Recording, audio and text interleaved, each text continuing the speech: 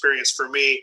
And I just want to be clear that everyone is safe with fire in their homes in these cold times today. So without further ado, I will start talking about FERPA. One of the things that is of critical import with FERPA is to recognize that school districts, including Issaquah, struggle with the scalability of the law itself.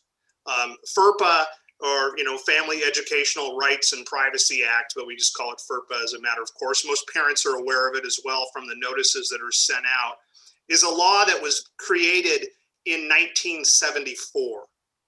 So when it was passed by the federal government and the Congress and signed into law, it was not something that contemplated in any way, shape, or form email, let alone the proliferation of social media that we encounter now. And on top of that, it was not designed to regulate, really ultimately, or contemplated to regulate the idea of digital learning over distance. So we've had a lot of scalability kind of challenges, really honestly, that have come from it.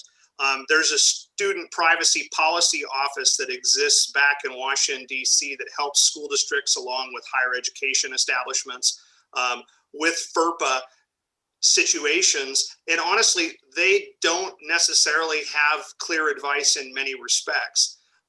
So what exactly is the law? Well, I guess first and foremost, to give you an idea of kind of the context of tonight, FERPA is a privacy law. It's not a data security law.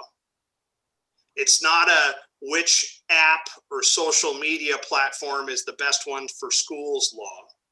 It doesn't regulate how certain things can be adopted or vetted or what is of import for delivery of instruction. It's designed to go ahead and protect educational records.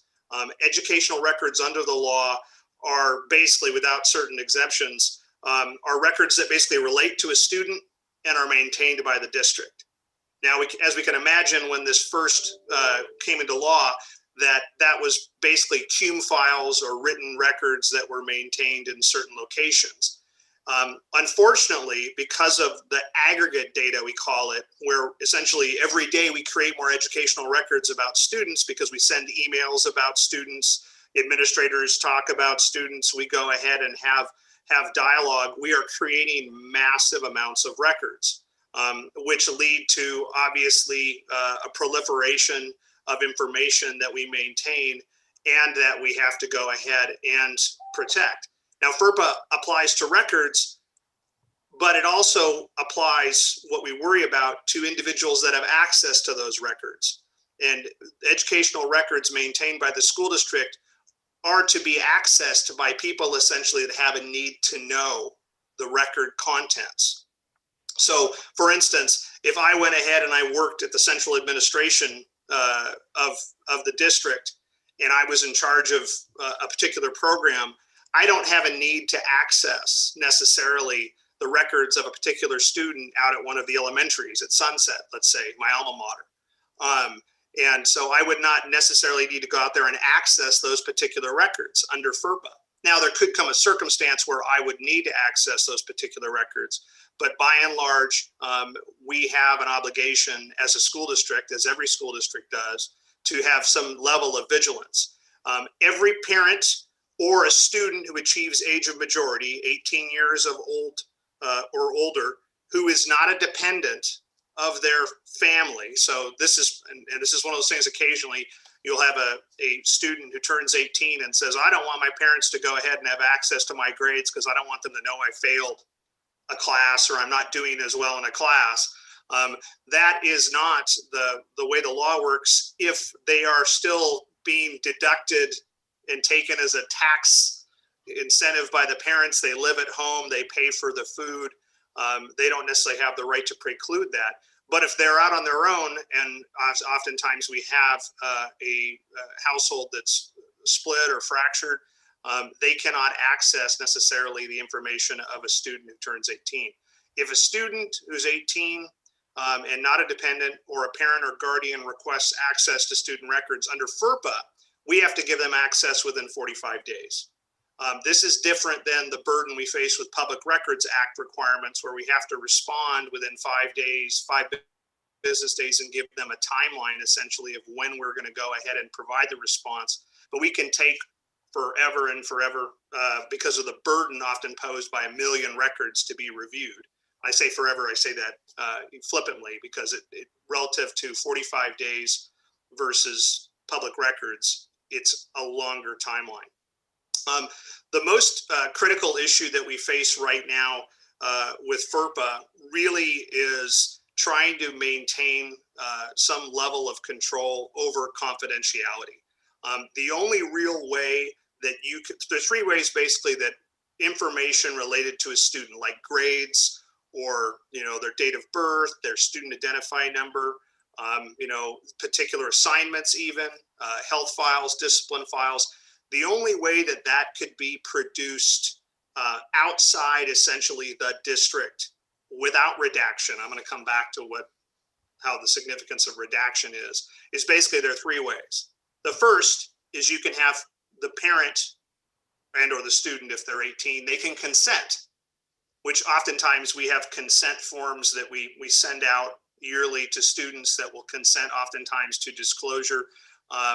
But that's the first and foremost, most prominent way. They consent to release the records. This is stuff you'll see sometimes when someone's applying to college, or when they go ahead and they're participating in something and they need to have their records sent out. The second way is we can get a subpoena. So oftentimes, unfortunately, as you're aware, districts can be the subject of litigation. We can have custody litigation that's going on between 2 parents or households related to a student and educational decision making. We can have advocacy groups that are supporting students that have a conflict dependencies, and they can, over the course of these actions, criminal and civil, they can deliver to the district a subpoena signed by oftentimes a judge, but it also can be an attorney. But if it's just signed by an attorney, for those of you certainly who've participated in those instances with me, we take a very close look at it and find out, okay, what's the action about what? We aren't giving student records just out to anybody. And we try and tailor it down. Those types of actions, even if we have, say, a lawsuit comes in related to 2 students that, say, got in a fight, and they want the records of a student who's not a party to it, or the student who is an alleged perpetrator, or the perpetrator for that matter. What we would do is essentially we would get the subpoena, and we would give notice to the family of that student or that student to say, we've got this subpoena. It's an order of a court. We're going to give these records over unless you move for a court to say we aren't going to give them up. The second kind of aspect or the last aspect, excuse me, I have a very irritated old Havanese dog that is trying to break his way into my office right now.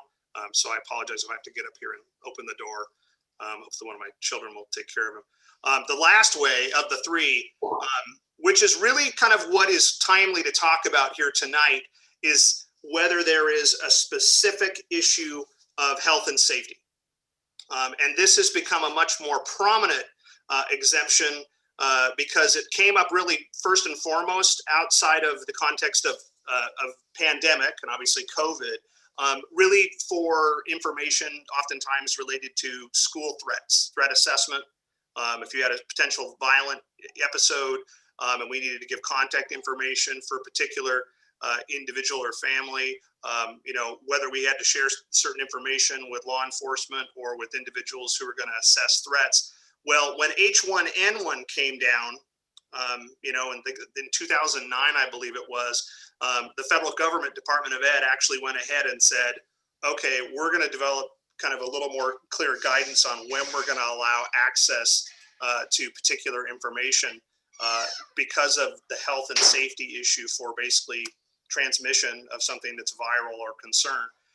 That guidance essentially has been regurgitated, for lack of a better word, in the context of COVID. And primarily in the instance of, okay, what can we share with the departments of health or with those individual agencies that have something to do with making decisions oftentimes of contact tracing and things of that nature. Now, it's very important to understand that FERPA, because it is a privacy rule, presumes that when we go ahead and we're going to give access to any records of a student, that we are going to do that in the most restrictive way possible to protect the identity of students. Student identifying information, again, is one of those things that's evolved, because all of us, I mean, I'm dating myself here being in my 50s, but I remember when I went to, up to school, heck, let's talk about Sunset or my time at Sunny Hills. So I love talking to you guys because I can go down my memory lane. I'm at Sunny Hills, and I got a hold of my best friends. Well, I pulled out the Sunny Hills guidebook that had everybody's address, had everybody's phone number, had the name of every person in their household. So I knew where to go trick-or-treating. I knew where to go ahead and to get to my friends. My parents could get a hold of anybody. Well, literally about 20 years ago, we started realizing, you know what? Directory information, as we called it, which under FERPA, we didn't have to have consent to produce basically where you lived and your contact information, really evolved because we realized with data privacy and the internet that we couldn't give that information out because it was essentially giving information that people wanted to have kept confidential. Even birth dates were something you used to go ahead and give out. I don't know about you, but if you go on a website now and it asks for your date of birth, I've taken the line about my date of birth unless I know they're going to check it, because of the fact I don't want them to know my date of birth. And as of February of last year in the state of Washington, if you produce your date of birth and name in a data breach or the name of somebody, that technically triggers a notification requirement under the data privacy laws in the state of Washington now. So our concept of privacy has evolved. So going back to COVID or sharing information related to individual student records, you have to be in a situation where you are very mindful of the information that is being conveyed outside the school context.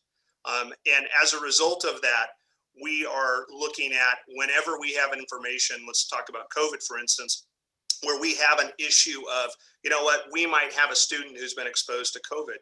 We cannot say Charlie Leach, whose schedule is here and has fourth period, third period, second period, first period in these classes, might have COVID, and therefore we're sending it out to everybody in the school community. And this is the balance of the interests of the pandemic of how much do you share and when do you share it. And as when we receive requests for even student records in a public records context, under FERPA, we need to go ahead and put the biggest limit we can on that information. And the kind of the touchstone for FERPA is, and we use this as an exemption for public records, and this is why public records cost money, because we go through and we review the records and we basically assert a exemption or privilege, is that we need to balance, okay, how much do we need to withhold about a particular student to protect their identity while also be in a position that we can be compliant with the law in favor of providing that information. So in the public records context, it's, I don't want someone to be able to know it's Charlie Leach from Sunset Elementary who we're talking about. And if so I do a records request for the school district to Sunset and say, I want all the records for Charlie Leach. Well, under Public Records Act, we just don't even, we say, nope, sorry, that's protected. We're not even going to go down that road. However, if I say, I want the records for all students at Sunset Elementary, again, I wouldn't just hand over more student records that are unredacted and everything else. But if someone said, I want to know about all the incidents of discipline of students that occurred at Sunset Elementary, there's an argument, honestly, that we could go through and redact all student names, all addresses, all parent names, all emails, and produce those records. And they could be thousands of them under the Public Records Act. And we would still be compliant with FERPA to protect the identity or identifying information of that particular student. So right now, when it comes to FERPA, in the context of what we're talking about in COVID, certainly we have a balancing interest of talking to the Department of Health and who do we share information with. And we try to work as much as we can. And I know I've been working to Lisa about this in your district as well on COVID and some other individuals is, okay, what is the Department of Health telling us they need to assist in contact tracing what are the individuals we need to go ahead and give information to so they can at least follow up from a health standpoint to try and address potential transmission of the virus. In that context, we have to let a little bit of the information out there because they have to have that from a public health standpoint. And right now, across the board, that is kind of the exception to the rule for safety that is really most prevalent, because we're trying to make sure we don't have, more transmission. Whenever we use the health and safety exemption for FERPA to provide information to an agency or even to a bunch of parents of students in a class, we have to document that in the records of the student that have been disclosed. And we have to maintain that record for the entire time we keep records on that student. And since we have to maintain transcripts for 100 years, we basically never get rid of it, honestly. Now, the other component of what we kind of face right now with data privacy and things of that nature is the context of, okay, we've had teachers who pre-COVID and looking at your responsible use guideline protocol 2022P, your social media guidelines, and I was involved with Chris Burton developing that and working on that. And the issue that we faced with development of that was, okay, we're going to control what we have in the school context for communication with students and staff, and make sure that if anyone is out there on an official Issaquah school district Facebook page or something of that nature, we're going to go ahead and have very clear expectations. And that was really what kind of the standard of care was. I've been the policy cadre advisor, one of them for WASDA for an extended period of time, and helped write some of the electronic resources policies and updates. And one of the things that there was a lot of requests for 15 years ago moving forward was a social media model policy for school districts, because we wanted to be able to say, hey, let's have a model policy on how districts should deal with social media. The problem with that is when we look at, I guess, how risk averse we are to student privacy, how much we want to, at the time, regulate staff use of social media and student use of social media, is we really took a very restrictive view on it, because we don't know what platform is going to be the hottest thing. We don't know what company is going to develop something. We don't know if Facebook's going to change their terms of service, terms of use. And so this is something that, honestly, and I've had discussions with the superintendent about this, we're already in the process of looking at updates because of where we are now. And to kind of transition to that, where we are now is we have had, over the course of the last 12 months, really realistically, since January when things started coming up, we have had such a paradigmatic shift in how we have had to deliver instruction and to model how employees do their trade as educators, that it is just absolutely, really, honestly, completely deconstructed what was the conventional guidance that we utilized literally a year ago on staff social media. And the reason is that, well, we aren't having just a couple coaches on Twitter anymore, right? And you have one Facebook page. You have every day of the week, and hopefully, obviously less soon because of in-person instruction, but essentially you have educators communicating with students on a daily basis over media that, one, creates more educational records, two, has the ability for parents and other individuals to have access to those lessons, which raises a massive FERPA issue on classrooms that, honestly, FERPA is not scalable to, because a lot of districts, a lot of parents, a lot of, of even agencies are advocating and have advocated for the recording of lessons, because if I have a student who's not available for a particular lesson and I want them to be able to view that lesson, why wouldn't we want to record it? Well, obviously that was something that caused a lot of people to be very uncomfortable with. First and foremost, staff don't necessarily, want to be recorded, and I get that. It's very disconcerting when someone sits down and says, I'm recording you. We act differently. It may make us all, hopefully for the better we act, but hopefully, it's one of those things we aren't used to. But secondly, we're in a position where FERPA never contemplated that I was going to be doing a lesson with 12 or 15 or 20 kids and literally go, Charles, Barry, Anne, what are you saying relating to this? And there's a recording of that. is that an educational record under FERPA? Arguably it is.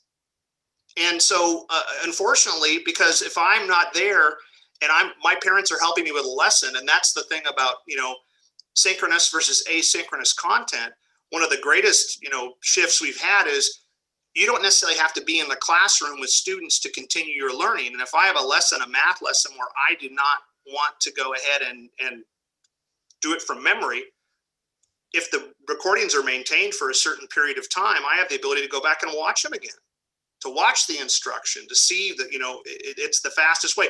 I was literally at a neighbor's house with their son, and he was asking a question to his dad of math, and his dad literally said, "Hey, well, play the lesson again." And I literally sat there and watched the recording, basically again, posted for a certain period of time, mind you. Now, the issue we have is those are education records that are created. They're created over distance where we do not have control necessarily of who can record that. The guidance right now under the law, honestly, is classrooms are not technically private environments. So we had, this is an outgrowth of students that could come in literally, and I could make a recording of my class because it's not under the laws of the state of Washington an environment that can be regulated. Now, certainly you can make a disruption discussion point with that, and there are times when you can regulate that. In the context of that, we need to be mindful of how we're going to scale the respect for student privacy and make sure our staff and the parents of students and the students are well aware of the limits of privacy that exist in that environment. Which kind of goes to the update, which the superintendent and I spoke of about responsible use and also social media, is we need to also try and give tools and build tools from a guidance standpoint to how do you go ahead and work through educating kids in this type of digital medium where there will be records, there will be recordings, and make sure you're respecting student privacy. First and foremost, staff can slip up and say things, and sometimes they may say something in a classroom where no one will pay attention to it, but in a recording or virtual environment, you don't know who's been recording that. You don't know how that information is going to be utilized. So a lot of it is a staff training piece. The second part of it is understanding that we might not necessarily be aware even of a data breach because someone may share something. I've had instances where parents at districts have asked questions of educators about something, and the educator, by allowing access to the lesson or providing information about the classroom, just as maybe a volunteer parent might be in a classroom, would not be aware of the fact that they were having access to something that someone may argue is protected by FERPA. Now, the great equalizer right now for FERPA is this is, it's kind of the care and feeding of student privacy. The law in 1974 under FERPA did not create a private right of action for failure to adhere to FERPA. So if I go ahead and inadvertently sent a student file out to a bunch of parents, or just, I go ahead and I have, a student file and I email it to the wrong person. Now, don't get me wrong, it's bad. It's a bad practice. It doesn't inspire confidence. It's something you need to prevent. And there's certainly implications probably from an employment standpoint for an individual who does that, consistent with district policy. But there's no private cause of action for that person's records against the school district. And the only real enforcement available under FERPA against a school district is to go ahead and have the federal government pull your federal dollars because you have failed to protect student privacy. It's my understanding, the last time I checked, no school district since 1974 has ever had their federal dollars jeopardized because of noncompliance with FERPA. Now, that is in part because the Department of Ed is very vigilant to try and support districts when they encounter those issues, but that is not the cause of action that you will face. However, and this is a big however, the time that we went ahead before we had the economy have a meltdown in 2008, there was a FERPA reauthorization that was starting to be contemplated, and literally even through the Obama administration almost came to fruition, that did include as part of its provisions that had not gone through final kind of review from a committee and everything else for a limited private right of action against school districts or colleges or anyone for that matter who went ahead and violated FERPA. So that doesn't really change how I view it because obviously student information, parent information that's in the possession of districts is something that's cause for concern. Certainly with COVID, one thing I will say is that when we have the context of health information, HIPAA does not apply to school districts. Now, if the school district operates a health clinic and maintains health records, that's possibly a different circumstance. But if you contract with an agency to provide health care, that's a different animal. But HIPAA, which has a privacy as well as security component, and also has through HITECH, which is another law that modified it, has enforcement provisions that are pretty intense, does not apply to school districts. So when we are looking at how we protect confidentiality, we need to go ahead and have a very specific viewpoint of, okay, what law are we talking about? Honestly, districts have taken a more aggressive tact from a policy side, not the law. It doesn't mean it's your record, it's maintained by the district. We can go ahead and have some fairly, aggressive training and expectations. Certainly with social media and the ability of individuals to go ahead and go on social media, one of the things that I have a couple, I've had cases over the years where we need to be very mindful of someone who is identified as basically going ahead and breaching confidences. In particular, kind of the most famous example that we've seen and that we've had is, a frustrated educator goes on social media and starts talking about a particular student who they are frustrated with. And that could be a violation of FERPA, but more importantly, can be a violation of employment expectations and has led certainly to information that would lead to some form of correction, if not discipline or even departing their employment. Now, the one issue we have with social media is oftentimes people they're anonymous. They're entitled to a certain extent, First Amendment. I find myself when I'm having conversations with districts about individuals who go on social media, that it's a balancing act of, okay, well, we have this, but they didn't say anything under FERPA that identified the student in specific.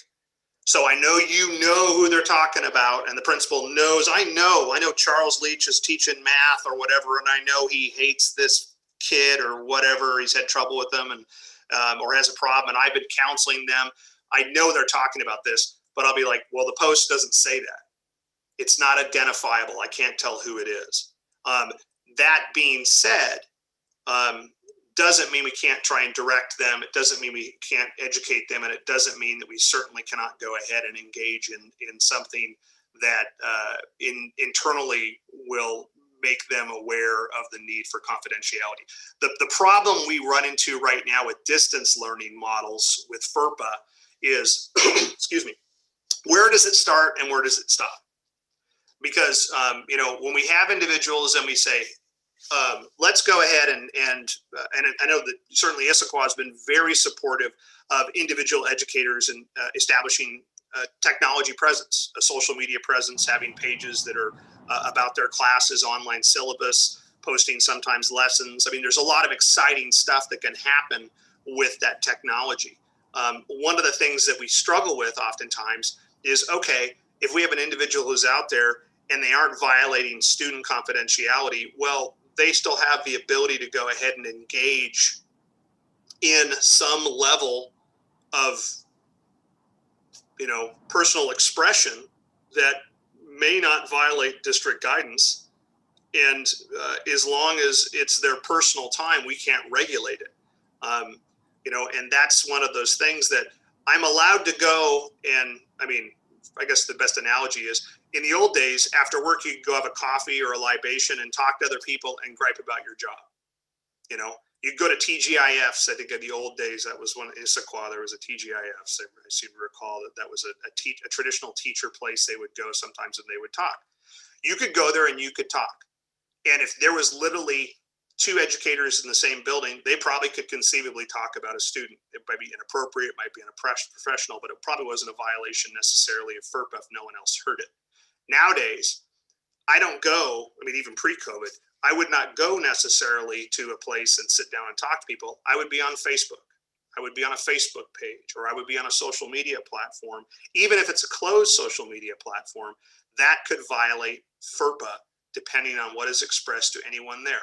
Technically, if I'm sitting as an educator and I'm teaching a lesson to students and I'm going through and talking about it, or I'm counseling a particular student and a parent and I'm talking about particular grades of an individual.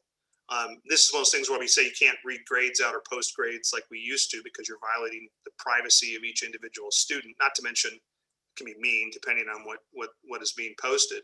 But the other part of it is I can go ahead and in my household, if I'm a teacher and my spouse is not a teacher, or my partner or my roommate is not a teacher, I can't have them there. I'm not allowed to go ahead technically under FERPA and have that discussion or that dialogue. Now, the problem is that if I'm a student in a class and I'm trying to access education and I have my brother or my parents who are there and the educator is talking to the class and doing something that may involve another student's confidentiality. Probably the most egregious context we see routinely is, say, students who are receiving specially designed instruction, or students that are subject to a 504 or something of that nature, and it may be a topic of discussion among the class, and it is something that someone else will see. And this is just a gray area that we're trying to deal with as much as we can with FERPA. So we've had literally this process from 1990, where we are literally elongating FERPA and applying it as much as we can to every circumstance. The other area that we've had issues with FERPA on, honestly, and the Issaquah School District is no different, is video. Video of students walking a hallway or video of students on a school bus, if it is not utilized for discipline or, say, restorative justice or something related to harassment, intimidation, and bullying under the district's policies, if it's just surveillance, that technically is not a FERPA protected educational record. And that is something that we have actually fought in the state of Washington to try and protect video because of the ability to obliterate faces. We've taken a tact where we'll go through and we'll obliterate student faces where you may have information from what they're wearing. You may be able to tell from their presentation that they are a student with special needs or subject to a 504 plan where we can go ahead and obliterate that. But we are still kind of struggling with that enforcement. That's one of those things that back in DC, they really want to do the update because of the digital imagery. Again, going to the same thing of, okay, we might not have a privacy right to prevent recording of a virtual classroom, but what if there's someone with a screenshot and it's got all the students there and it's got all their names? You know, well, we can obliterate their names, but we can't necessarily obliterate their faces under the law, under the Public Records Act in the state of Washington. There is an exemption that's available under the laws of the state of Washington for public records, and that's FERPA. But if we have a decision that says video is not protected of a bus, you know, complement of students being transported, that's where it gets uncomfortable. That's why if a student video on a bus is utilized for discipline, we can say, guess what? That was part of the discipline and that will be protected. But as a rule, it will not. Now, that doesn't mean that we as, you know, certainly district council don't have certain circumstances where we've already had directives from districts. I have been told, I had one case involving a school district where I had a registered sex offender that we identified that went ahead and specifically made a request for records that were not protected by FERPA of primary age students. Well, we went ahead and referred that to law enforcement. And if law enforcement didn't tell us that, got a retraction, we were going to go to court and seek a protective order on that. And this particular individual did not continue to go ahead and seek that. So that's, those are the types of circumstances that we typically will worry about.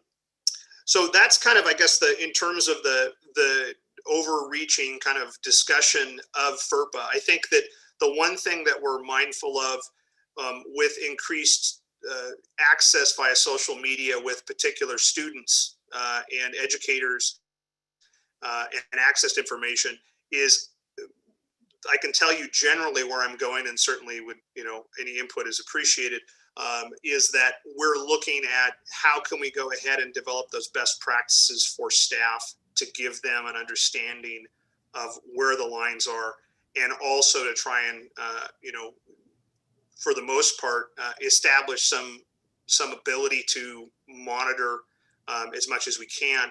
That is a big struggle. One of the things that we've struggled with was trying to go ahead and catch up the minute you went to virtual instruction, just as everyone else has.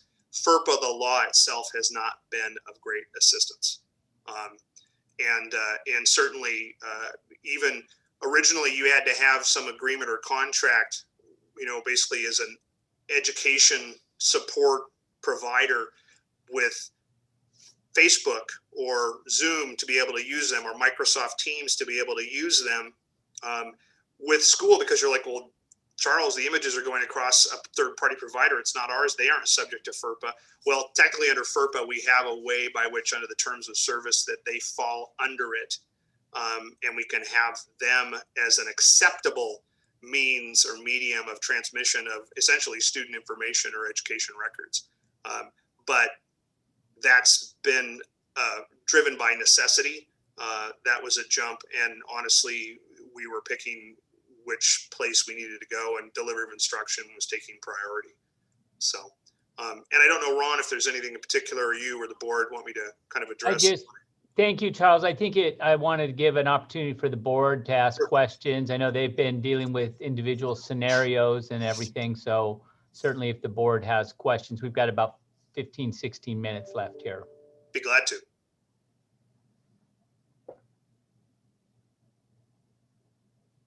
I want to just paraphrase what I think I heard you said. Sure. Be sure that I heard it right, which is, if I reveal information that is very obviously about your classroom and talking about you in particular, but I don't actually call you out by name, I have not violated FERPA? It is, I mean, if the context, FERPA technically identifies whether basically identifiable information for a particular student's education records.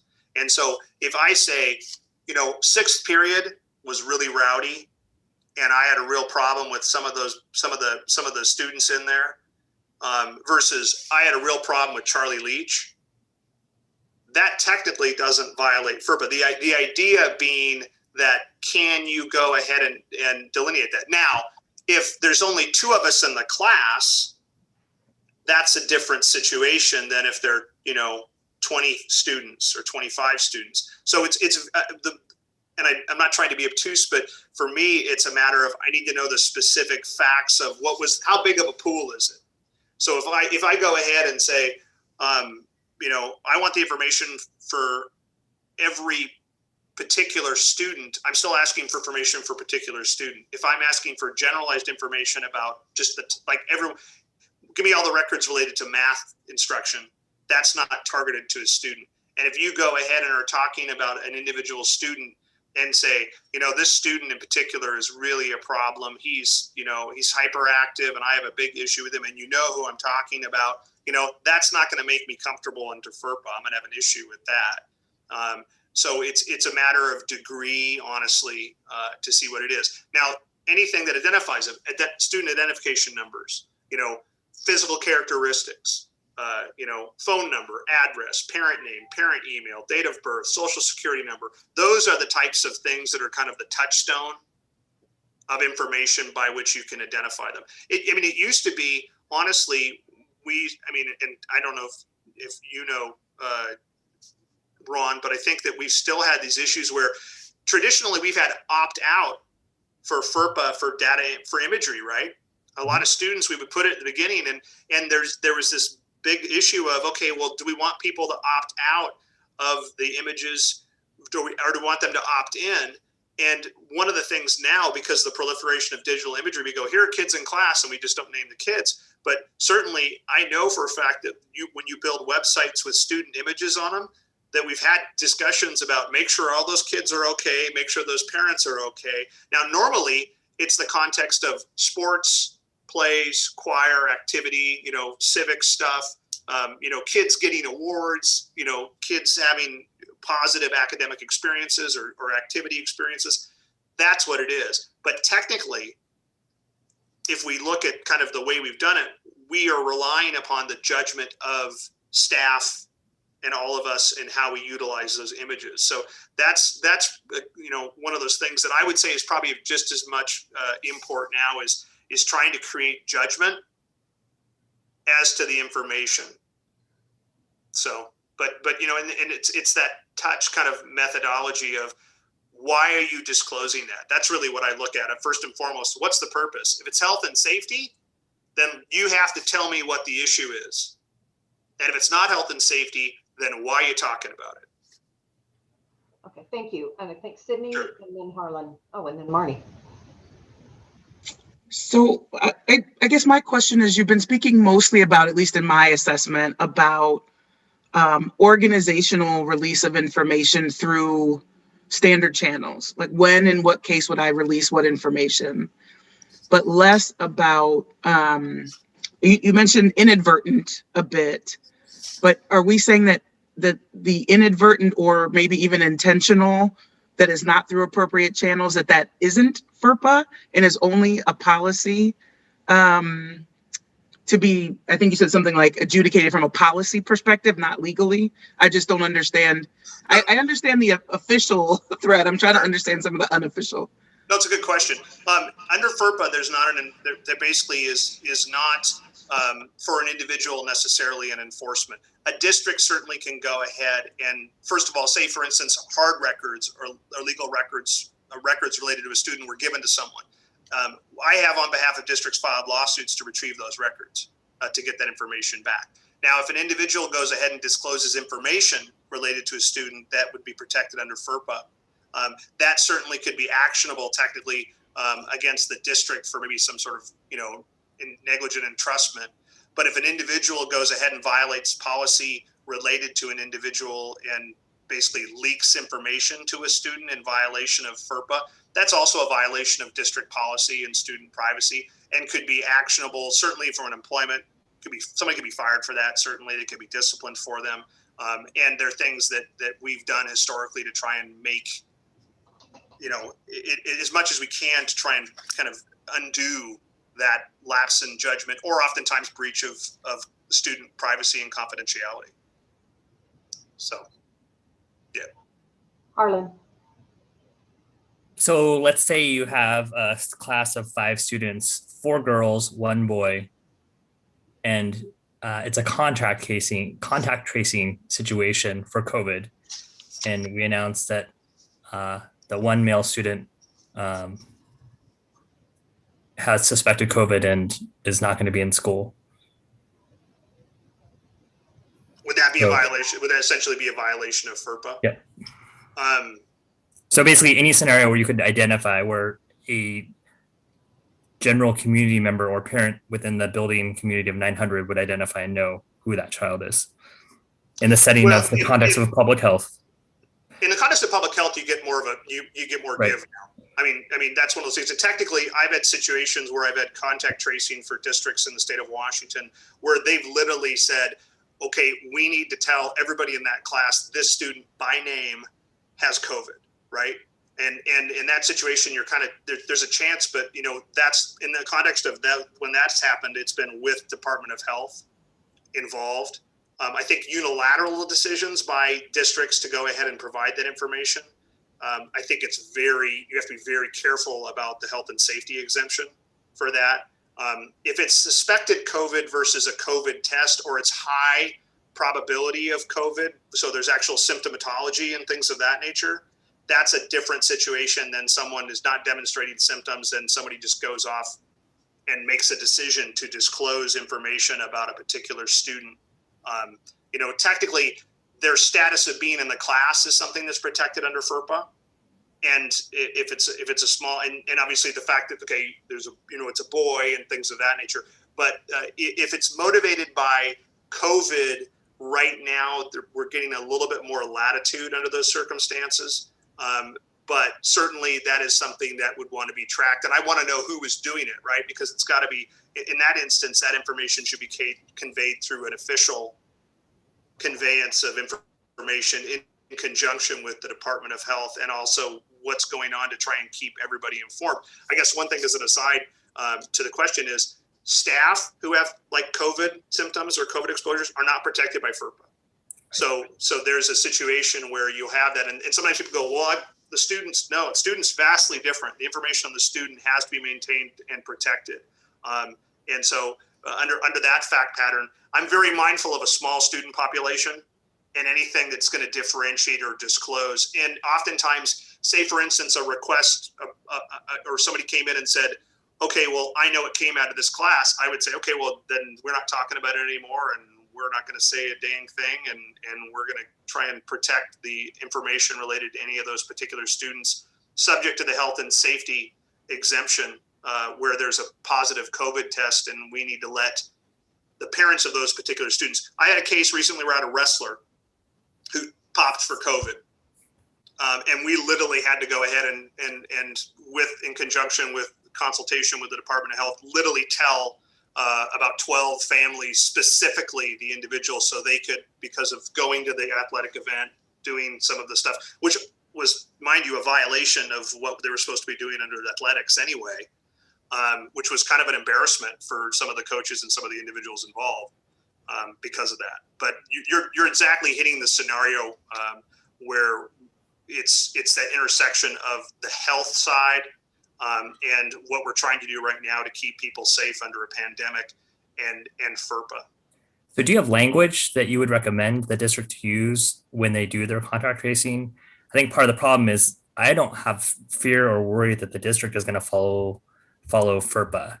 But in the context when they're notifying families of, hey, your child may have been exposed in this classroom, could they have some sort of disclaimer at the bottom saying, with some FERPA language that would strongly discourage the sharing of that information? No, because I think that would be helpful, because I think it should be you wouldn't want this shared if necessarily if it was your child. So, but maybe if there was some legal disclaimer language, that might be helpful. Well, I could certainly, and that's something I can work with, certainly with the superintendent to get something for you. I think the big thing here is, like you say, it's that instance of there's the immediate public health piece, but then that kid or that family or those individuals or their situation there may be inferences made that are inequitable and inappropriate related to how that exposure happened. And I think it's certainly good to have a kind of a script, if you will, almost of, hey, we're going to do this. But your point is well taken of, we can't control that information at some point, and that's that balance of trying to make it clear why the information is being shared, and hopefully people respect that. Can you control if staff are sharing it too?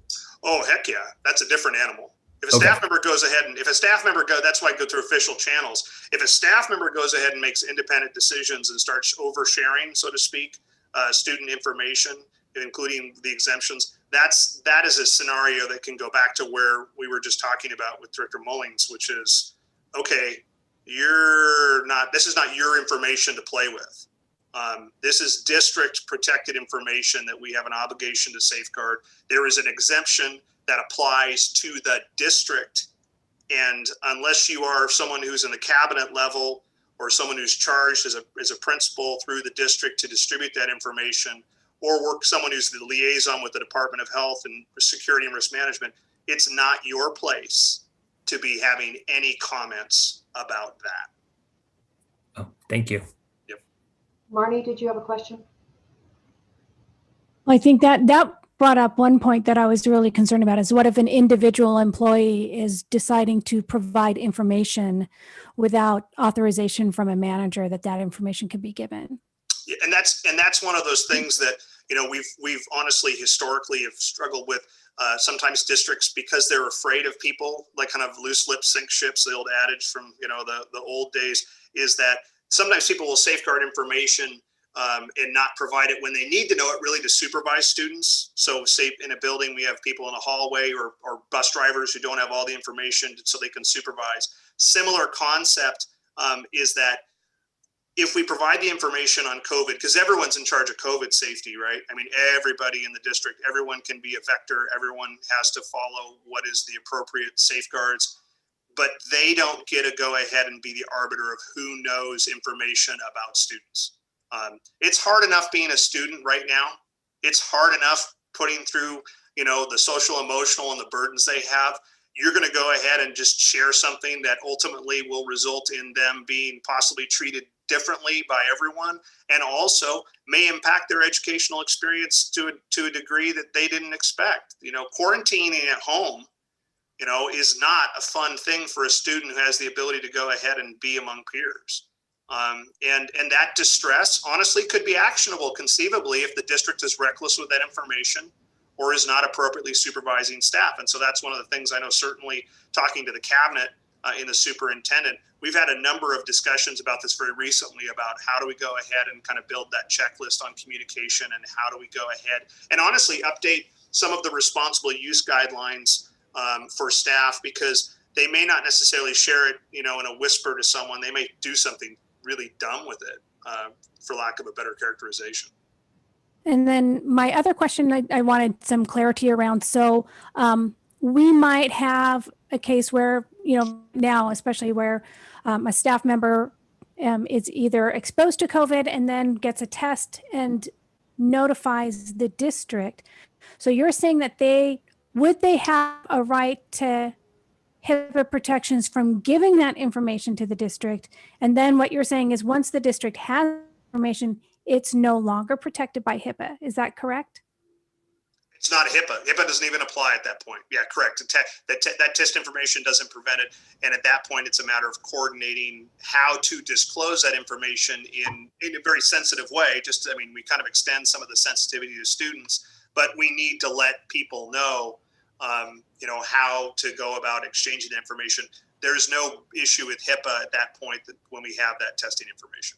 And honestly, most people, in my experience, are not hiding positive tests. I mean, it's one of those things everybody thought, oh my gosh, you know, like now that we know more about COVID, you can get exposed in ways you never thought. And we all were worried about us being super spreaders with school districts, but realistically, it can happen in a variety of ways. And testing now the numbers are going down, and there's an argument that testing is occurring less, but that information for staff is, if you get a positive test, we aren't coming to work. And we're going to take it from there to make sure, hopefully, we can move forward in the safest way possible for everybody you may have had contact with. Well, and I do think it's interesting that the districts cannot be held, as far as there's no litigation protection for those that, if the district breaks FERPA, that's pretty stunning. Well, and it's one of those things that it tells you originally kind of the nature of the records. And so, I mean, it's one thing that I had a conversation with someone, honestly, back east, just kind of, I guess, as a closing shot on it, is I said, okay, if you want districts to be responsible for data privacy and the scale of the aggregate data, because you have, I mean, unfortunately, I do a lot of public records work for you guys, and I'm sure Cooper is rolling his eyes right now or throwing something at his screen, is that's because you have so much aggregate data that we have. And I said, if you're going to create a private cause of action, then why don't you give, thanks, Jake, then why don't you give school districts another $10 billion to build infrastructure so they can catalog and maintain data privacy? Because if we have one data breach, we don't want to have all of a sudden lawsuits for $20 million that are trying to take your general fund dollars because you honestly are too busy trying to educate kids. So it's going to be very interesting when they have the debate. I don't know when they're going to have it. I think COVID's going to take the agenda for the next 3 years. But I wouldn't be surprised in our lifetime if there's a limited individual cause of action. Well, it is 6:30. I want to be respectful of everybody's time unless somebody's got a last burning question. Otherwise, thank you very much, Charles. This was extremely helpful. Thank you. Thank you for your work. I know it's time. hard. So Yeah, it's been a tough year. it has been a tough year. It's going to continue, unfortunately, but I know the kids like where we're at now than they were 3 months ago. So I think that's positive. So, all right. Okay. Thanks, Charles. Thank you so much. We'll be in touch. All right. You bet. And would anybody be averse to a 5-minute break before we go into the regular meeting? Yes? Okay, Appreciate it. 5 minutes and we'll be back.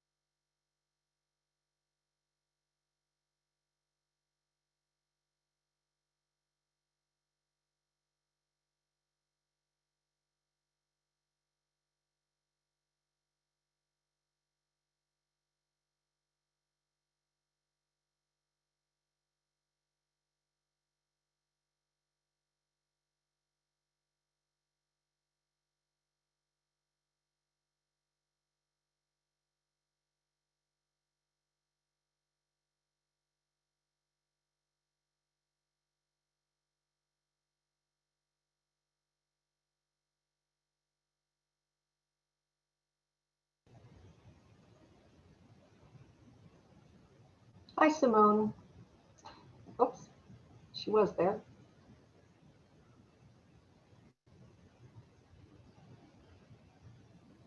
Hi there. Sorry, my computer crashed, so I'm in this meeting twice and I joined on my phone because I realized that it was crashing right around the time that the meeting would start. But I'm really excited to be here and I hope that it gets with the program soon. Okay, well, we're happy to have you. We're still technically on break. And I think Marnie's planning to introduce all you guys when it's it's your time. So, but I just saw you and recognized you and thought I'd say hi. Hi, Hi, Kaylee. good to see you guys.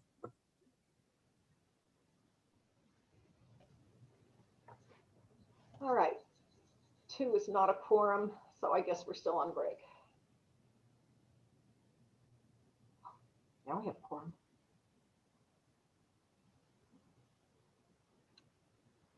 In case you were wondering, here. President Weaver, I did make it clear to the attorney that he was going to be recorded during that presentation. Oh, And good.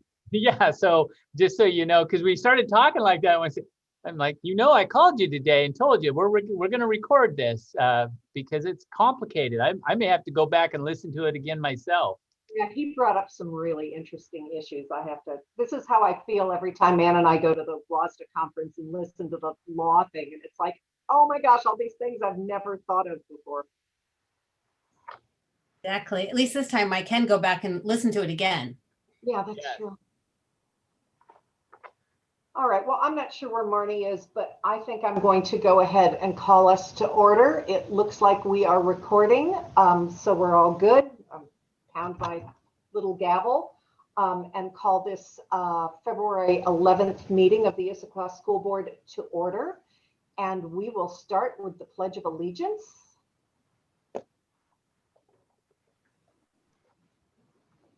Okay. I pledge allegiance to the flag of the United States of America and to the republic for which it stands, one nation, under God, indivisible, with liberty and justice for all.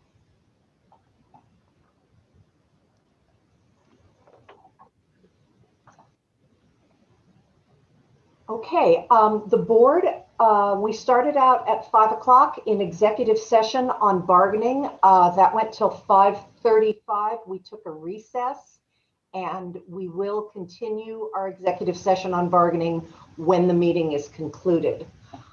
We have also just completed a work study with our attorney, Charles Leach, on a review of the Family Education Rights and Privacy Act, affectionately known as FERPA.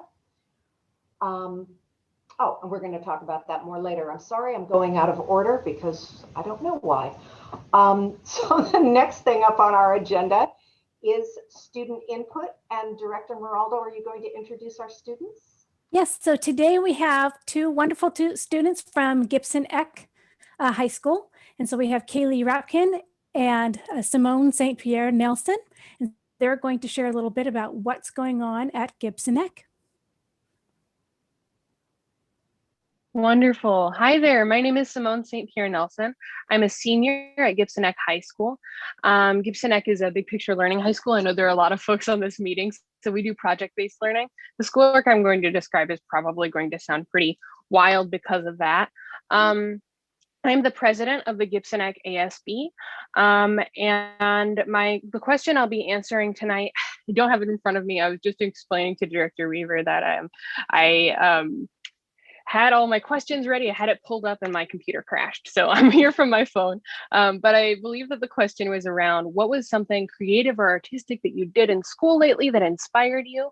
I'd like to take the opportunity to talk about my capstone project.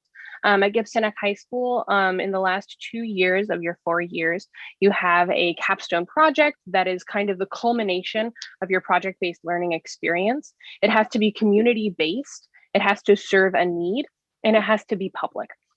My capstone project is the creation of an original podcast around educational equity. Nationally, I'm interviewing student organizers from across the country and putting together like 15 to 30-minute episodes every month to talk about specific different issues. I have some experience with radio and radio production. I've had an internship over the summers with KUOW as part of the Radioactive Youth Media program. So I've done some skill building there.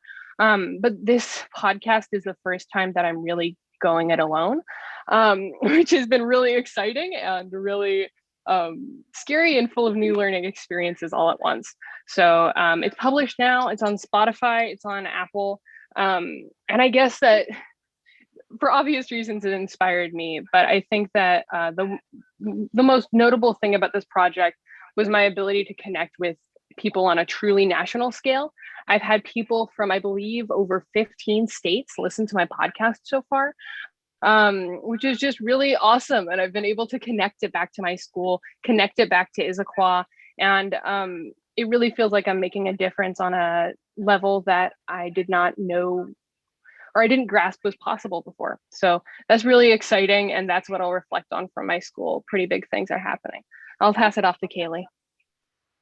Hi, everybody. It's good to be here. My name is Kaylee Rapkin. I am a senator for my, for my grade in ASB at Gibson-Eck. My school's pretty cool, might I add, and I'm very glad to be part of such an amazing community, as well as the district. And what I'm going to talk about today, the question referencing is what has happened to you at your school lately that you and your classmates found particularly challenging or rewarding? This is less challenging because I'd say I'm a pretty good public speaker, but it's more of rewarding for me. I got to speak with MTC, which is our Mastery Transcript Committee. They work one-on-one with my school to make transcripts that work for Gibson-Eck students. And that has been super cool to both experience, getting into college with such a different school with 0 numbers, going through COVID, having no ACT or SAT scores, as well as no grades at our school. And so that's been very awesome to also give feedback to that committee and kind of just give them a point of view from the students, because they've been working really, really hard on a beta version of this transcript for us. And they worked so hard, and they're awesome to talk to as well. Super fun, awesome. And my friend Hannah and I both gave feedback to these people, these amazing people high up, and they kind of were like, we're here to listen to you guys rather than them talking at us, which was really nice. And it kind of gave us a free, candid approach, and gave them a candid approach to our experiences and getting into college. And I got to share that very personal story of mine. And so I think that was super rewarding for me to be able to show that side of me and be able to show that very meaningful experience that I went through with applying to college with a very different transcript. And it's also something that I am very passionate about. I'm very passionate about my school. And I think that's really important, especially going to a school like mine, because you kind of have to be very self-motivated when going to Gibson-Eck. And I think that's what a lot of people have struggled with, is especially now being all virtual, it's been really difficult, kind of just staying motivated. And I've definitely had my slumps, but it's been really nice to be able to advocate for something that I really genuinely care about. And I decided to share that today because of that. I wanted to share how cool and great that transcript is and that my school is, because I think it's something that should be reflected in other schooling systems. I think colleges should know more about the student rather than just their test scores and their grades, because I think that's a lot more important in the real world. Because in the real world, you're not memorizing random things to get a grade on it and then forget it the next day. And you've probably been confronted with that problem. But I think it's also really important to recognize that all students are different, and I think they should be recognized for that. But thanks. Well, thank you both very much. We always love hearing about Gibson-Eck. It's exciting for us because most of us were on the board when the school started. And it's also just good to hear from our students and to hear how you're doing during the whole remote learning process, which I know has its challenges. I definitely want to remind you that you are welcome to stay throughout the meeting as long as you can. You are welcome to participate at the point where the board is asking questions. If you either raise your virtual hand or literally just flag me down. be more than happy to have you participate in the discussions. Conversely, if you do have homework and other things that you have to do, I get it if you have to bail, but we'd love to have you stick around for as long as you can. So thank you both very much. Next up is public input. Now, I've gotten a fair amount of feedback over the last few weeks about public input, and apparently a lot of people don't think I'm doing it right. So I'm going to just review a little bit how we're doing public input. We do have to limit public input, and I hate to do that. It is not the Issaquah way. We have had in the past whole meetings dedicated to public input, but the board has to get its work done, and the only time the board can do its work is in public session like this. So I am limiting it. If you are not chosen for public input, I do apologize, but please email us. I swear we read every single email that we get. Comments are limited to 2 minutes, and people keep telling me I'm not doing that right either. I am actually using my phone. I have a timer. If you go past 2 minutes, I usually take a breath in the hopes that you're going to finish, but around 10 seconds after that, I will interrupt you and ask you to wrap. And I know it's rude to interrupt you, and I don't know any way to do that that isn't rude. Wrap means finish your sentence, not your next 5 paragraphs. I will interrupt you a second time if you keep going. The 2-minute rule does not apply to student speakers and does not apply to district people and other people throughout the meeting. I think people were confused about that. I was told that we were rude because we weren't looking at the camera when people were talking. And understand that we have many screens. Many of us are taking notes. I take notes during public input. So just because we're not looking up and making eye contact, which is hard to do on a Zoom, anyway, we are actively listening. What is acceptable in terms of public input? I give pretty broad latitude on this. If your comments are targeting a specific individual, I will stop you because that is not okay. If you have negative input about a group or a class of people, I'm upset with the board, I don't like the way they're teaching first grade, I'm going to let that go because it's not a specific individual, but I do ask that people do try to be civil. We do, however, want you to share your opinions, which is why I'm going to let that go. And just remember, as you give public input, we are setting an example for our students and our children. So I do ask that you be civil. Last but not least, I do sometimes ask for people to speak in favor of a specific topic or in opposition to a specific topic.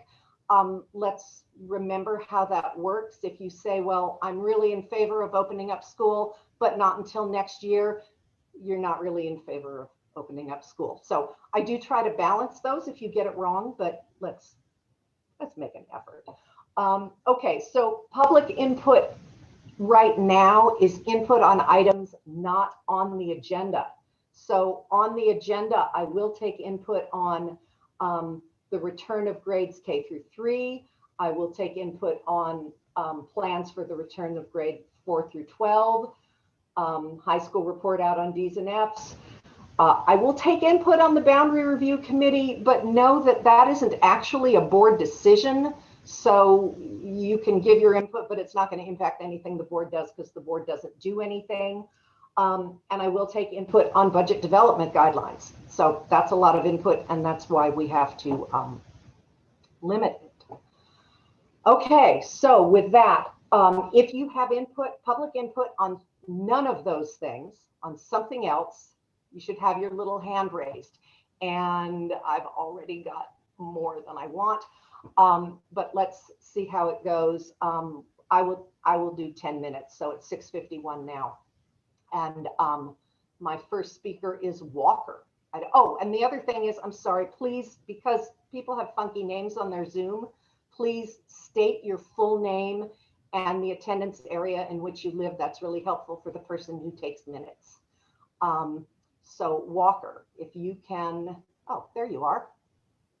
Do I need to unmute you? No. No, I'm good. Okay. All right. My name is Jacob Walker, and I'm a junior at Skyline High School. I met with you a year ago and pled with you to return to in-person learning. I expressed the concerns and impact I saw with classmates and myself, but it has only gotten worse. My motivation, my desire is constantly decreasing. Because it is even more apparent that there is no plan and no hope for in-person learning for high school students. Not a dysfunctional hybrid learning program, but I'm talking about a true education. I was optimistic last spring that this would be temporary. My teachers told me in the fall that we would be going back to school soon. We have all been deceived. I would have assumed with you at the school board and our administrators were advocates of our education and would come up with a plan. 1 year later, there is no dates or plan for high schoolers to return to in-person learning full-time. None. I think that the community needs to know this. You need to know how much stress this is for me and my peers. Every day I plead with my parents to try and come up with an option where I can go to school in person. Our family has 6 kids and private school is not an option. I have begged to live with relatives or go anywhere else. But no kids and families should be placed in this situation. We shouldn't have to be discussing how we are going to get an education as high schoolers at the dinner table every night. If the Issaquah School District and the school board were advocating for the education for high schoolers, then they would have already figured this whole situation out. I know you have probably discussed the impact and how many kids are failing. I know many of them, but you are missing a key part of your data. We are all failing because you have left us no option. I am a straight-A student at Skyline, but I am failing in other ways. It is apparent and obvious to me that I am not getting anywhere near the education I got before this school closure. You have clearly not put high school students as a priority. We deserve better, and I hope you act immediately to preserve the reputation of the Issaquah School District. You have waited too long. Okay, thank you very much for your input. That actually was input on an agenda item, and I let it go, but we're going to not do that in the future. Mr. Cottom? Mr. Cottom, are you there? There you are. Hi, yeah, I can't change my name, so you will have to refer to me as the way my students do. I also timed this for 3 minutes, so I'm going to go fast. Good evening. My name is Boyd Cottom, and I am a teacher at Issaquah Middle School. I wanted to speak this evening about something that happened at our last board meeting that I think we need to think about as a community. At our last meeting, a community member was at length allowed to malign teachers' educations, our commitments to this profession, and our moral character. To be clear, I do not speak today to strike back as said parent or do further harm, but instead to capitalize on this learning opportunity for our entire community. It is, after all, what I do every single day. I do not mean this to be anything more than a chance to move forward as a community. Our students are watching, literally, and we must set an example. My colleagues and I are doing our jobs. We are doing the job that society has made for us, to build a culture this year on Zoom, a culture of kindness, of compassion, of respect, and of course, learning. Teachers build cultures where we are often the person that students go to first to share their traumas and expect and receive healing. We continue to be the teachers of school shootings and math problems, of injustice and grammar, and now pandemics. Even though schools are closed, we have been trying to do this job this whole time, every single day, and we will be doing that job when our classrooms are open again, no matter when that is. To say we are doing anything less than that during a pandemic that has claimed the lives of 500,000 of our fellow citizens is incredibly hurtful and unhelpful. We are all living through one of the most dangerous times in American history, and our students are watching. And they are learning how to deal with this trauma by watching us do the same. Let's show a better example. Thank you. Thank you very much. Hey, you did that in a minute and a half. That was impressive. Caitlin Schreiber.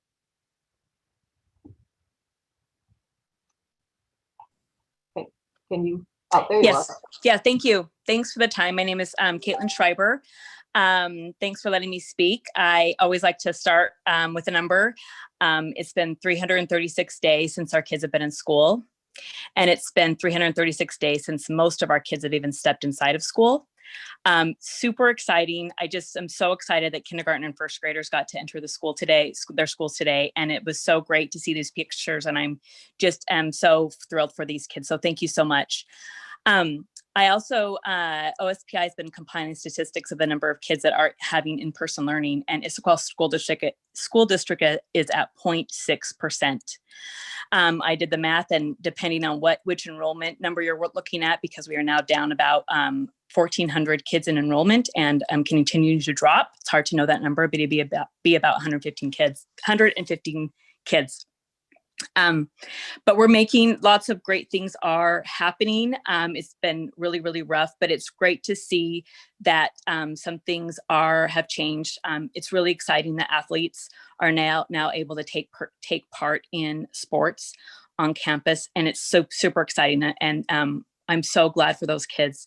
I wanted to point out a lot of the other kids that don't have that opportunity. For example, we have the performing arts students that have incredible teachers, and I have to give a shout out to our Skyline drama teacher. She did an amazing, amazing job. We had a Zoom improv murder mystery night, and believe it or not, it was really, really good. It was incredible. And there were 10 actors. They were able to do their acting from a Zoom screen at their house. But that required, I would say, 100 pieces of clothing, hats, wigs, all of these things. It was enough items that would fill a small U-Haul. And because students aren't allowed on campus, that drama teacher had to take every single thing out and deliver it all and pick it up and bring it back, because those children aren't allowed on campus, whereas athletes are allowed on campus right now. So I hope that the secondary, thank you. I hope that you can be looking at these other ways to have other kids at school. And I'm also really excited about the announcement from Chris Reichdahl about approving reopening plans and how that money is going to be affected. And I hope that the district will look at that. Thanks very much for your time. I appreciate it. Okay. And I am going to just interject here that both Director Moore and I attended that Skyline presentation, and it was incredibly creative. It's amazing what people can do when they think. Yeah, it was great. Thank you. Stephanie Brown.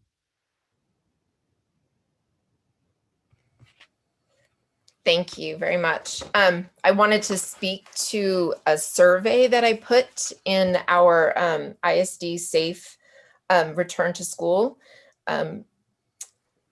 because it specifically relates to the kids and what the parents are experiencing right now. And essentially, I created an informal survey through SurveyMonkey and posted it in our group. As of 5:30 tonight, less than 20 hours since I posted it, we have received 463 families responding.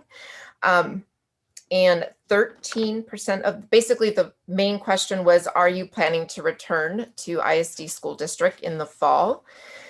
And 13% of those families, or 59 families, said they will not be returning to ISD in the fall. Another 56% of the families, or 259 families, said they were not sure if they will return. Most cited that they needed to know as soon as possible if we are going to have in-person options to determine if they will stay or go. ISD families need a specific timeline so we can choose what's best for our family. Without this, we will likely have a mass withdrawal of students. So 68% of families are either a no or not sure about returning to school in the fall. That's 318 families, which comprises 632 students. I just wanted to say that while I'm super happy that the young kids are starting school today, despite the snow, I'm a bit disheartened by the snail's pace of our specific plan to get back to school for the majority of middle school and high school students. I cannot stress enough the sense of urgency, like I heard from Walker and some of the other students, that parents also have of teens and what they're experiencing right now. We're worried about mental health, social connection, lack of quality learning, the demotivation from the lack of concrete plans, and how this will impact graduation and college. We have the ability to get our kids back in a meaningful and connected way, and we just need to be doing that.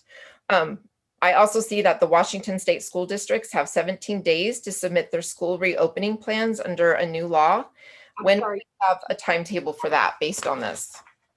Okay, your 2 minutes is up. Thank you very much for your input.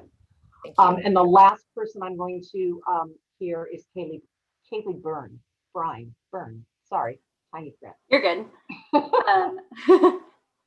I'm sure it's been a long day. I actually want to ask, and I don't really know if this is appropriate, but something I noticed at the last meeting was that we are not at the last meeting, but a lot of meetings, we're hearing a lot about the teachers and parents and students about whether we should or shouldn't return to school. And I'm as important as that conversation is, and I don't want to minimize how important that is. I noticed last time we put equity after that, and that led to us not being able to have as much public input because we had to cut it short because Elena had to leave. And I guess I'm here to ask that in the future, if we could put things that are impacting students right now, if we could put that first, because yes, COVID is impacting them right now, but equity has been impacting them for forever, and it's also impacting them now. So if we could maybe move around the agenda items so that things that we can have more control over right now, we can actually talk and share about. It was upsetting that we couldn't have more input about equity last time because it is the most important thing we can be working on at the school. And I know it's important to all of us here. So I guess that's just my request. And on that note, I do think the DNF list should come before the discussion about coming back to school because it is something that is impacting students that we can do something about. And that would be my request. Thank you. Okay, thank you very much for your input. Okay, so now we will move to the consent agenda. And the consent agenda is a consent agenda just disappeared. Okay, there we go. The consent agenda is a meeting management tool whereby the board is able to pass multiple items with one motion. All of these items have been reviewed by the board prior to the meeting, and any board member may review an item from the consent agenda and bring it on to the regular agenda for discussion. So do I have a motion, Anne? I move the consent agenda be approved as presented. Second. Okay, it has been moved in and seconded. All in favor, say aye. Aye. Aye. Opposed? Okay, the consent agenda passes. Thank And are there any changes to the regular agenda? There are none. Okay, so now we are back to where I thought we were before, which is the board had a work study prior to the meeting on FERPA. And as always, when we talk to lawyers, it causes me to think about all kinds of things that I never thought about before and slightly terrify me. But it was actually, I thought, a really helpful and interesting discussion. I will open it up to the board if you have any particular comments.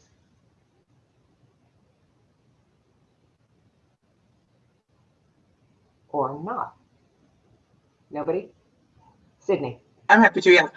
Yeah, I think it's a helpful discussion. I think for me, I have a mix of things I want to talk about. Maybe it's a future agenda item in and of itself. So I think work study was good. To your point, just kind of adds more questions or what we need to talk about, because I think there's the balance between maybe legality and appropriateness, and I do believe it's important to go through. I think what gosh, why do I want to call him Jeffrey's Charles Leach? Charles, I don't know. I think I used to work with someone named Jeffrey Leach. I think what's important out of that conversation is that there probably is some re-education, some reaffirming of policy that should be done broadly. And then I do think, for me at least, it's solidified. I do think there's some legalities I'd like to discuss going forward. And I second that in having, more discussion around this, because I think to the point of the legality versus appropriateness, I think there are expectations of, internal communications that stay internal communications. And I think it's important to understand what that expectation is with the employees of the district and their obligation to that. So that could be a part of it as well. yeah, I thought it was really interesting just getting the perspective of the fact that this law came on the books in 1974, when not only did we not have social media, we didn't even have email.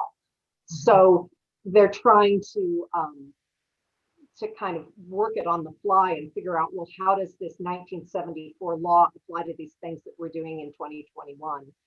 And that was a part that I found very interesting. President Weaver, if I might just add, it's unfortunate that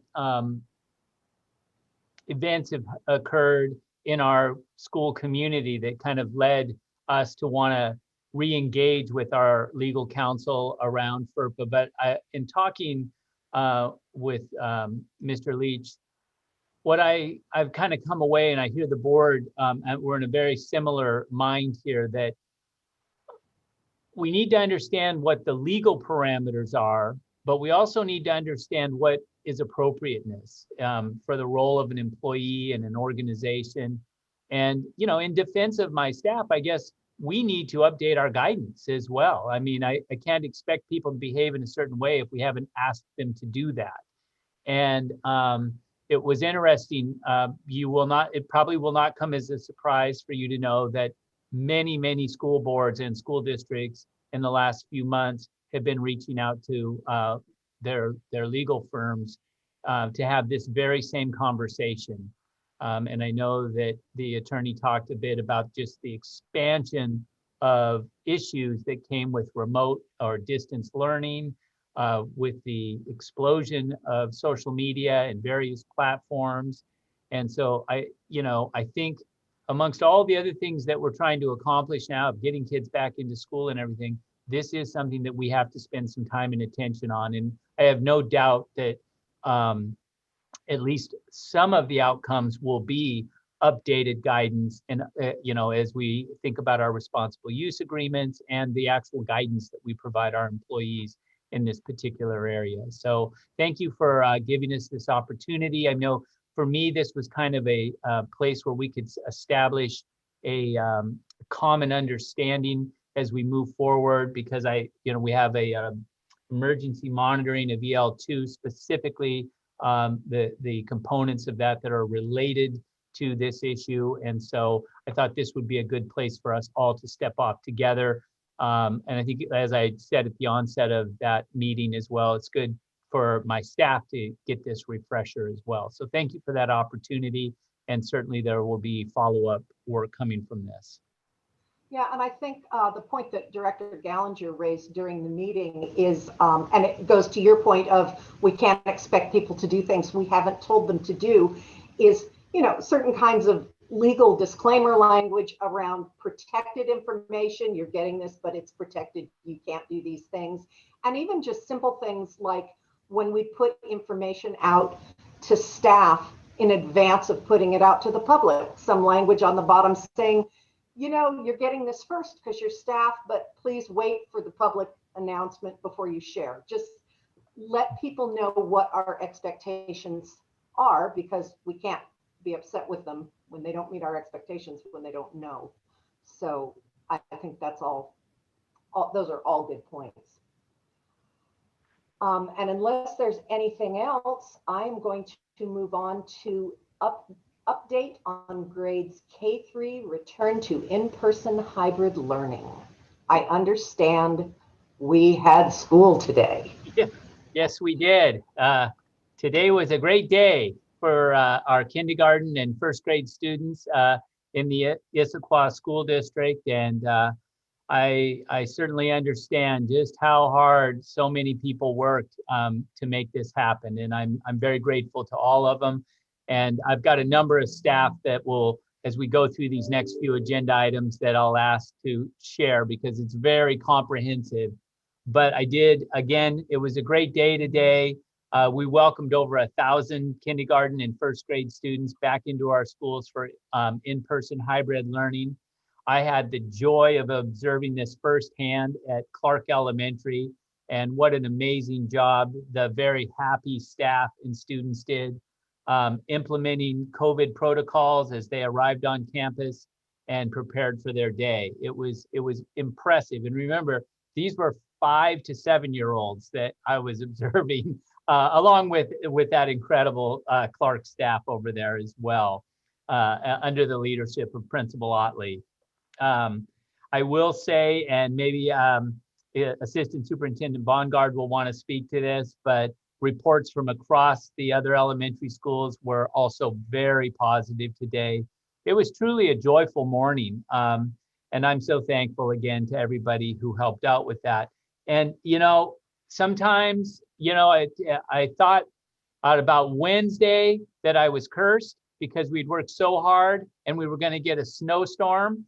And about 10 o'clock last night, I realized maybe I'm blessed because the snow somehow managed to avoid us. And I think it's going to, fingers crossed, I think we're going to avoid it tomorrow as well, too, and get that second day in. So it was great having conversations with some of those 5 to 7-year-olds this morning about, in fact, one young man even said to me, I think we're going to get in today, but we might miss tomorrow because of the snow. So he was pretty astute, but we'll see how that plays out. Personally, I will just say that if Mother Nature wants to go ahead and dump a bunch of snow on us on Saturday and let the kids go out and play in the snow, I'm perfectly fine with that. I did want to note, though, that now that our K-1 students are in, and again, doing just an amazing job, they were masked up and attestations. Thank you to our families. They did a great job with the attestations. Now it is, we'll have tomorrow our midwinter break. Those K-1 students will have a full week when they come back from midwinter break. And then that following week, we'll be welcoming back our 2nd and 3rd graders. So we're very excited to phase the next group of students in as well. And so I thought maybe Assistant Superintendent Bongard, I want to let you have an opportunity because I know you and your team and Executive Director Mundell and all of our elementary principals have worked so hard. So if you had any thoughts that you wanted to share about how the day started off today, how things are going. Thank you, Superintendent Finley. I'd be delighted to. We had the opportunity to debrief with all 15 of our principals and our assistant principals this afternoon. And just seeing their faces as they started to pop onto the Zoom screen, it was evident that the day was a success. They were just so excited to see the kids in person, and just in going through each of the phases of the day, from arrival, attestations, temperature taking, lunch. We asked questions about each of those time periods, and then dismissal. It was thumbs up, and folks really felt like all of the planning preparation protocols that they had put in place, the day came off just really seamlessly. So big shout out to those elementary principals and staffs for making that happen, our paras, our office personnel collecting the attestations so we could check the list as students came off the bus and were brought by parents in their cars. Everybody played a piece in that, and just again, I have to say that really proud of our elementary staffs. The other piece, I need to thank our parents, because we were really pleasantly surprised. We were concerned that we might have a number of students whose attestations weren't completed, but that was not the case at all. Principals reported by 9 o'clock. They started letting kids in about 8:50. By 9 o'clock, per building, there were less than 10 that attestations hadn't been confirmed. And by 9:15, every single student had their attestation done. So parents, thank you.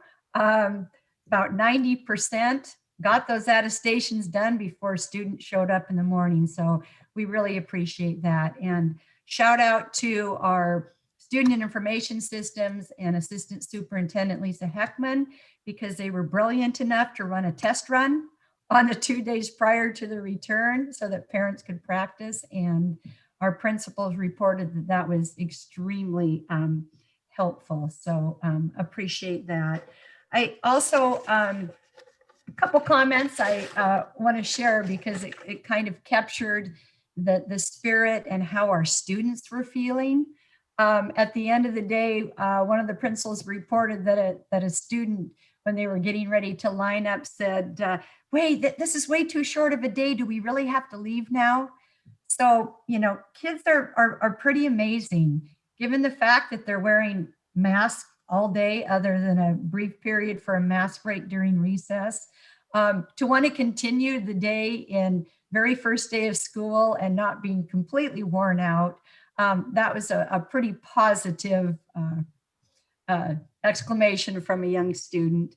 Some of the others where they're so used to seeing their principals on Zoom, some of them were surprised, and one kindergartner said, wow, I see you have a whole body, because they've only seen the principal from the head up or shoulders up. So just some fun little comments. Another one was one first grader said to the principal, oh, you're the lady on the screen all the time. So some unveiling happening today, and kids finding out a little bit more about their teachers and principals.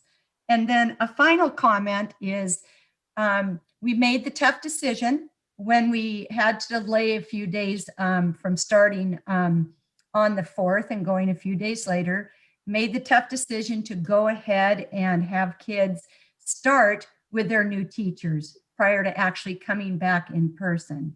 And our principals reported that while they were a little concerned about that, they felt that was an incredibly wise decision, because what they found was it gave students and families the opportunity to find out or actually see who their teacher was.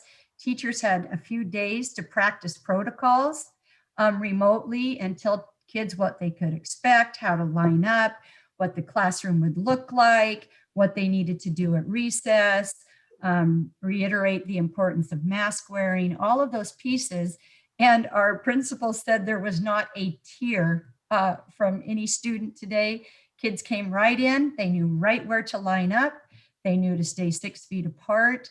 At recess, they knew the expectations. And the best part was they recognized their teacher's face, and so knew to go right to that teacher's line. So while I know that was painful to make that switch prior to the actual first day, it actually had some benefits that I think our principals saw today. Great. Executive Director Mundell, anything to add?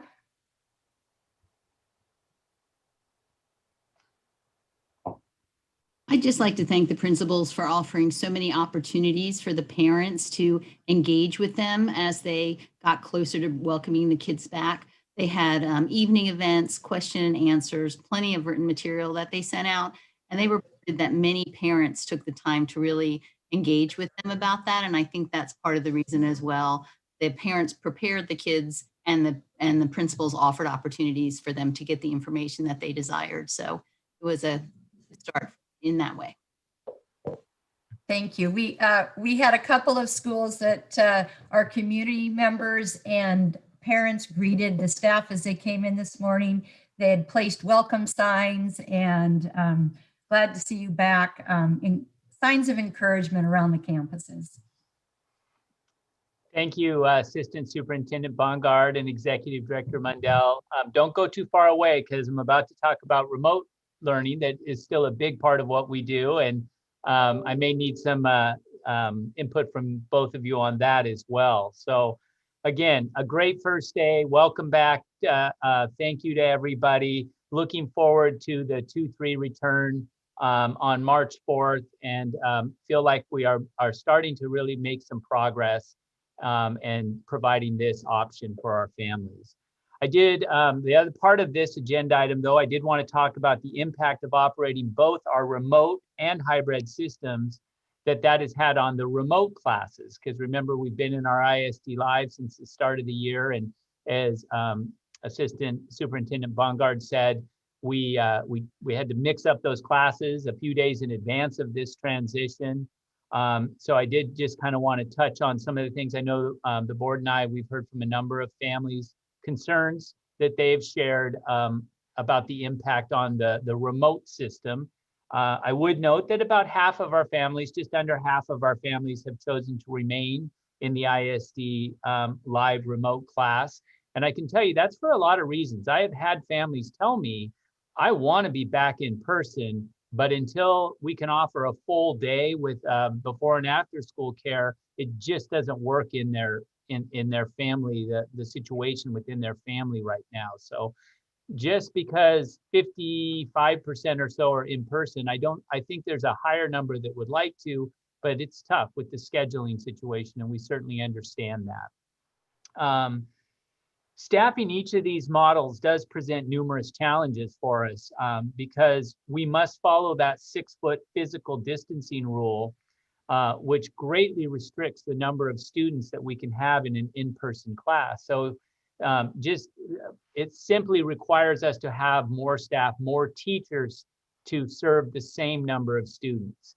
So we have our hybrid classes, which tend to run around 14 students on average, which is obviously 5, 6 students smaller than a normal kindergarten or first grade class. So what happened was as we created these new classes, we had a couple of choices. We did add staff and we were overstaffed because our enrollment didn't come in as much as we had certainly hoped this last year.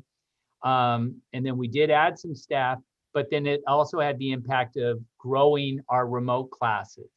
And our remote classes now, as best I could tell, are averaging somewhere between 24 and 25 students. We certainly have some that are smaller than that, but we also have several that I have seen that are running about 27 or 28. Now, as I understand it, some of those larger classes were kept that way by choice of the teacher, the principal, and the families. Rather than peel off, say, 3 kids that might have to go to another teacher or even potentially to another first grade class in another school, they collectively made the choice, asked for the permission to run those classes larger. So it isn't all a function, some of it is a function of wanting to stay together, and we wanted to try to honor that as much as possible.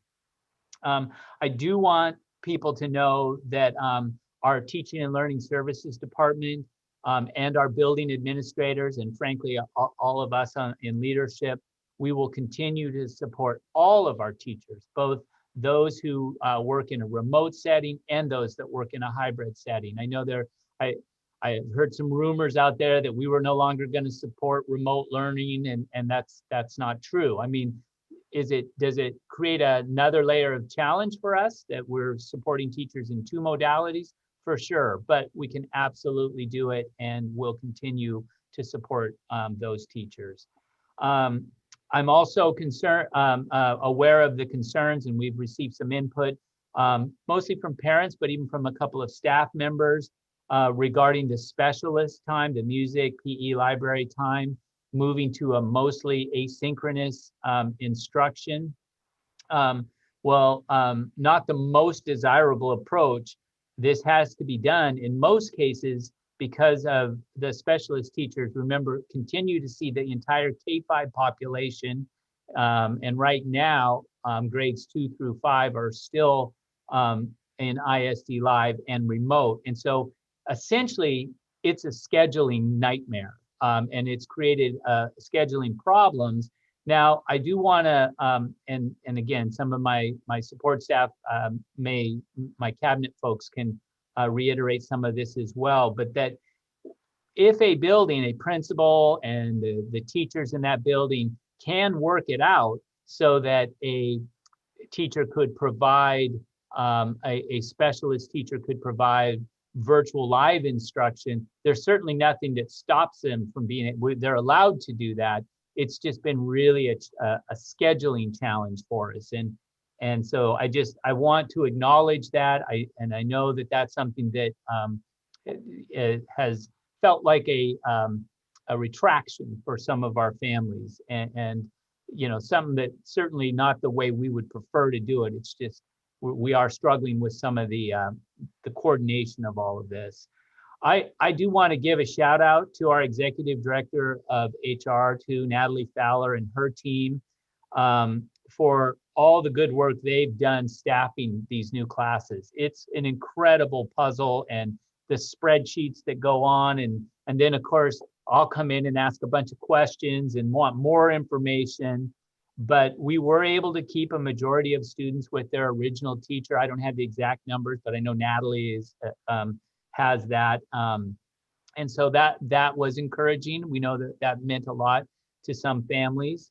And then I also I'm very confident that even these larger classes and that have some new students or our remote teachers will continue the good work that they've done. And I've just been so impressed by what the classes that I visited and the feedback. I was in a meeting earlier today, and the mayor of Issaquah was in a 4th grade class, and she of course was commenting on how adorable the kids were, but acknowledging, wow, what a challenge for these teachers. And our teachers have really stepped up in that challenging environment to teach in. And I know they'll continue to do that. And they, over time, these new students will be, they'll be acclimated into the new class, and relationships will be formed. And I think, it's always tough right in the beginning, but even though those classes are larger, I know that they will form class community as time goes on, and that will benefit everybody. So I did want to leave some time. I know the board has questions about this, and I know I've got Natalie and Jody and Susan and Jake are all here with some of the specifics related to some of those staffing issues and some of that as well. So I think President Weaver, I'll kind of step back if there are questions from the board, and then have my team available to take any of those. Okay, and I think before we do board questions, I'm going to ask if there's any public input on this topic. And if you can raise your virtual hand. And I'm not seeing any, which is kind of surprising. So I'll give it one last chance if there's any public input on this topic. Okay, now I see one. Mary Segesta.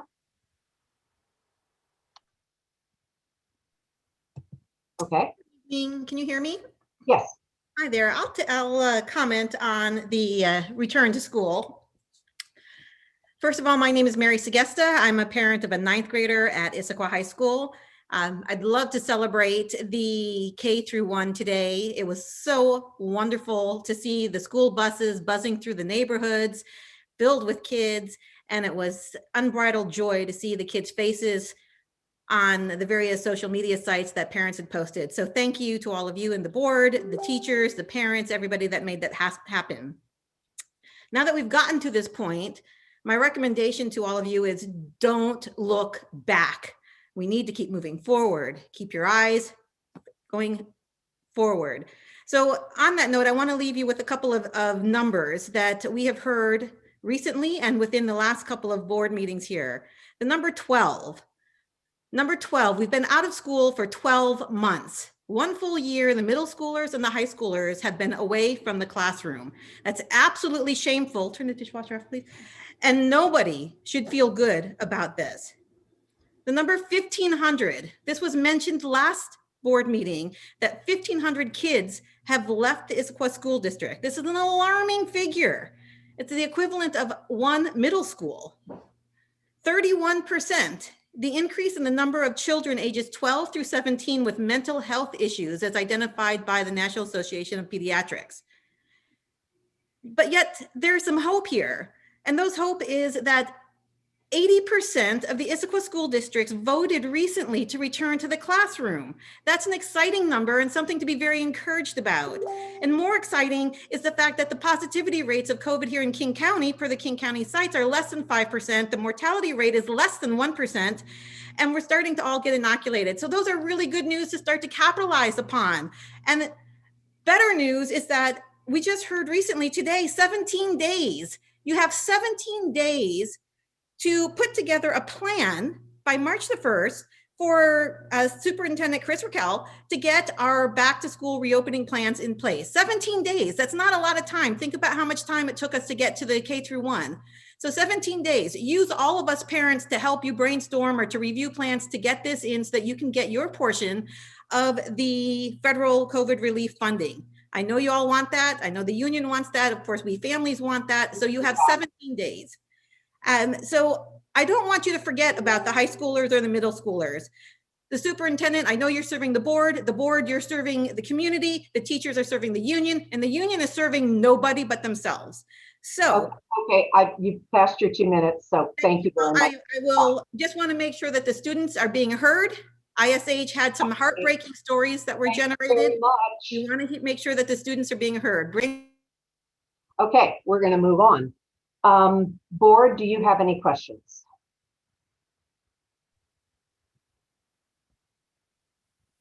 Harlan? Or did you just turn on your camera? Tell us what percentage of students had to move teachers?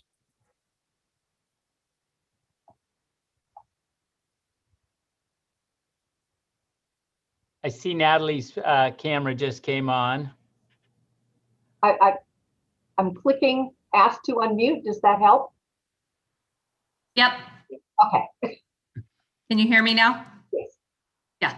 Okay. So out of our kindergarten students, 39% had to change teachers, and in first grade, 42%. Oh, that's a lot.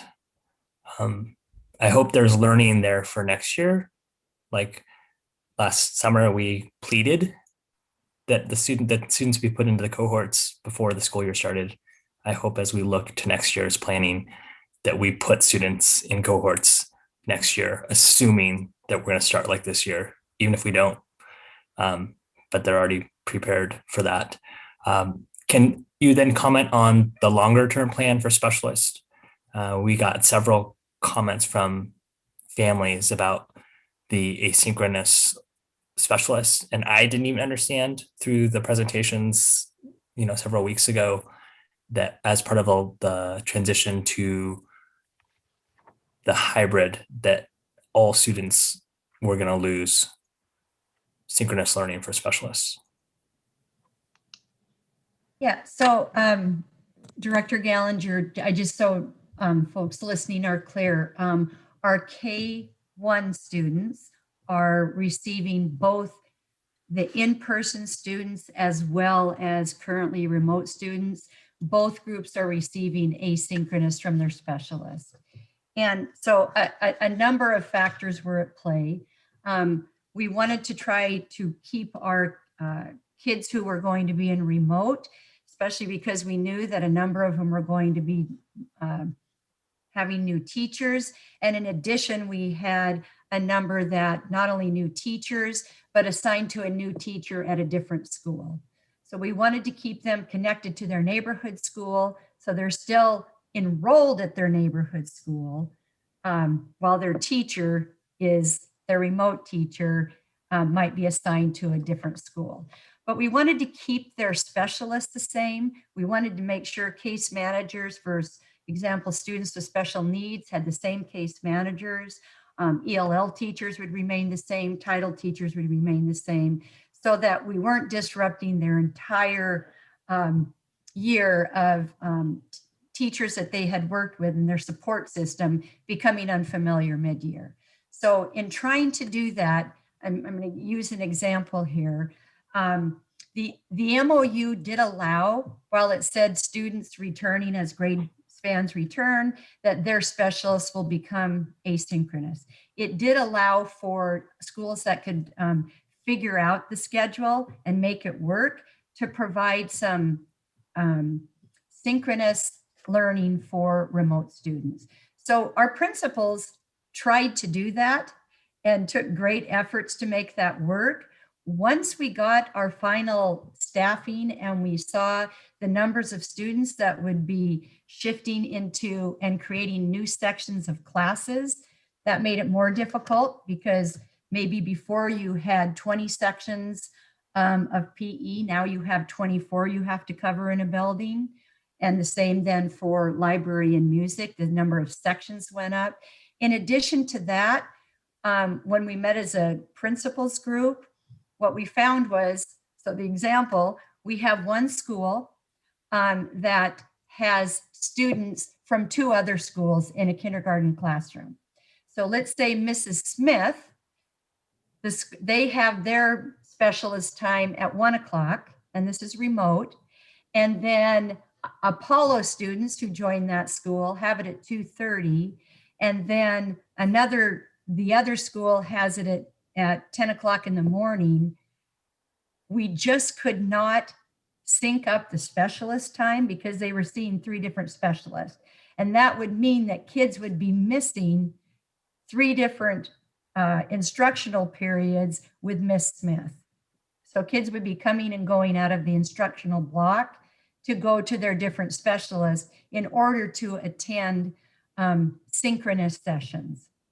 So it combined with the fact that we added additional sections at schools, then we layer on when we had to redo some of our schedules around LRC2 services and title and ELL. That complicated it even further because, for example, as kids return, for some of our students with special needs, that return meant that we had to, if they had it in their IEP, provide push-in services if they were attending in person. So when that schedule was altered, it also made another scheduling conflict with trying to provide synchronous specialist learning opportunities for our remote students. And I have to say, you know, as Superintendent Thiele stated, our preference and our specialist absolutely would say, we would like to be able to do that. We would like to be able to offer all of our students that opportunity for synchronous, to see their specialist live remotely. But it wasn't for lack of trying.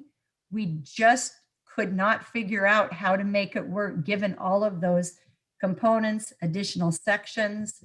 We had several principals give dry runs and they just could not make it work. Now that's not to say that we won't continue looking at it and seeing if we can figure out a way to be creative. I've reached out to a couple of surrounding districts, Tahoma and Mercer Island. They're in the same spot that their remote students are receiving specialists asynchronously as well, because it is really complicated trying to figure out those schedules. Thank you for that. As the schedules get less complicated as you bring in more students, I mean, as far as, you know, the number of sections may change, I hope that there can be prioritization for our remote students to get live instruction. So, and we will continue to try to be creative and see if we can't figure that out. Yeah. Have you guys looked at the data to see what percentage of students that return versus stayed remote by race and ethnicity, as well as by special population? Because we're hearing nationally about the disproportionality, and I would just be curious what our district looks like. Actually, Elena Stividasan, our executive director of equity, has requested that, and I know that I've been involved in those email communications with our student information systems, and we had to wait until there was a little bit of overlap as students were returning, where you had both classes, teachers had both classes listed under their names. So once we are finally through that period of that overlap, yes, we can get that information. And the request has been made for that. Natalie, anything changed there? I will share. I had asked elementary principals, just out of curiosity, as we go into talking with IEA about McKinney-Vento throughout our system. I had asked how many of their K-5 students McKinney-Vento had elected to go hybrid and how many had elected to go remote. And it was about roughly half, kind of very, very in alignment with what our general population of elementary families have chosen, kind of a split of 50-50. You know, I think it would be great to have our superintendent or assistant superintendent do a short answer for why we did this. You know, you heard me ask that at some executive session a while ago on, do we really just want to just start planning for next year? Like, what is the push and the impact to all of our students? And if I'm hearing like roughly 40% of students had to switch a teacher, that's a huge impact. So I think the community deserves to hear from our educational leaders on why we felt that dramatic change was worth it to do what we're doing. So I would encourage that. I would appreciate that. And I suspect that our community would appreciate that, because it's going to cascade through. Like, this is the first step and there's going to be more coming. So I think that would be really foundational messaging that would be really important, so we understand the why behind it, because it's been a huge move and a huge change and a huge impact to all families and teachers. And so I think we need to acknowledge that it's been an impact, but the why behind it is not just for now and this year, but for the future. So yeah, and Director Downs, and really to all the board and community, I could do that right now on the fly because I feel so passionate about why we needed to do this. I'm almost wondering if it needs a more comprehensive response, but I'm compelled to just say that what I experienced with those children today outside of Clark Elementary as they arrived, that just reinforced everything to me. And I know that there, as I said, there are families that need to stay remote. They have, based on their own circumstances. But I believe we are a brick and mortar school system. I believe in the power of relationships that are formed in an in-person environment. I believe, as a former teacher, that while our teachers have done an amazing job teaching in a format like the one we're using right now, it is not it is not an equal substitute for what happens inside when we can be in person with one another and see facial expressions and just get a sense of who somebody is and if they have questions. And because this format, especially for those youngest learners, is a challenge. And I just firmly believe that experience of leaving the home, leaving your mom and dad, getting on that bus, being around other children, following the directions and rules of other adults, and then having that and knowing that when, with all the fear and that you might have and anxiety, because we all probably experienced it at some level as a child going to school, but when you get there and you feel the kindness and the genuine love that the staff have for the children and how welcoming it feels, I think it grounds them. And I think it builds our community. And I think, we're going to talk about some other data later in this meeting as it relates to our secondary students that I think is yet again, just more evidence, like we heard at our last board meeting when we had a presentation on mental health in our students, that there is a toll that this isolation, and we hear it from community members, and I see them in the Zoom here tonight. I don't disagree with a lot of that. And I think I feel compelled, and I will say this again later, anybody who doesn't think that I want to be clear. It is my belief that we need to be moving towards getting kids in school and frankly, moving towards more comprehensive schooling and longer days and more students and back to where we were. We've got a data set of the Issaquah School District that I believe we could hold up as one of the best data sets of any public school district of this size in the country. And I don't feel the same way about my ISD remote system. And again, that is not a criticism. People are trying their darndest to make that work well, but I personally just don't believe it's an equal substitute, and we need to be working in the direction to make this happen.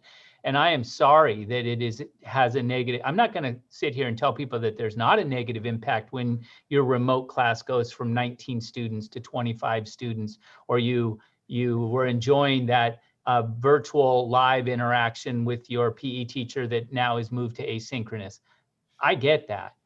We're trying our best to try to keep everything at the highest level we can. But as you heard Assistant Superintendent Bongard say, there's just a lot of competing things going on as we try to put this all together and run these two systems down parallel tracks. But I've got more to say on that. I know we've got more to cover here tonight, but I hope people who have watched our board meetings for the last 11 months have a sense, at least where I believe this board is, and I believe I'm aligned with this board in our efforts. We just have to do it. There's just a certain way that it has to be done. I wish I could. I've had people say, well, why don't you just make it happen? And I wish I could do that sometimes, but I'm just the superintendent. I'm not the czar. I don't know, Jody, did you have anything you want to say? Well, I have a lot to say, and I could go on at length, but I will keep this brief. But I have to say, while remote is working for many of our families, and there's support from parents at home, and people have found a way to make it work really well for their children, we have a lot of families that it's not working well for. And some of the effects on the social emotional, it's taking its toll. So from a social emotional standpoint, particularly for our youngest learners, it's crucial that we provide that option. We don't have a choice but to provide it. And from my point of view, because the biggest impact on academic, social, emotional occurs in those early learning formative years. We can't lose sight of that. And I'm going to say, share one kind of something that was shared by a principal today that really stood out and made me really steadfast in my belief. And that was, I asked how recess was. And we heard all sorts of things. And one of the principals said, it was interesting. Tell me more. Well, our kindergarten students, because they've been isolated, and many of them haven't had the luxury of being around other kids or being in pods where certain families have, quarantined, if you will, together, and they have interactions. She said, we had kindergarten students literally just standing across from each other, staring at each other at recess because they didn't know how to interact. So to me, that was just an incredible example of why it's so important socially, emotionally, for us to get kids back, because for many kids, this is where they're getting those interactions, and building those social, emotional, interpersonal skills is in our schools. We're going to teach those kids how to play, Jody. Absolutely. Well, everything they know, they learned in kindergarten. So, right. Thank you for that. I encourage you to have that message be community-wide, because this only reaches 1% of our population in our community. So I think that's helpful for all parents to hear. Thank you. Director Moraldo's had her little hand up for a really long time. Oh, and you're muted. I took my hand down. I forgot to unmute. So two things are on my mind. The first one is that I hope over the next couple of weeks that we take an opportunity to ask those families that stayed remote why they stayed remote. Is it because of safety concerns? Is it because they wanted to stay with their current teacher? And is it because the part-time schedule does not work for them? And had we had school for a full day, they would have been back. Because I think those are different reasons. And I'm really going to be interested in seeing how second and third grade makes choices based on what they've seen has happened in first and second grade, which goes to my second point. I don't usually like saying this, but I have to say I'm disappointed. One, I'm disappointed that this is the answer that the board's received emails about this for a week now, and we're just now learning what the answer is as to why the specialists are asynchronous. Whereas it should have been told to families and to hopefully the board beforehand. We made a decision without realizing the ramifications were going to be potential class sizes of 27. When I listened to the superintendent talking about hiring substitute teachers because he knows that they're going to be needed as we go and shrink these class sizes, I'm not thinking class sizes of 27 for remote students. There are 13 classes that are 26 or 27 students large between kindergarten and first grade. I'd say, what would those numbers be if instead of hiring 6 substitutes, we hired 10 substitutes? Could we have mitigated a lot of what not only parents are feeling? I cannot imagine what those teachers were feeling when they got a class. There's actually one that has 28 students. I think it's a first grade class. And it's one of those things where we made a decision and we're never told what the ramifications were until after it was too late. And so that to me falls under the no surprises. This was a surprise. And this was a complete surprise that the kids are asynchronous with their specialists. I don't know, and it would really be, I'd be interested in families' thoughts. So email us. Are you better with staying asynchronously with the specialists you know versus getting a new music teacher but having that live? I don't know what the difference in those interactions may be. And the families may say, yeah, if it wasn't going to be, Mr. So-and-so for my music teacher, then I wouldn't want it to be live. If it was going to be somebody brand new, it's too much changes. But I don't know if that's true. And so I wonder if we made things harder than they needed to be by putting that framework around it. And I don't know the answers, and I don't know what parents would have rather had. And I don't think that we ever let them know that that was a potential, so we never asked them. That's good points, Martin. I think a few things to address. First, on the cohorting issue, a cohorting at the start would have required parents to make the decision and retain that position all year long, which, as far as I understand, the board did not want us to do, lock parents into their choice. Remember, the other reason why class sizes are high is the board told us they wanted the kid to be able to stay with their teacher. And that's why in some cases you see those higher class sizes. Secondarily, we were overstaffed by 20 certs in K1.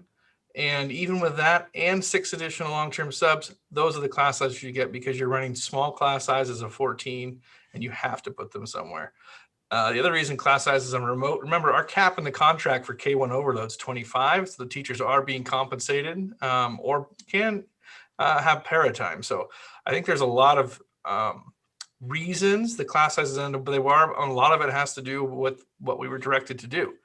The asynchronous part of the specialist is part of the memorandums of understandings so that we brought to you many times and have discussed them on the open. I'm sorry we could have been clearer about that, but it was in the memorandums. But I do, there is a reason why class sizes are where they're at. And that is the choices that were either made or directed for us to do. Both of those reasons are why the class sizes are where they are. Marnie has a follow-up. So then what would we have done if 90% of the family said, I'm going back? We couldn't have ran this model. We would have had to have ran the model where they would have been split. We had to run it all day. And we did have to have a different schedule.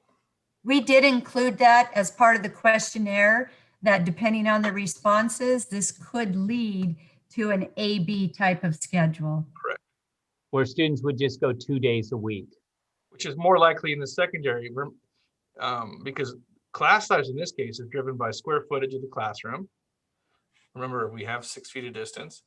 And so, there are a lot of complications here. I understand that. But when we start to give people, here's where your CFO will give you a little bit of a lecture. When you start to give options, that means you have more variables when it comes to staffing. So if you want parents to have choice, then that is going to cause more disruption. Less choice equals less disruption. More choice equals more disruption. That's simple. That's how staffing and allocation of resources work. So when we go out to survey parents, which we already have for grades 2, 3, the more choice you give parents, the more disruptive it will be to the system. And so I just want to be candid about that. So that is what happens when you survey parents and or give them choice, then it is disruptive. So I'm going to be candid back. So when we specifically had this conversation in July, pleading for cohorts, I actually don't think that we've seen much change in people's choices. So yes, there would have been some change, but not 40%. 10%. 40% of our students moved. That is traumatic for 40% of our students' families. And that's that's something that we need to take as lessons learned and not do that in 2021. That's my plea. Yeah, because I think 2021, what you're telling me, if we have a 6-foot rule, we can't do back to normal. Yeah, we'll be in hybrid. That's part of the conversation that I want to make sure, because I've said it, things are not back to normal next year. And we've got to be planning for what's it going to look like for families that are going to choose all remote. What are we going to look like? Because even if we are back in school for most students, they're not going to be able to do it full time. So remote's going to be an option, whether it's full-time remote, part-time remote, whatever it is. So I think this is really the first time I'm really satisfied that next year we're going to have some type of remote model, and that needs to be clear to families as well. I did want to just say to Director Moraldo, I have to own the fact that I surprised you.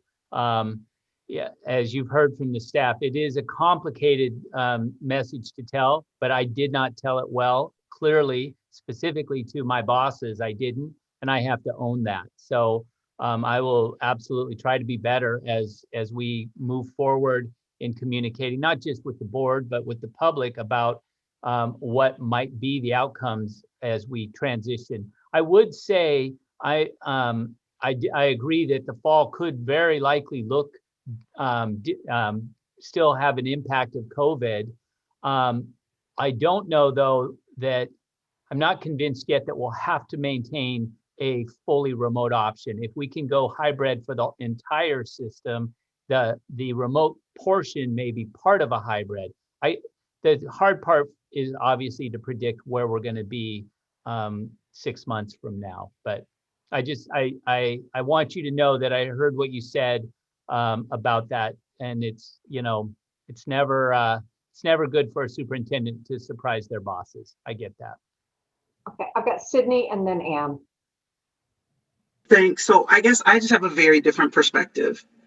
I do not feel surprised in any way.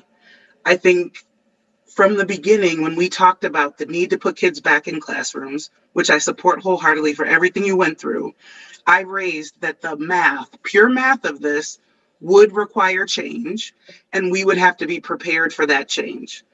If you are going to take any student that's currently in a class and move them back into the classroom with a reduced number, that was going to generate change. So I also don't feel surprised about the asynchronous specials. I knew that. Now, I don't know because I read obsessively. I don't know why I knew that, but I don't feel surprised about that either. And I think I remember very clearly, if you go back for me, trying to be very clear that additional choice was problematic, that the pure calculus of what we were trying to do would cause change, and we needed to accept that from the very beginning. Now, I know that sounds callous. It sounded callous when I said it months ago, but it's the mathematical outcome of what we're trying to do. If we believe, which I do, that the social emotional benefits, the learning, the reduction of learning loss, the value of having kids back in class is important, it's critical in my mind, then we must then say there will be downturn to that. There will be by design negative, and the teacher assignment was going to always take a hit. That's math. So I just feel like I have to say I have a very different perspective on this, which apparently I've had for a long time. Is it painful? Yes, I understand that. Is it difficult? But it is a balancing act of what is our outcome, and something must give. I feel like in this process, everyone has wanted everything that they want, and that's not possible. So we have to go for the best good, and we have to be clear that there will be negatives. And I think it's terrible if there's hurt feelings. I think it's unfortunate if there's disruption of learning, but it is the math of what we're doing. So I just felt like I had to say I have a very different perspective. Well, and I just want to clarify, I'm not sad about the decision and moving forward at all. I still think it was the absolute right thing to do. But we've had many emails on this, and I've not seen a response that says, here's why we did this. So to me, it's the communication of what was going to happen. It's not this happened. It was that we were not communicating that this is I what guess my question is, how is the answer any different than our why of the last multiple communications? I think being specific so that people were prepared for it more than anything else, just answering and letting them know up front. Not that it would have changed. I don't know if it would have changed people's mind, and that's not my matter. And I'm glad we opened. But I think we have been told time and time again by the public that they feel like we're not communicating. We're not telling them what we know when we know it. And I think we knew, and we didn't make it apparent to the parents. Yeah, that's one I just have to disagree on, but that's where I'm at. Okay, Anne. So I'll say that I clearly foresaw the increase in the class sizes because, as Sydney said, there's no other math to this. As far as the specialists that had also been brought up to us, I think the hard part here was until the district had the information on how many students picked remote versus hybrid and what that did to the schedule. It was like the cart before the horse. You couldn't share what the exact schedule would be until you knew how many kids were going to pick the hybrid option. So you couldn't share before you knew how many kids were taking that option and then were able to create the schedule. So, going forward for next groupings, we have an experience, we have learned more. Maybe there's more that could be shared in advance. So now my next question is about second and third grade. How do we see the amount of change in the students assigned to their teacher and the class size for second and third? Because as you're getting ready to do that next, we already have the parent feedback and you're probably already building classes. So just a sense of where we're heading with second and third. And then again, for them, will we have the same issue with the specialist? So now we can be much more clear that as we move forward with second and third, their specialists will all become asynchronous. And as to clarify too, that's true for both the hybrid and the remote kids, right? Natalie, did you want to give some insight into the 2-3 staffing? Because I know you've been working that puzzle as well. Yes. So I am yesterday pushed out my preliminary staffing for 2-3 to principals, and I'm making, they can attest that we have had much communication over the last 24 hours, trying to make sure our numbers are in alignment because I'm trying to be as precise as possible. And the next steps are going to be pushing out the letters to the staff that are going to be staying in remote assignments, pushing out those letters tomorrow. And then from there, the principals being able to start on the class rosters. But I will tell you, the good news is we have enough staff to cover the mix of remote and in-person. So we are not going to, at this point, need to access any substitutes or long-term substitutes like we did for K1. However, I will say class sizes are larger than what we are typically used to in the remote world. They still, not to sound insensitive, I think we've all been spoiled these last few years, but I also think there's plenty of people in this very large group that have taught classes of 30, 34, 35 students. We are not looking at those numbers right now. We are looking at the highest being 30, more like 28, 29 in remote at the second and third grade, a little bit less in second. But that's kind of where I am right now with staffing. Now, before I forget, I would be remiss. The other variable that we haven't talked about is the fact that certain employees under the governor's proclamation are high risk, and we have to offer them remote work. So in that case, that is also why you see class sizes are funky. There's another variable, as I said. The more variables, the more chaos. And so that's another blocker we normally wouldn't have in our staffing. It's the high risk status of our employees and the requirement to offer them remote work. So I would have been, I don't know if I understand the community, the broader community recognizes that and remembers about the governor's proclamation, but that we are required to offer remote work if it is available. And that does make things a little interesting on the class size side of things.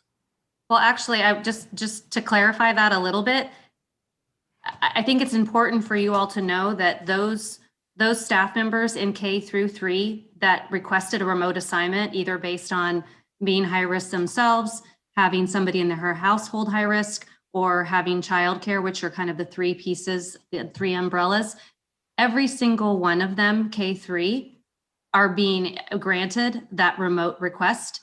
And then I'm still on top of that, having to have teachers stay remote, some to which when they were told that they're staying remote, were very upset because they were looking forward to being in person with students, but they are staying remote because the demand of remote is actually greater than the remote requests.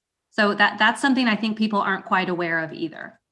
Yeah, that's actually really interesting. I wanted to go back a second, because I think it was Ron that said when the class sizes get really big, there's something in the contract and teachers get additional compensation. And that helps the teacher. That doesn't really help the kid or the family who's in this class that's way bigger than they expected. Is there anything going on with paras? Because we got some emails saying that, oh, the district is moving the paras around and it didn't make sense or whatever. Does that have any, does that happen with class size, or is that more of an in-person remote thing, or can somebody just explain how that works to me? Jody, do you want me to take that one, or do you want to? Why don't Sure, you? I'll let you go ahead and then I'll jump in if. Okay. So traditionally, I think the biggest question that we've got, understandably, have gotten is around kindergarten para support, because that is traditionally where we have had additional support around paras, other than just, general building or say in an LRC1, LRC2 program. So what we are doing is that our paras that have been assigned to kindergarten support, those are supporting while students are on site, they are supporting that. However, while there are students not on site, that would be the afternoons and every Wednesday, we have said to prioritize having that para support go and funnel into those remote kindergarten classes, not the remote portion of the hybrid classrooms. So in order to provide that kind of that support, the thing is that we need as much kind of hands and feet on the ground from paras while students are on site to help with the attestations, to help with the protocols, to help with the general supervision that are just heightened now with all our safety protocols. So that's how we've kind of tried to balance the multiple needs and extra layers this year. Okay, and that makes perfect sense. So thank you for that clarification. We're way behind schedule, but were there other questions that people had on this topic? Harlan. Has there been any discussion about moving to a full day, at least the 4 days a week, Monday, Tuesday, Thursday, Friday?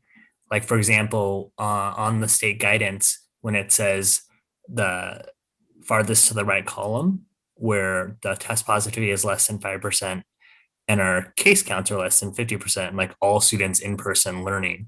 Now, I know we're going to continue to offer students remote, and we're doing that in spite of what the guidance statewide says. But if we don't do full day this year, which I think it is risk mitigated appropriately to do by, let's say, post spring break for K3, and don't have that learning as a system, and then there's still going to be too much fear that is going to have huge lingering impacts in the next school year. So we have the capacity and ability to control our future and to do that for several weeks at the end of we're only at 71, like roughly 75 days of school year left, right? So if we don't take advantage of this opportunity, and why I say this is we need to, again, we're using evidence, we're using science. The prediction is that there will be a fourth wave this summer when things fully open up again, kind of like there was last summer. So we'll be rolling into the next school year coming out of a fourth wave. So we need to keep that context in mind that in the springtime, this spring, more so than last spring, will be quite a lull. And so I really encourage us to take advantage of that opportunity while we can, as safely as possible, do school how you guys want it to be done next year.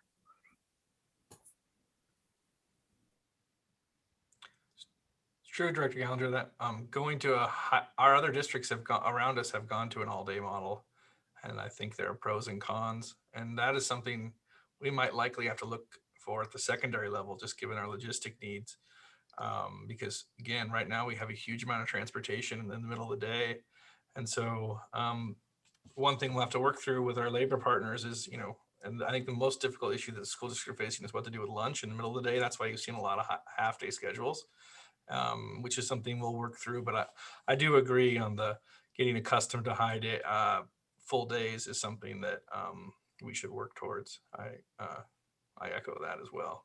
Well, the one difference though that I heard Dr. Gallagher say was full day, 4 days a week. I think some of the places that are doing full day, they're doing it as a 2 day a week. 2 days a week. Yeah. As they start, yeah, I think. So we're talking about, of course, assuming the numbers are all the COVID metrics continue to go the way that they are, you would be at a place where late spring, you'd actually have a lot larger numbers in your building because you might have your K3 in there all day and then your 4 or 5 students as well. I guess your numbers wouldn't be any higher. You'd just be serving lunch for portions of those students. Yeah. If our remote rate remains around 45 or 50%. Yeah. And it would also be dependent on staffing and having available staff, because right now we do have a couple of buildings where just the half day, because we had a number of staff members that chose not to return in person and took leaves and some for some other reasons, that we would have to make sure that we had enough folks to cover supervision of lunch and dismissal. Right now, some of our buildings are just barely making it with a number of supervisory personnel to help with arrival, attestation, temperature taking, and then dismissal. And we would just have to really make sure that we had appropriate support to elongate the day. Well, I guess I would say I would lean on the parent community in our community to volunteer and serve in those roles. Okay, we're already a half hour off, so I am going to suggest that we move to our next agenda item, unless there's an objection. Seeing none. And our next agenda item is an update on grades 4 through 12 returning to in-person hybrid learning.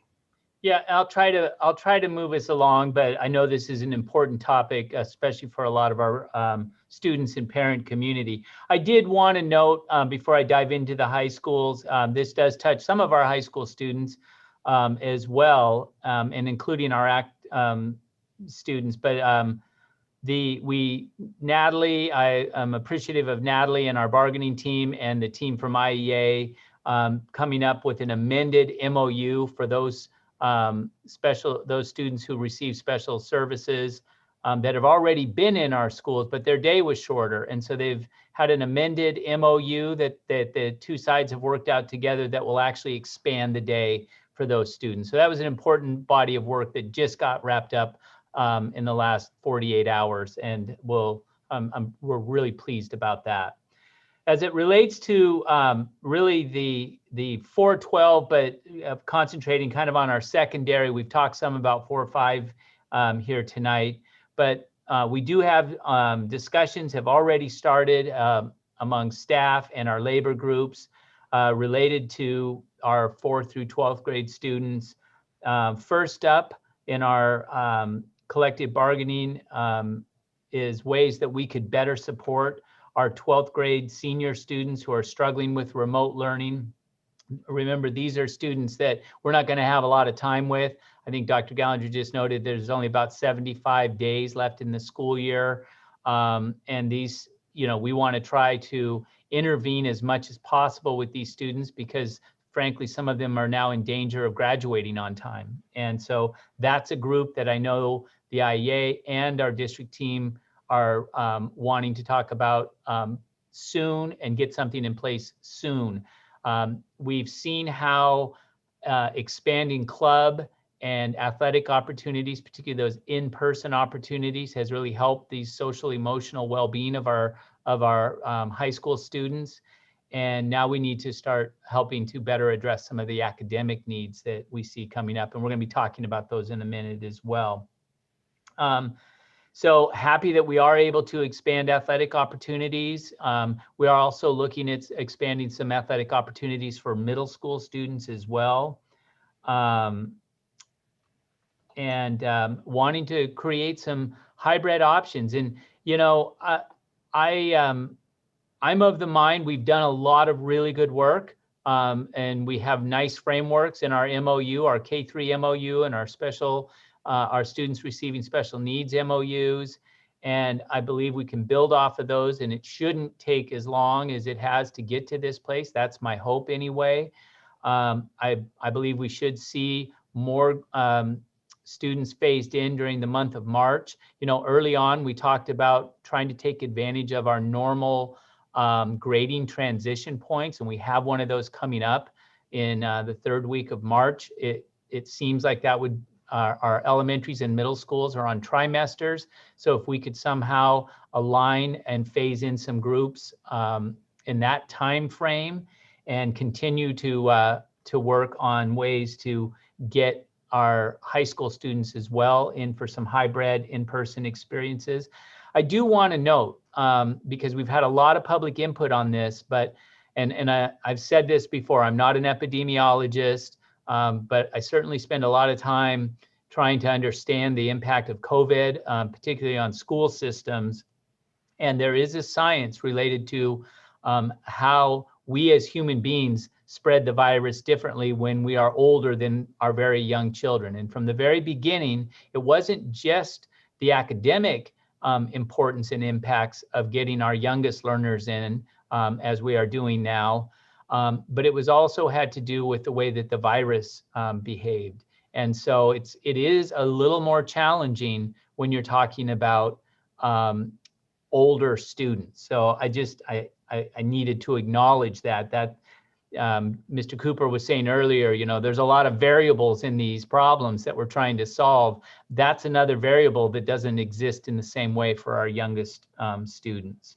So we are looking to expand opportunities. Ideally, I'm going to have Dr. Almy speak here a little bit about the work group that he's working with our teachers as we are trying to figure out, and I know Executive Morris and Executive Director Hood, they're all working on how can we do this. We're talking with other districts that have already are in the process of serving secondary students, and we're trying to learn from them.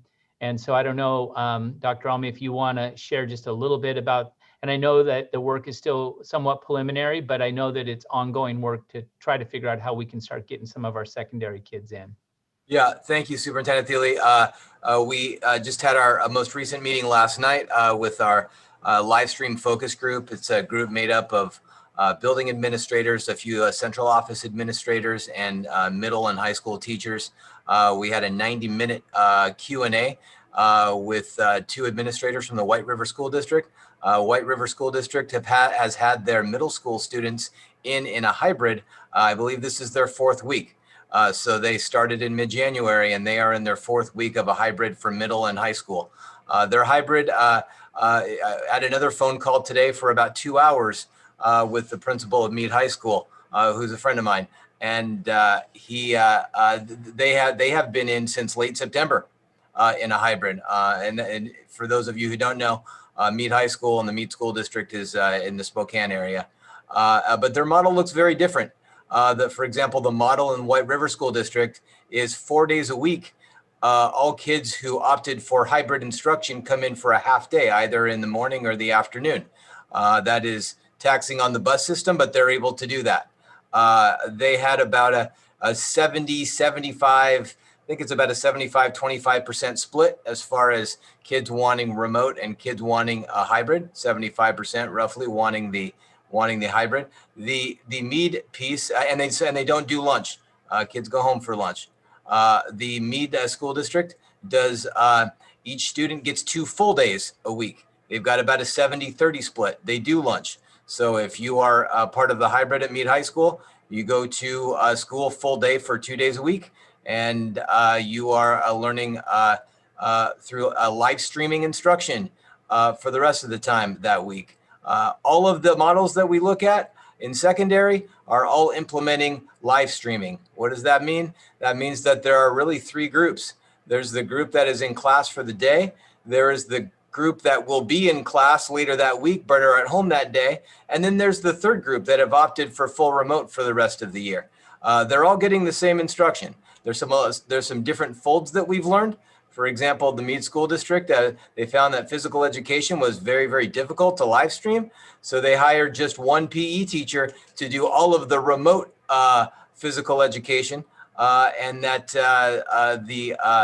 when students came in and had PE during their schedule, that they would have a live person doing that with them there. We've also learned a little bit more about how they are dealing with band, for example, and choir courses as we continue to try to figure out what they have learned and what we can implement. We've got 2 more meeting dates on the books. We're looking to finish that up here at the end of the month and try to come together with a model that we believe that we can support with our transportation system because the elementary transportation in the middle and the high school with our 2-tier bus system, those have to fit, and then also what we feel would be best for our community and our students. So we also are planning a field trip. Should be hearing back from the White River High School principal tomorrow. He's looking at a couple of dates. It should be midweek, the week we come back from midwinter break. So probably a Tuesday, Wednesday, Thursday, right in there. There's a group from our focus group that's going to go there in the morning and not only see how students get off of buses and transition into their first period class, but also to watch a class and see how live streaming works in action. We still have some questions to see how that will work out and with the equipment and what the interaction looks like with the teacher, not only with those students who are remote, but those that are in class as well. So we've learned a ton just in the past week and a half that we've brought this group together. We are working quickly. We know that time is of the essence and that we need to figure out the model that will work best for the Issaquah School District and then to put our plans in place so we can move on this in a timely manner. I agree with the superintendent wholeheartedly, just being a parent of a high school student and a parent of a middle school student. My own 2 kids, I've got 3, my middle school student and my high school student, they need to be in class and they miss it very much. So the last thing that I would say that we have heard from both districts that we've talked to is that their attendance rates are at an all-time high. Kids are not missing school, that when they have an opportunity to come, that they are coming essentially just about every single day and every single period that they can come. So that was one thing that they were very proud of. And I don't know, Donna, Jason, anything that I missed with the work that we've done so far that you would want to add?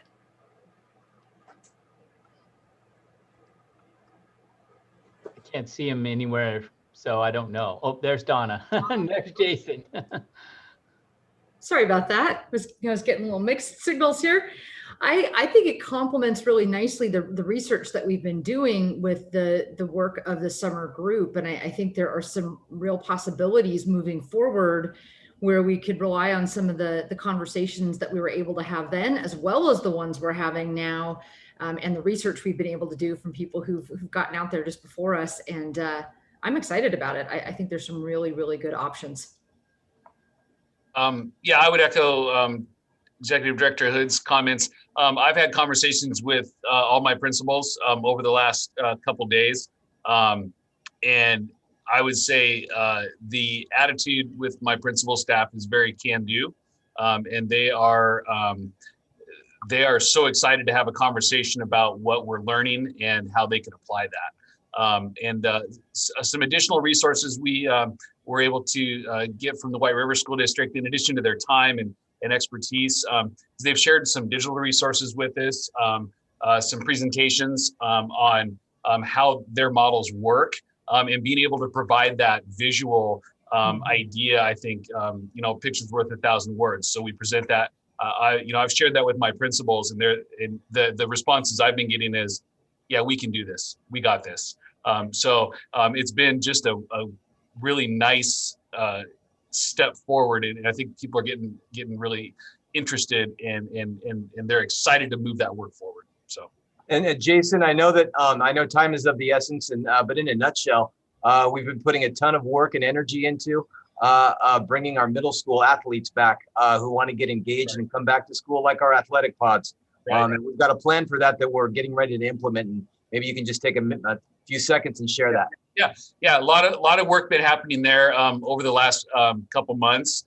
I'm kind of stuck in an interesting spot because our school day gets out so much later than it normally would in a non-COVID situation. And that's put me in a tough spot with daylight as far as my fields that don't have lights.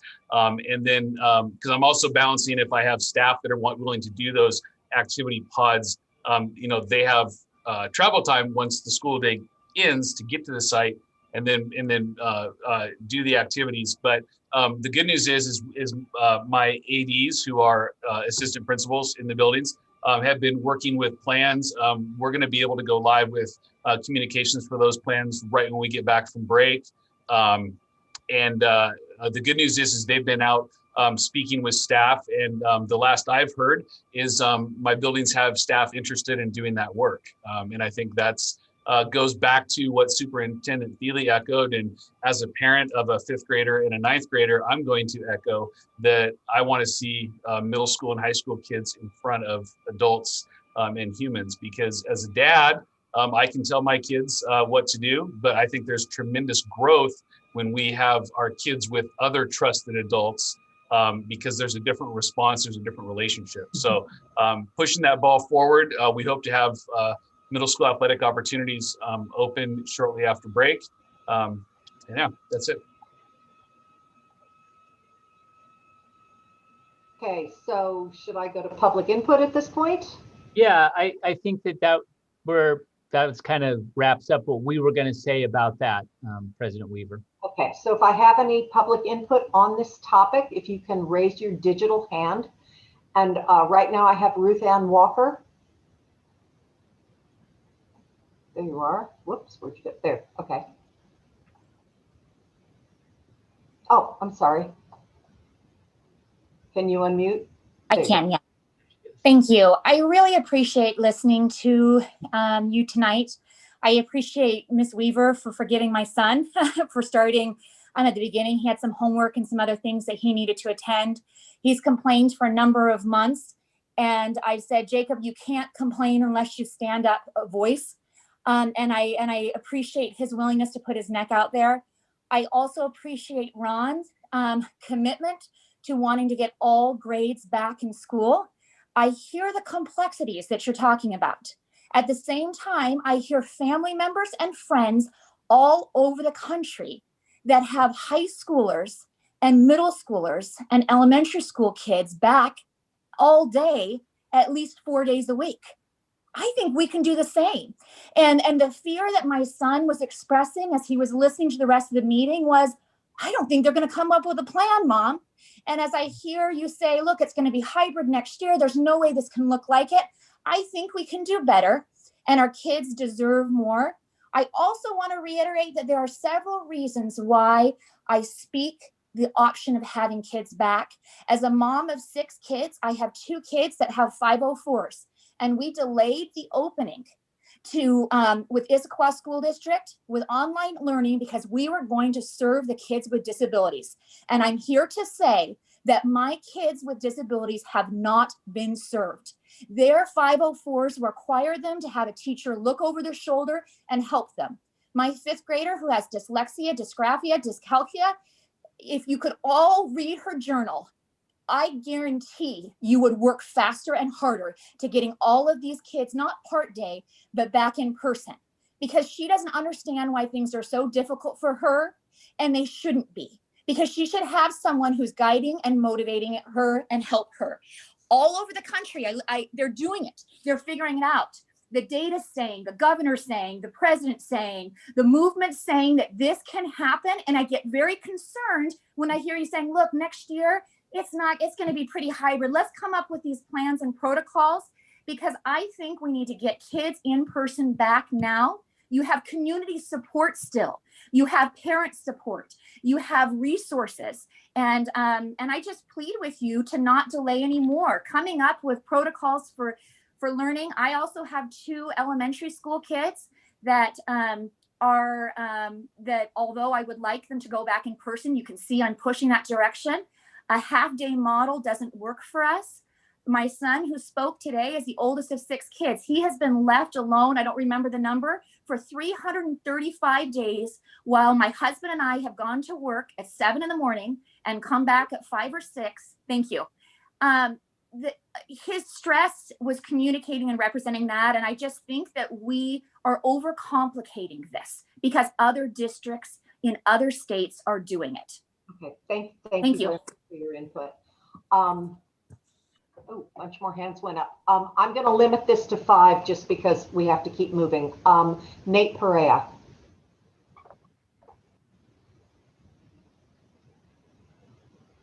Nate? Yep, I'm here. There you are. Yeah. Thank you, Suzanne. I almost want to offer to yield my time back to the previous speaker. That was awesome. So ditto what she said. I was really glad to hear, though, that we're getting guidance and input from other districts, specifically the Meade district. Back in December, we hosted a seminar live with the superintendent of the Meade district, which we had great attendance for, where he talked about all the ways they've been back in school since the beginning of the school year. So really appreciate that you're doing that. I also wanted to share that we are also hosting a follow-up webinar on February 25th at 7 p.m. with 3 Meade school district teachers who are going to be live with us answering questions. We are hoping teachers locally will join us and register. I can send you that information to the board and anybody else at the district. We'd love to have teachers join us, anybody in the community. They will be talking about their experiences teaching in person all school year long and in an all day long model. So they've had, like it was mentioned, students are in school and they're there all day, and those that are remote are at home remote. And it's been working for them. They've powered through even in the highest of high case count times in their county. They've stayed the course and they've stayed in school. So like the last commenter said, we can do it, we can do it now. And the guidance Department of Health says we should be doing it now. So it's time to do it. We're offering as, all the research from other districts that are doing it. This is not groundbreaking. We're not the first. In fact, we're one of the last. So let's do it. Let's get it done. Thank you. Okay, thank you. And Simone, I'm not ignoring you, but you're not considered public. So we'll get to you after. Jennifer Bland.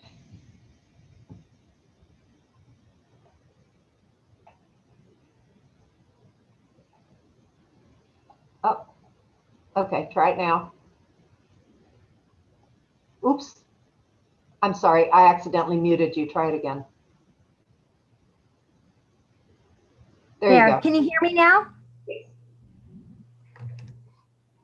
Yes. I'm Jennifer Bland. I'm a first grade teacher at Sunset Elementary School. And nobody had heard yet from a K-1 teacher, it sounded like.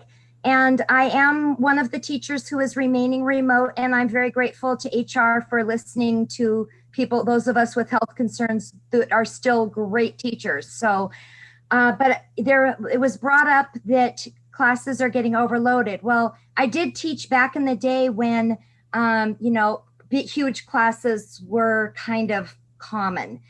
But what I want to say is I have now a big juggling act, and I'm trying to piece it together. And I've heard talk about the specialists and how the the synchronous versus asynchronous model. And I wanted to speak to the fact that I went from 18 first graders. 6 of my first graders moved to another first grade class to be in person. One child, they had actually moved away. And then I've received 13 students, first graders from Briarwood Elementary, from 3 separate teachers. And those children are supposed to still receive their services from Briarwood, even though they're now like at Sunset. So I'm kind of like going back and forth with Briarwood Sunset, and we're all one family. Now you have one more teacher in this district who loves you and cares about you, whether you came from Sunset boundaries or Briarwood boundaries. We've done Google Earth and visited the different playgrounds from our remote setting. I really think I'm doing the best that one could do given all of these pieces. However, I'm curious, and I know this isn't a question time, so let me rephrase that. I think going forward, we need to put a lot of thought into how the decision is made about which particular children leave their school of origin and are placed in another school. Parents from Briarwood have asked me that question, and I've had to say I don't know. If you can, going forward, if you can involve the teachers who will actually, we all know those little nuts and bolts that we can see ahead of time, like, oh, like Director Mullings was saying, the numbers issue, she saw that ahead of time, and some of us in the classroom saw it ahead of time too. I have gone from communicating with 30 adult kind of staff, family members, to now I have 53 people I need to communicate with just to be able to run a small group for reading. Okay, thank you very much for your input. Stephanie Harris.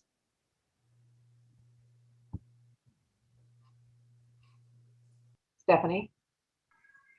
Yeah, sorry, this is Tony Harris on my wife's computer here, but I'm a parent of a 4th grader and a 8th grader. And, you know, one of my favorite movies of all time is Groundhog's Day. And I feel like we're at this point again and again. I've heard lots of talk about focus groups, committees, subcommittees, and what we need now is truly a sense of urgency. As a couple previous folks have mentioned, it's been 336 days since the kids have been back in school. And according to what Nate said, the DOH, according to their guidelines, all kids from kindergarten through high school should be in school now.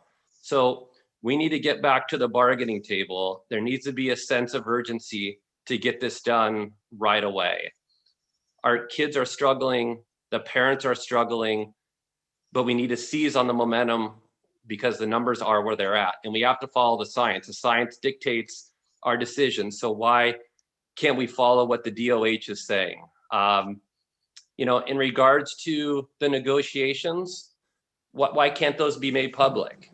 Why can't we as a school district say, hey, we're willing to open up the communication to show the public what's going on behind the doors? And why can't the other side of the table do the same thing? So I feel like there needs to be more transparency and sense of urgency to get this done.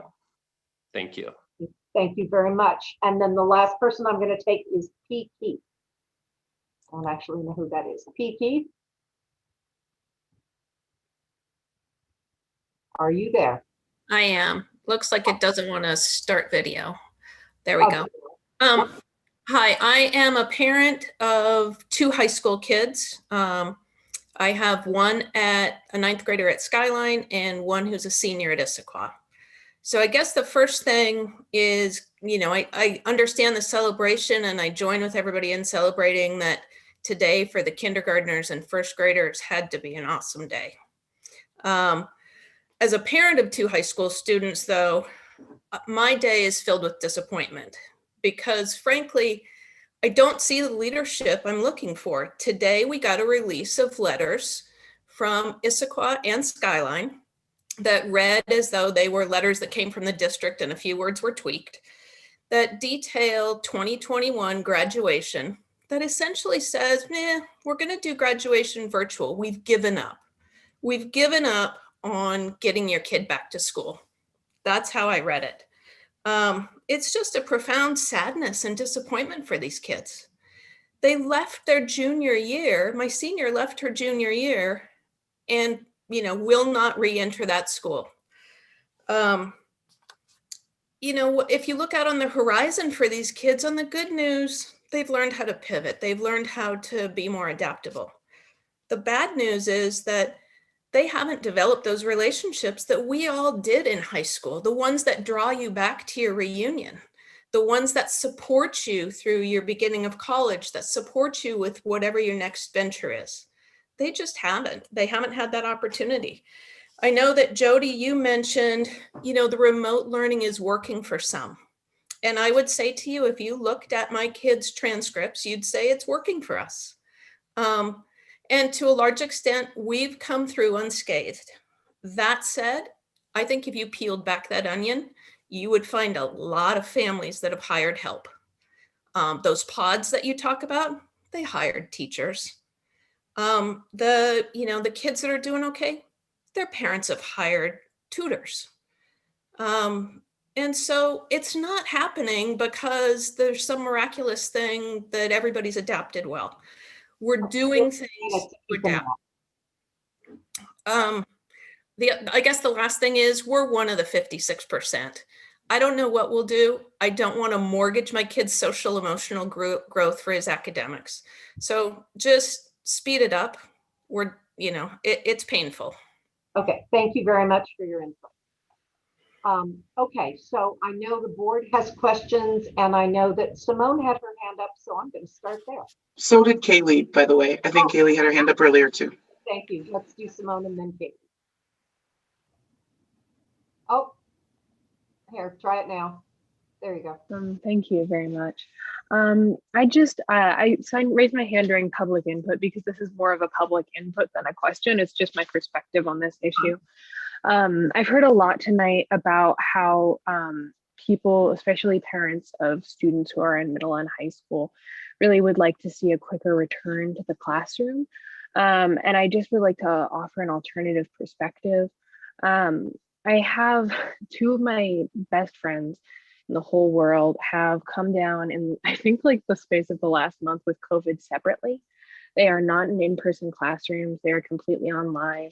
They're very safe. They wear masks. And it's just a question of who in their family got it. One of my friends was hospitalized. The other had really terrible bone pain and was bedridden for a few days. And I share this not because I want to cause fear, but because I want to remind, I guess, the people who are here tonight that the reason that we are home is because of an illness, and is because people are getting sick, is because people are getting so sick that they have to be in the hospital, that they are dying. And even though people who are younger, especially very young students, may be less at risk for these severe consequences, our teachers who we love so dearly are still going to be at risk for those consequences. We don't know what the long-term effects of COVID-19 are, but I really wouldn't like to see it play out on some of the largest mentor figures in my life. As a senior who left high school in my junior year, midway through, I never got to go to a junior senior prom. I skipped the last high school dance that I had the opportunity to go to because I thought I would be able to go to a different one. I really feel the pain of never being able to have a normal senior year, not being able to have a normal graduation.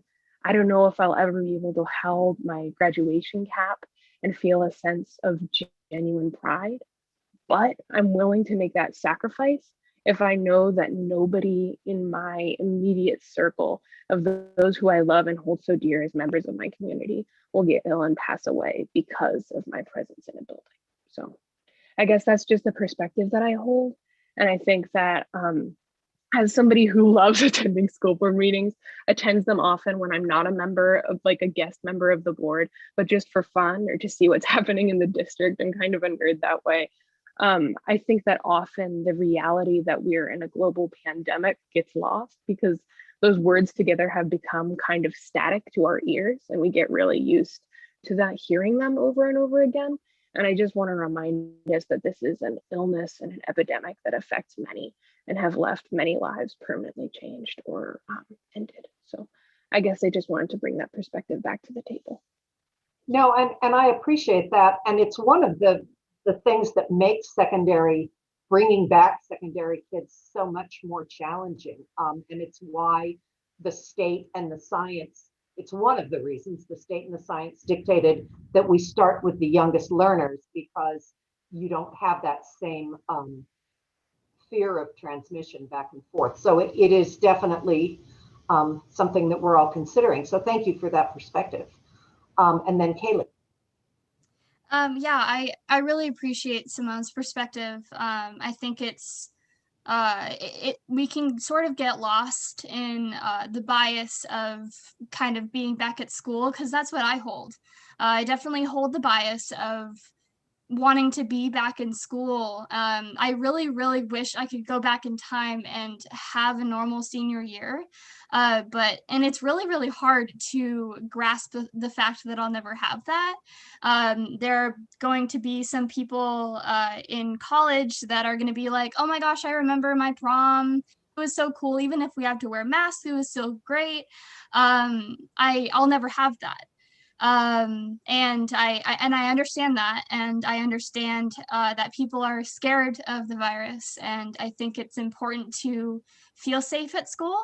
And that's why I think it's really important to both congratulate what happened today and what amazing steps we're having for those younger students. And I think they're less transmittable, if for lack of a better term, but I think it's super important to have younger students in first, because that's when they're learning how to count, how to spell, and that those basic needs that all of us have, regardless of mental disabilities or learning disabilities. And so I think that's an amazing step. So congratulations to you guys on that. But what would be, I think, beneficial so my brother's in a freshman at Issaquah High School this year, and I've seen the struggles that he's had, even though we're super close, him and I, and it's really hard to see him struggle that way, because he's really not getting the help he needs by not being in person, and I know that comes with a lot of risks. But I think there's a lot of benefit in helping those students like him, even though he doesn't have mental disabilities or things hindering his learning. He's just a regular boy who needs extra help. And I think that's really important. And also for me, and this might sound selfish, but I would really like to have like a send off to my senior year. Our principal sent out an email today talking about kind of having some in-person celebrations and some virtual celebrations, and those sound so exciting, because I like I said before, I really love my school like so much. I could go on and on forever on how much I love my school and I love the community, and I think that's what I've missed the most, is getting to meet the new advisors that's come on to our team, and to not be able to meet the freshmen this year and kind of have that far away perspective on them. But I think, there's definitely a lot to think about when it comes to people's concerns as well as people's needs academically. So thank you. Thank you. Board members, questions, comments?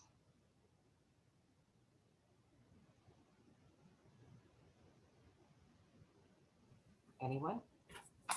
Well, I have lots.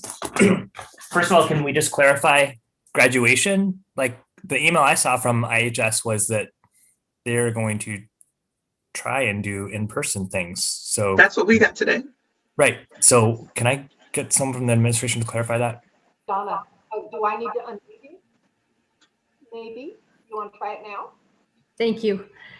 Yes, we are hoping very, very much to do in-person year-end send-offs for our seniors.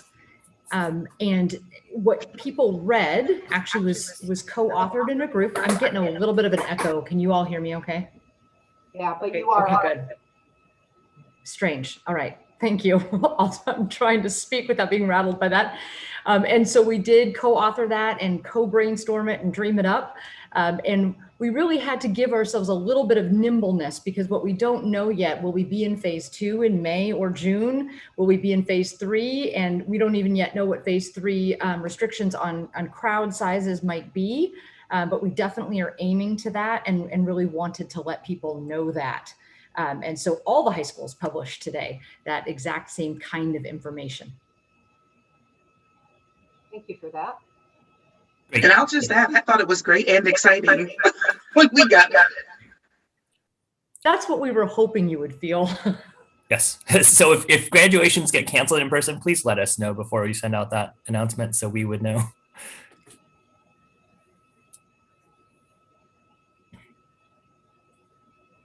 Other questions? So I'll just lead off and say, I think I don't want the community to misunderstand. So as much as I am pro get K3 in, get them in all day long, let's get to that destination. My perspective for secondary is very different. And I think that we need to be very clear that we don't live in Kentucky and North Carolina and Wisconsin and Florida. And while there are many states that have opened fully up, we are tasked with representing our community. And we have chosen all collectively to live in this community.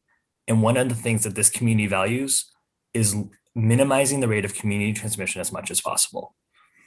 And in that context, that's what we've been tasked to do. Now, if we lived or we were school board directors in another place, even Spokane or a Meade School District, for example, the community tolerance for transmission is just inherently different. So, but we're not operating under the standards of North Spokane or Kennewick or anywhere but the Issaquah School District and the communities we serve. And I think one thing we've heard loud and clear from our staff and our parent community is that minimizing community transmission to the fullest extent possible should be a top consideration in any of our reopening strategies. I don't think that we need to veer from that premise as we look at secondary. The science is very clear that our youngest students are neither good at transmitting nor acquiring COVID. So my tolerance for having students back in school at that young age, because I know it's not a risk, not as much of a risk to them, to their families, or to their teachers. I can't say that with the same confidence for our secondary students. And so I want to be very clear that in an ideal world, I would love for all of our kids to be in school all day, all the time. I just don't think that that necessarily would be backed by science or by what our community values. And so I think it's going to be inherently different. That being said, I think we need to work towards a place to provide that opportunity as to the greatest extent possible. My question specifically for the administration is, have you considered bringing in, I don't think you have to necessarily go in sequence. And I don't want us to be hung up on, we must go K1, 2, 3. I mean, that part we do, that's done. But then the next step doesn't have to be 4, 5, 6, 7, 8, 9, et cetera, et cetera. It's really about managing and mitigating risk in buildings. And so, especially for the 6th graders and the freshmen who've never been in buildings, I would see that as a unique opportunity for them to come back first and earlier, even earlier than the 4th and 5th graders, if that made sense. And it might make sense because I worry about the risk of putting more students in a building versus having just one class in a building to get started. So my question is, has there been any conversation about that? The second thing is I don't think I could in good faith promote a widespread return to secondary schools without our teachers and staff, everyone in that building, having had the opportunity for vaccination, at least one dose of Moderna vaccination first. And we know with a single dose of Moderna, different than Pfizer, is that a single dose is 80% effective by week 4. And that's really dramatic protection, 95% by week 6. So I'm probably speaking out of turn, but I want us to be able to get to that place. And that's why we partnered together and pushed through and got approved for a vaccine to be a vaccination site. And I think eventually vaccines will come to us, probably before the dates we negotiate return. So I think it all may actually align. But I just want the administration, as well as the community, to know where I stand and why it's different, between that it's not because I'm bipolar and pushing for elementary and not for secondary. But I really think that we need to ground ourselves in what is the most practical, safest way that we can do it. And I say safest in quotes. So I know we have a lot of conversations about this going ahead, but I want the community to know that, yes, there are lots of places doing things differently, but we've all, for a variety of reasons, chosen to live within the boundaries of the Issaquah School District. And therefore, our plans are going to be guided by the values in our communities.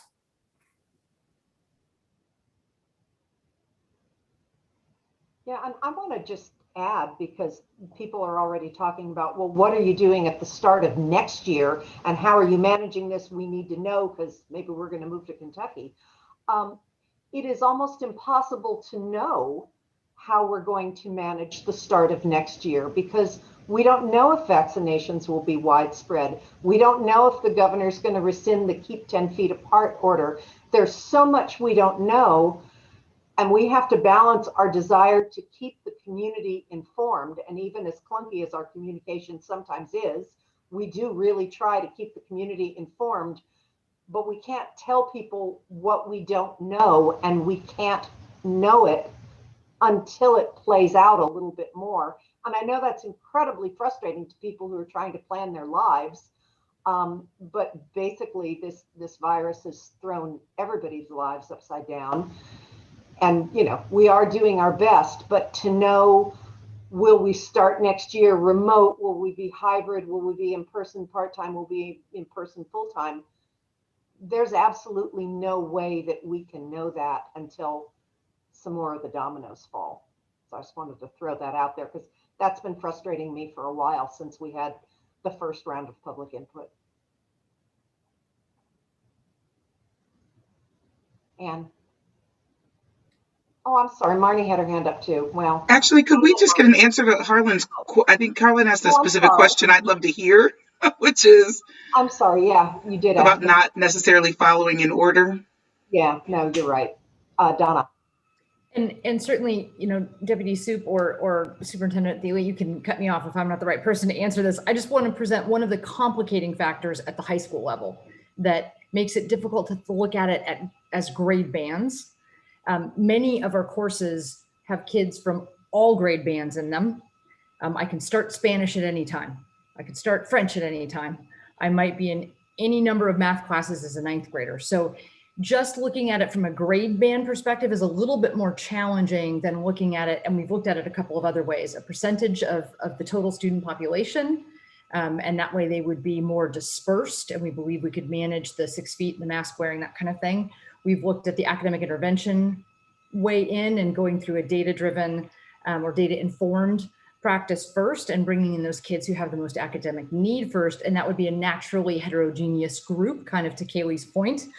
So we've looked at that a couple different ways, but pure grade band at high school is complicated for a number of reasons, and I'm just trying to kind of boil that down for you. Well, but I would also add to that, Donna, that there are some complications there, but from the school districts that we've talked to that are doing this, that all roads at the secondary level lead through live stream.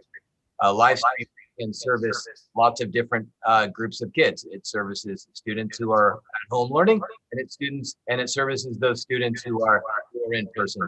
Once we have nailed down, which I hope to do, I don't want to say we hope to do here by the end of the month, what is the best model, hybrid model that we could bring students in, and then what will our live streaming look like? How can we support teachers in live streaming? Then it's the decision making of what grade bands, if that's the direction that we need to go, that we could do, and we could support that.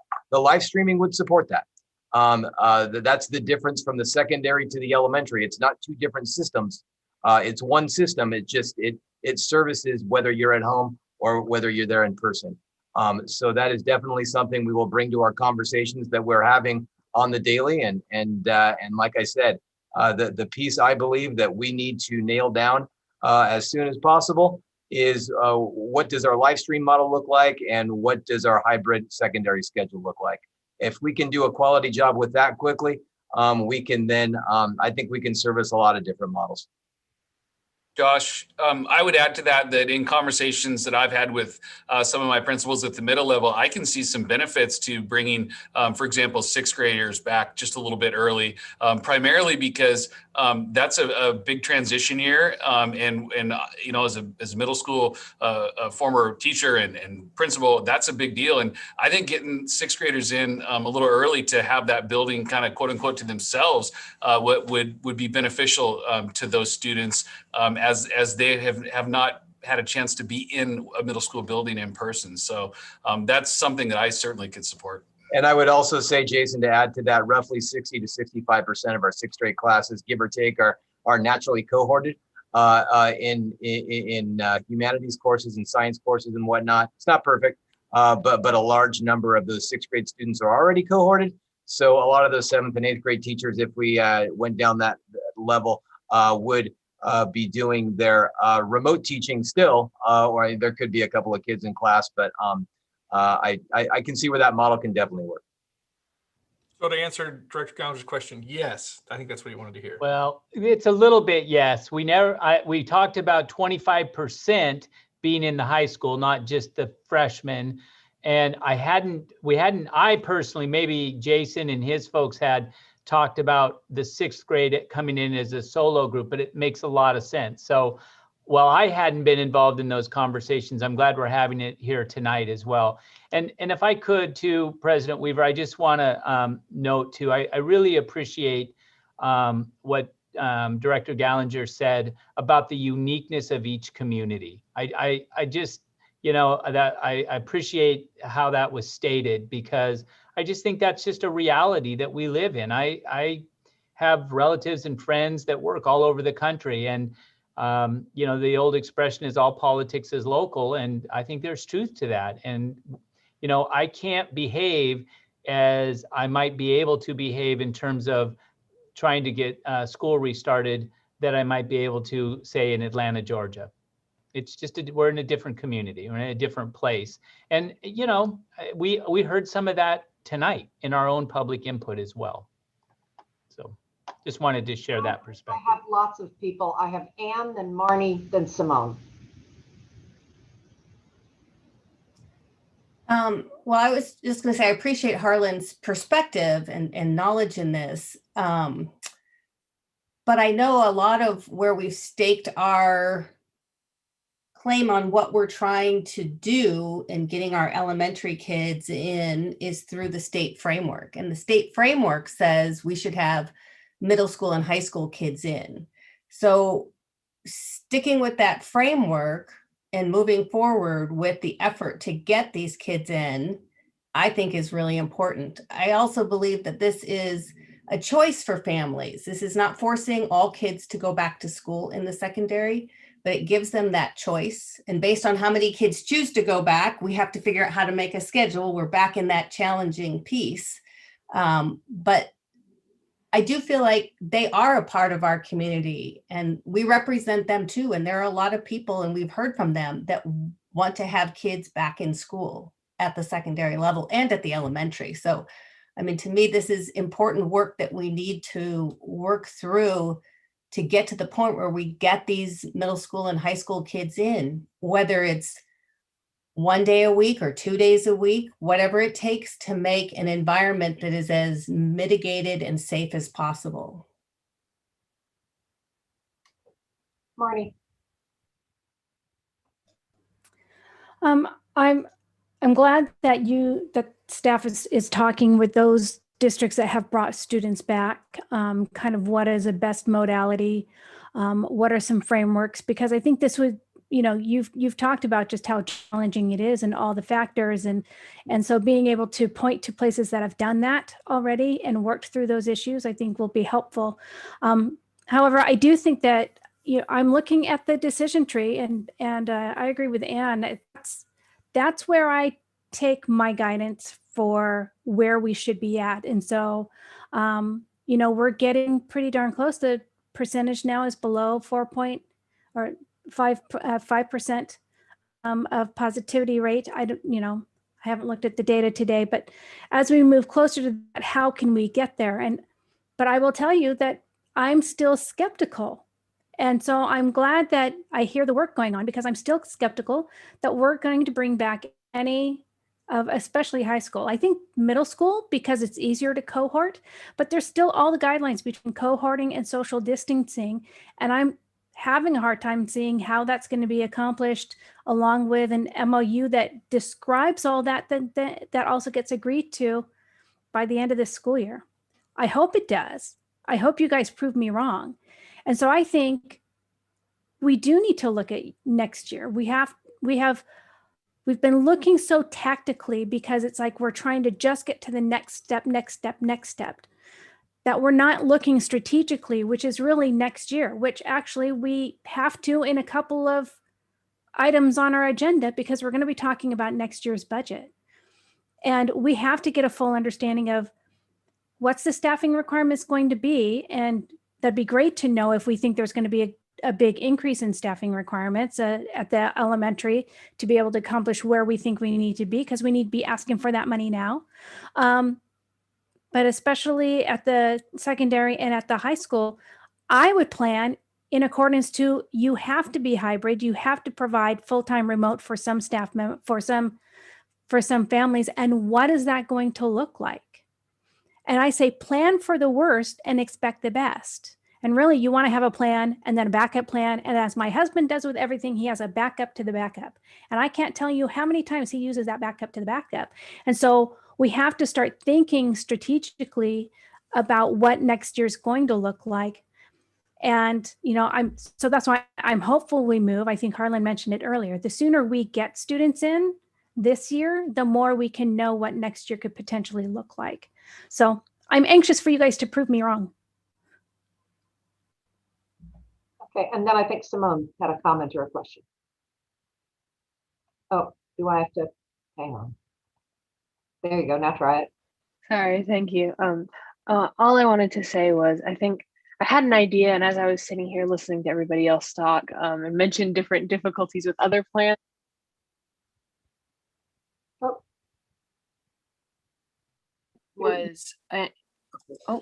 Maybe my mic just went out. Just a second. Sorry, folks. No, you're back, but you did go out there for a minute. Oops. Okay, we're good. Sorry, my headphones disconnected. That's what's up. All I wanted to say was, I think that I had the idea of potentially, Harlan suggested bringing people back in terms of first grades. I know that that's difficult to cohort, but that made me think of potentially bringing students back based off of maker spaces that they utilize. And this might apply more to Gibson Eck than other spaces, but I know that looking at my school, we've seen that certain people who are struggling are people who do more hands-on learning, and that includes folks who frequent the wood shop quite often, or who use our 3D printers a lot. And I was just thinking, obviously other schools don't necessarily have the same layout, but if there were wood shop courses in other schools, or I don't know what traditional high school courses are, but I've heard of auto care classes. Oh, you went out again. Can you hear me? I'm so sorry. This is a train wreck.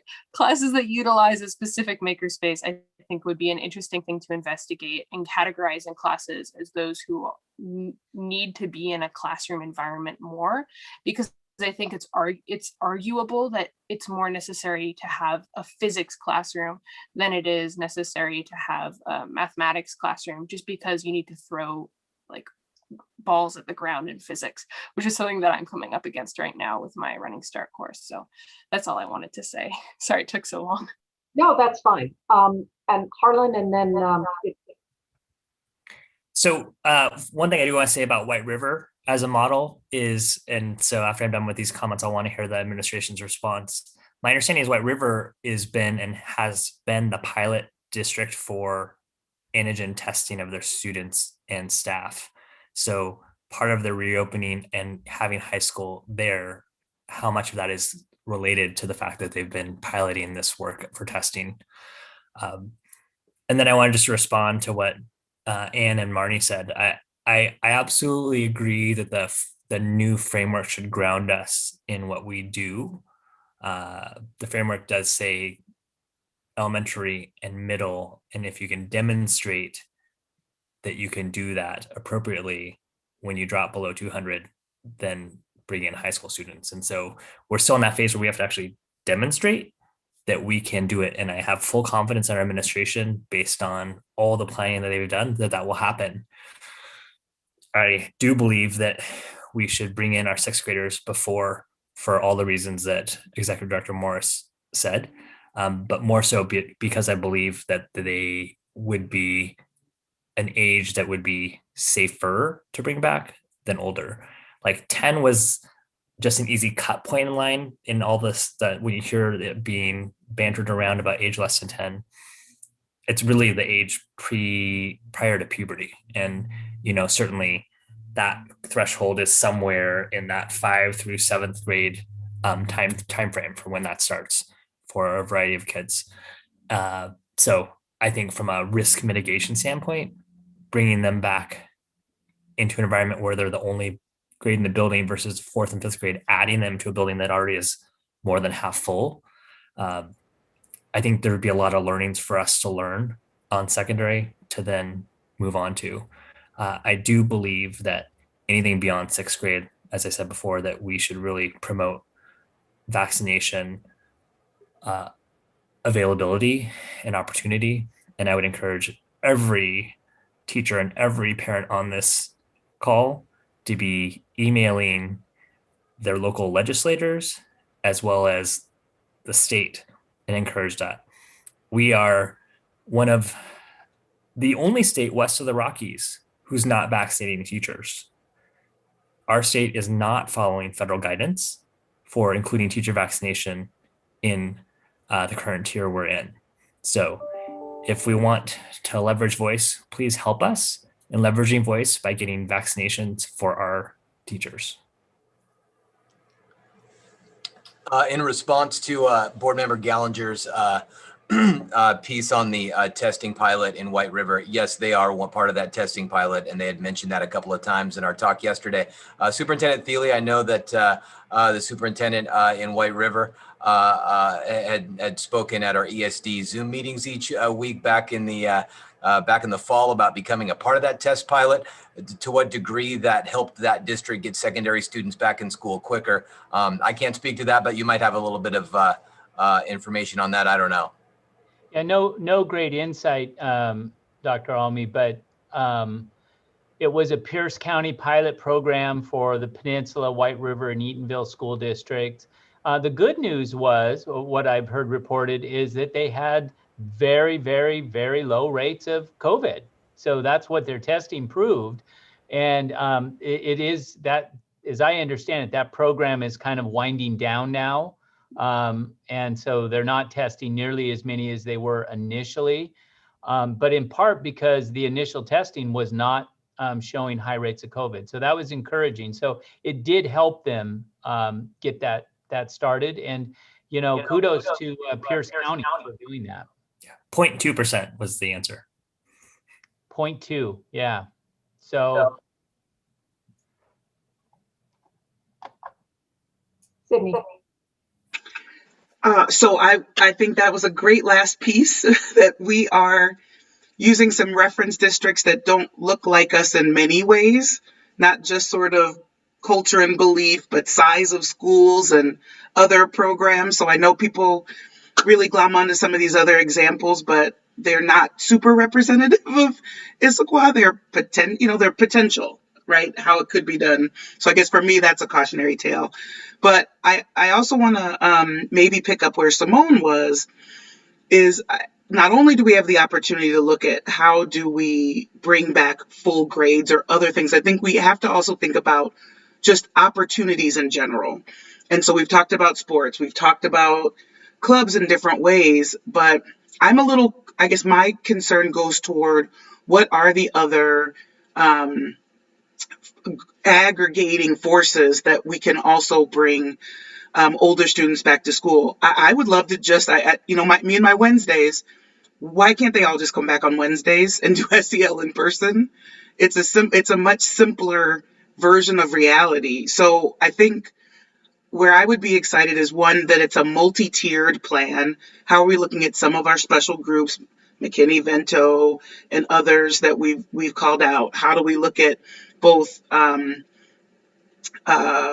sixth graders, if that's possible on their own, or high schoolers in grades? But I just think we're missing an opportunity around other points of gravity that we can bring students back.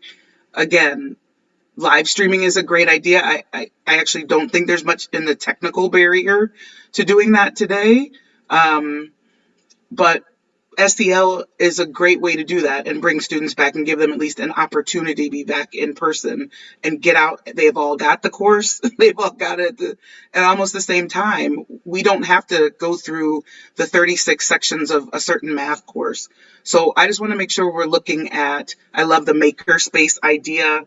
Are there students that have more tactical or hands-on coursework that brings them back together at a certain time?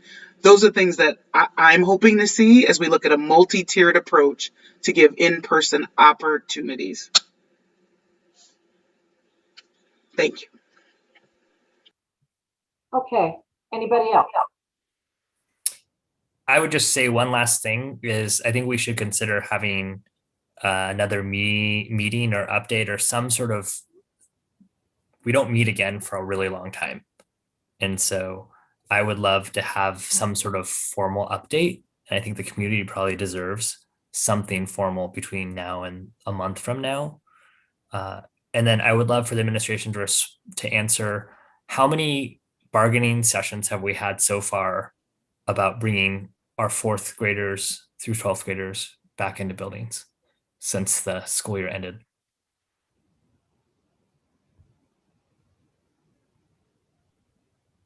We have not scheduled any yet.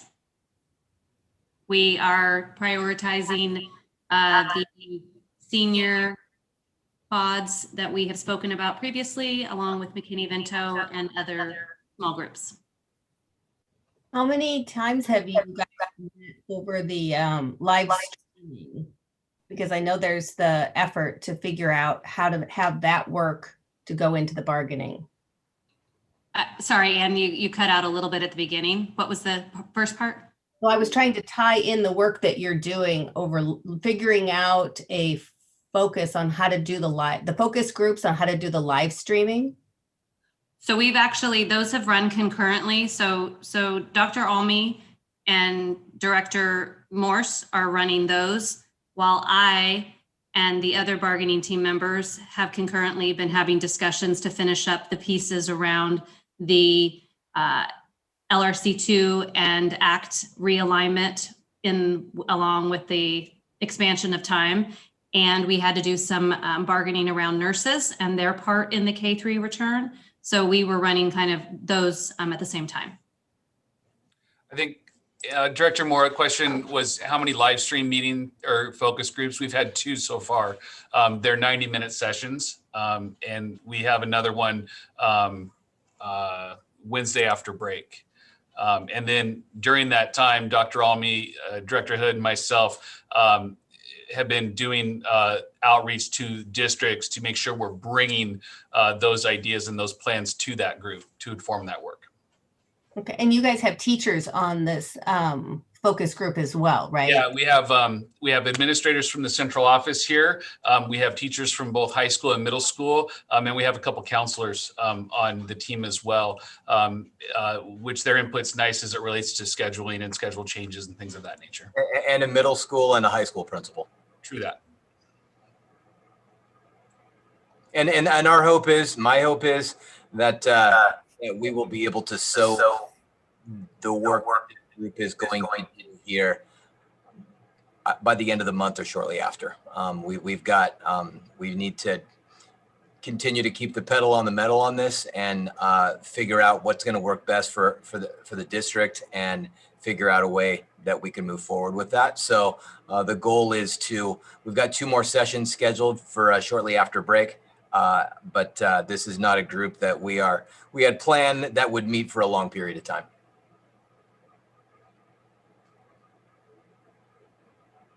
Okay, so I think we need to move to our next agenda item because I'm not even going to tell you how far behind schedule we are, which is a report out on high school Ds and Fs.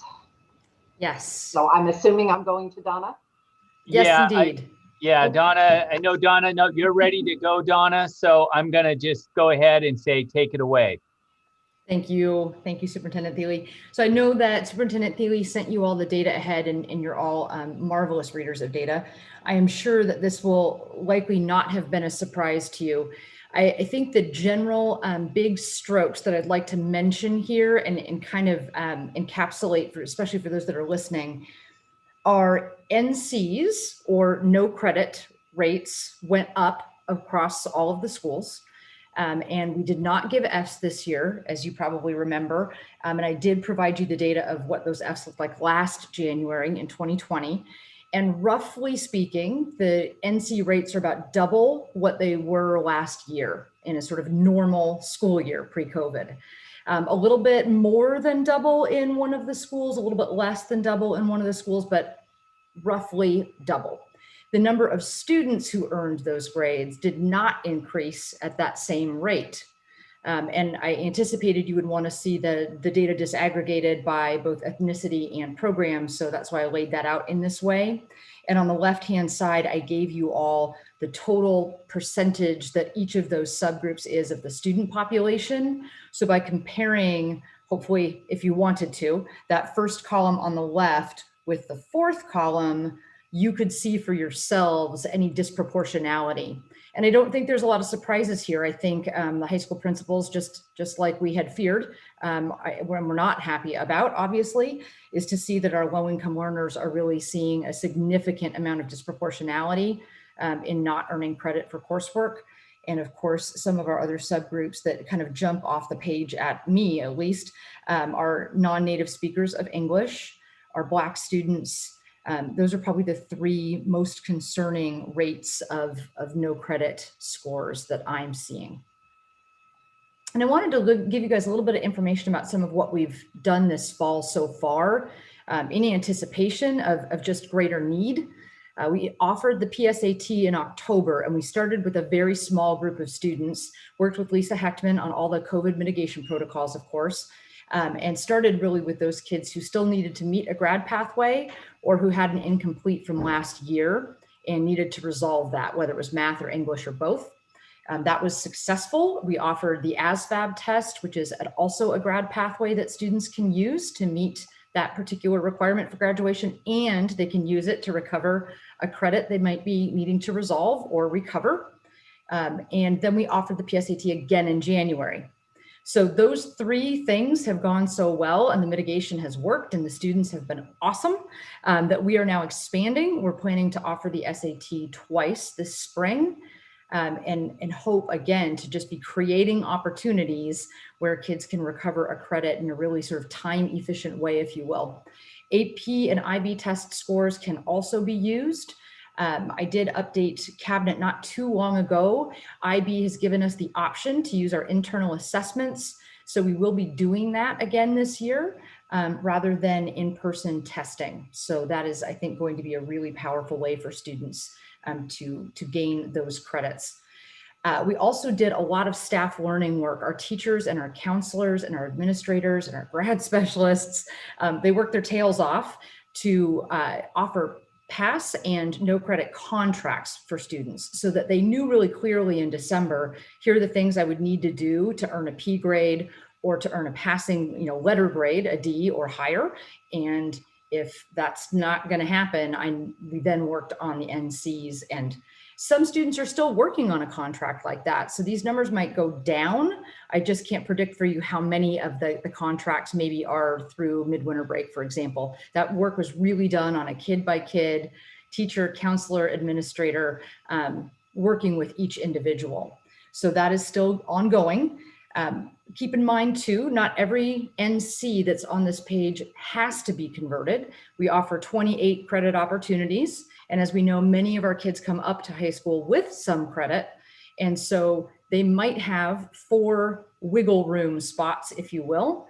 Not that we want students to lose those, by no means do we want that, but not every NC on this page necessarily needs to be resolved.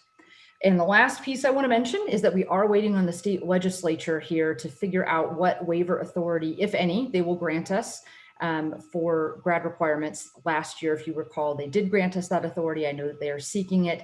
I've been watching the House bill a little bit, and it does appear to have traction, and it seems that we will probably be granted that authority. So we would apply that in those cases where a student did not earn credit but was on track to graduate, and just in alignment with whatever rules they set. I don't know exactly if they'll be the same or if they'll alter them. Thank you, Donna. I want to thank you and everybody who I believe you worked with Nirmala and others and Heather to get this data, to disaggregate it and put it in a very digestible format. So I appreciate that. Yes, I have to mention Jenny Hagan really did the lion's share for me here. She was awesome. Okay, great. Thank you, Jenny. You know, it strikes me that COVID has created so many new demands on the staff and the system, and it hasn't taken very many demands away, or at least I haven't taken very many demands away from each of you. So I really do appreciate it. And I have to say, I was disappointed, not surprised, disappointed. And as I referenced earlier, back to Dr. Gallinger's question of my why, this is part of my why.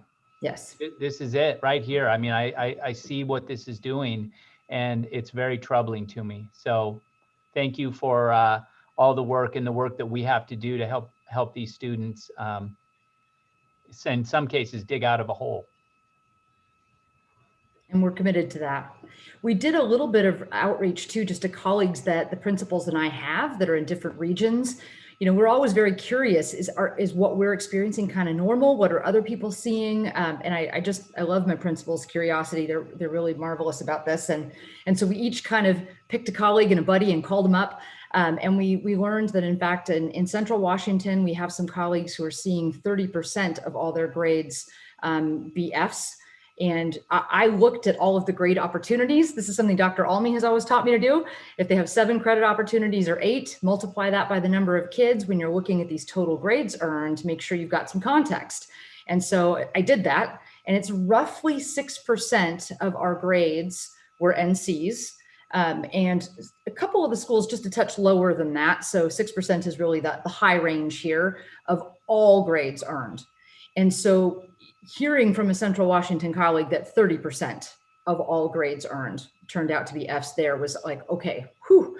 I looked at Bellevue and some of their publicly available data. I have colleagues there, of course, and having spent 10 years there, their numbers about roughly 10% of the grades earned were Fs.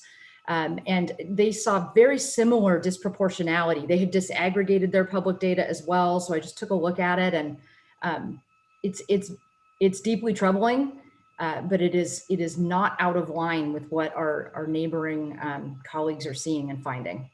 It's been widely reported too in like Ed Week and some of our other professional journals that this is true across the country. And it is also true that there's not a lot of high schools even across America that are fully back in. I mean, most high schoolers are having to participate in some form of hybrid or remote. And that's, and I think that's goes to why you see this holding up nationwide. And I too, superintendents have talked a lot about this, Donna, and I've not heard a single one say, oh yeah, no, we're not having higher fail rates. Typically it's wow, we're really troubled by this and trying to figure out how we're going to recover going forward and support students. And one thing we will be doing too, as my principals keep working through these individual student situations with counselors and grad specialists and their APs, we will be looking closely at how this shakes out by subject area so it can inform Andrea McCormick, who's going to be my summer school principal again this year, and we can really build offerings that will help to meet that need. And then Rich gave me his blessing to go ahead and start a conversation with Don Wallace and Teaching and Learning about constructing some more internal credit recovery offerings, potentially using Canvas as a new platform for that, or at least their curriculum development tool. And it doesn't necessarily mean it would always be an online offering, but that we might be able to build it within Canvas and prepare it for whether we're in person, hybrid, or full-time. So there's some exciting options there, and Diana Eggers was just working with Don Wallace and me on that. Sydney, did you have a question? I do. I just want to make sure, one, I'm reading things correctly. The grades for high school is end of first semester, correct? Yes. We're just comparing it to enrollment from October, because I realized I was looking at the October date. Yes, usually, and here's what's interesting, Sydney, I'm so glad you asked that. I couldn't get this number out of the OSPI Tableau. I was trying to help Jenny, and I had to admit to her, I am totally stuck here. She found a way, and she had to actually use Cedars in addition to some of the Tableau data and Skyward. So she chose that October 1 day because it is our typical official P223 and our first official one, so she picked it.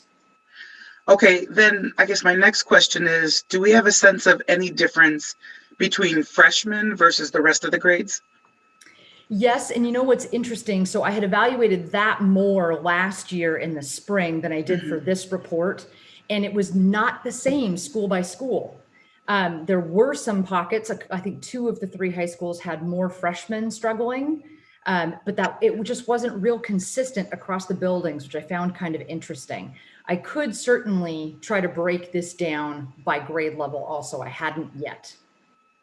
I think that would be helpful. I know one of the things we've talked about is freshman Fs as a predictor of graduation. So I want to make sure, and I have a third one. Last one is I know you didn't speak to it, so I don't know if we're going to talk about middle school separately.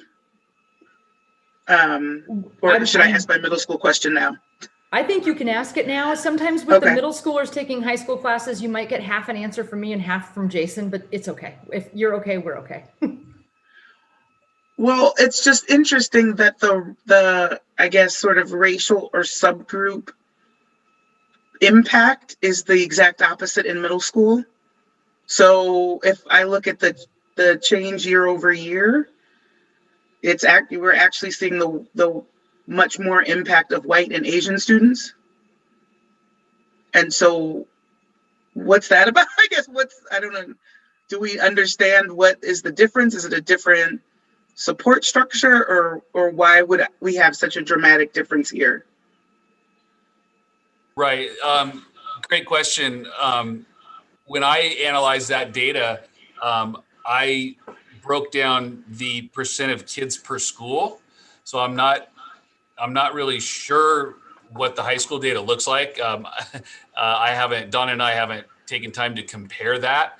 But when I analyzed that, the white and Asian populations tend to be our larger population of students. So there's more students that would contribute to maybe struggling in a class.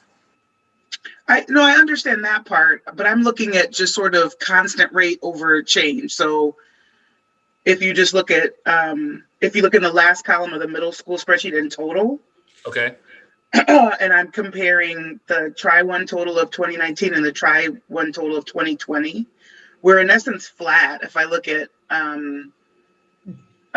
American Indian, Tri-1 of last year to Tri-1 of this year, if I look at Asian Fs or Asian D plus F, I actually have a much higher increased rate than I do of the other populations.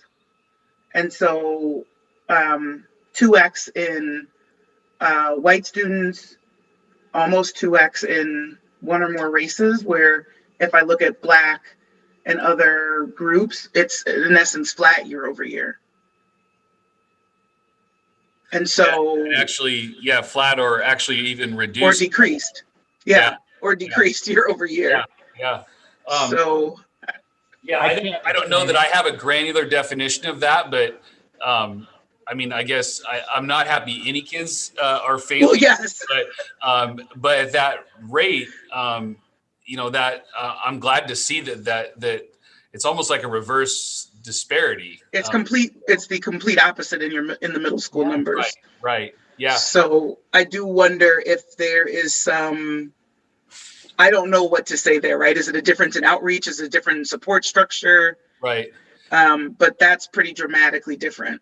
Yeah. And I honestly, Director Mullings, I don't know. That's something that I'd have to keep an eye on and see how this develops. This is so new to me, COVID grading, but I saw a similar trend, but I'm interested to see how that develops. I think one of the pieces too is our staff, teacher and admin and tier 2 teams are learning right now as well how to respond and what's working. And you know, I had a lot of conversations with my principals about this data. We've been diving into it for some time now. And trying to sift out all those bits and pieces of you know, can we answer why, and trying to respond as best we can. What tier 2 interventions? It's a bit of a moving target because what works for one particular situation may not work for the other. So it's kind of almost like, you know, it's a lot of very individual work, and you know, that just takes time. But definitely digging into the whys and hows, because we want to do better for Tri-2. I mean, we want to minimize any student struggling, but also maximize their learning, and how the grades are representing that. This data has caused us to think, but it's also brought the level of conversations with my principals. I would articulate that for many students, getting kids back in person is an equity opportunity and is an equity issue, because there are other parts of this data that I believe students where our DF rate in the middle level went up anywhere between 1% and 5%. I think a lot of that work we can fix by getting those kids in person. And that's what my principals have articulated to me when they're working with families. They're just saying, we believe that student could engage much better if we could get them back into our building. And so I hope we can move that direction. Okay, that totally makes sense. And this one, I would love to then, like the freshmen, look at the 6th graders to see if it's something about the new level. But I guess the other thing that just goes off for me is we normally talk about, you know, outreach support structures for some of these underrepresented groups. And so just making sure that that's on the radar, that this is a very different beast at the middle level. Right. Yeah. And in working with my principals, those grades should be triggering that tier 2 work. Okay. So it should be triggering, and it's not just grades, it would be attendance as well and other indicators, SDQ, strength and difficulty questionnaire data. So there's lots of different data chunks, but I'm meeting with all my folks tomorrow, so we'll be sure to pull that up to the top of the list. I don't have my DF by class. I have it here. I just don't have it sorted. So I can sort it by grade level and get exactly those numbers and get them. And it may be less because it's high school. I don't know, but it would just be, that's just curious. I want to sort it because oftentimes, you know, we're keenly aware of that importance of that transition. And so we want those kids to feel successful. So I want to sort it and see. Thank you. Marnie. Oh, and then Kaylee. So I thought this was really interesting data, and I'm like, can we keep getting this every year? Was kind of the first thought. I thought this is great for us to really kind of see systemically what's happening in our building, especially as we continue work to try to mitigate, service students and help with grade improvement. I think what is most disconcerting for me in the high school data, I can't see it, Jason, with the data that you provided, And I know it was complex getting it, but being able to see how many students have Fs versus how many Fs there are. And when there are Yes. 3 times the number of Fs as there are students, that's huge. So it's those kids are going to fall so far behind, they're going to give up. And You know, we we've been really talking wanted to know about- that. What's that? We really wanted to be able to know that for sure. So Yeah. I'm glad that helped you. Yeah, and it is a huge concern. We talk about parents wanting to leave the district, but I don't want kids dropping out. And so it's really giving me that pause, like, oh my gosh, over the next 3 years, we have to be really careful about an increased dropout rate in the fact that they're going to sit back and go, look, I got 3 Fs in one semester, not, NCs because they're not Fs, but they got to take those courses again. And I think that's, I'm really concerned that they're going to get so far behind, they're not going to catch up and they're going to give up. So that'll be what's going to be next year is, how do we get kids to catch up so they don't. Yeah. Director Moraldo, I'll sort my spreadsheet that way, tidy it up and get it to you all hopefully tomorrow, if not over break. But thank you for that. Over break is fine. Okay, thank you. Yeah. So mine was similar to Marnie in noticing that, it went from on average 2 per student to 3 per student. So what are we looking at anything for our summer school capacity to be more prepared to help kids get more made up this summer? Yes. Try to keep them or get them back on track so that getting them back on track is done more quickly versus spread out over how many years? Because with this, I can't tell, the grade level. So I don't know if they have 1 year to get this done or they have all 4, 3 more years to get it done. Right. And we absolutely are. So we will break this down by subject area so that we can inform those course offerings for summer school. Absolutely. And we'd already restructured summer school last summer to allow kids to accelerate their credit recovery if needed. And we do have that model in place. And I know Andrea and I have lots of conversations yet to have about it, but we're ready. Okay. Oh, I'm sorry. Kaylee had a question. I totally lost her. I'm sorry. You're totally okay. So I have a couple questions for the board or whoever can answer.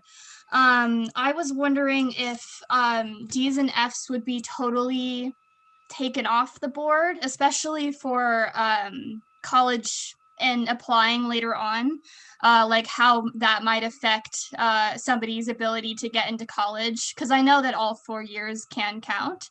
And I know that junior and senior year are very important too, but I was just curious about that.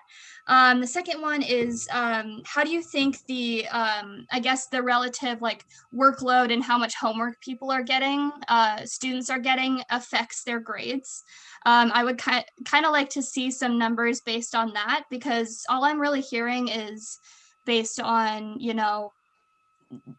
how many people are in school and not, and how they're struggling based on that, which is definitely a big problem.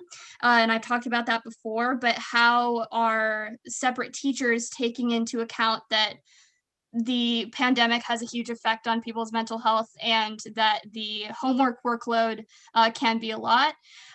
So kind of just going back to more deep-rooted effects of that. So if anybody can comment, that would be cool. Yeah, I think I probably should. So first, we opted not to give Fs at all so that the NC would not have an impact on a student's GPA. And kids who were maybe close to that passing D, not passing, were offered P contracts as well as the option to take a letter grade. So it really depended on where they were at in their learning, and really we needed teachers to lead that work. So they did that in December and January. And I think one other thing to keep in mind, even last summer, Teaching and Learning was helping guide our teaching staff through sort of common sense adjustments to scope and sequence, knowing we were heading into either a hybrid or some model that wasn't going to be conventional. And based on what they'd experienced in the spring, we asked them to really think about, okay, what is the most essential work that needs to get accomplished? And so I do think that there have been some very common sense reductions, if you will, made in what some things are fun to do that we all love to do in certain courses as teachers, but they don't have to be done to achieve the learning goals and the learning outcomes that we really want to for kids. So those kinds of things we had to let go and really get serious about what can we accomplish in the time that we have with kids. So I think those two things together matter in an answer to you. But I also think the other piece to keep in mind, last year we put on everyone's transcript exactly what the state asked us to, which was essentially, this was a COVID year, I'm paraphrasing, and we made sure, Director Moore actually really encouraged me to think about where else it should live. And so we put it in a school profile and we explained exactly what our grading practice was. And that school profile goes out when counselors hit the button and the Common App and all of those places it will get received. So any receiving school knew what our practices were. And we have seen, one of the things that Principal Hennig has done at Skyline is bring in some really powerful admissions communicators. One of them, I watched his coffee because I asked him to send it to me so I could hear her. But she said essentially, dozens, if not hundreds, if not thousands of colleges are making adjustments because they're seeing so many different unique kinds of practices from kids all across the country. And I encourage folks to if it's still up at your website, I know Keith he's here somewhere in the Zoom room, go check her out and listen to her. She very clearly articulates how they are accommodating that and what they are doing as they look at these applications. It's really helpful information. Okay, anything?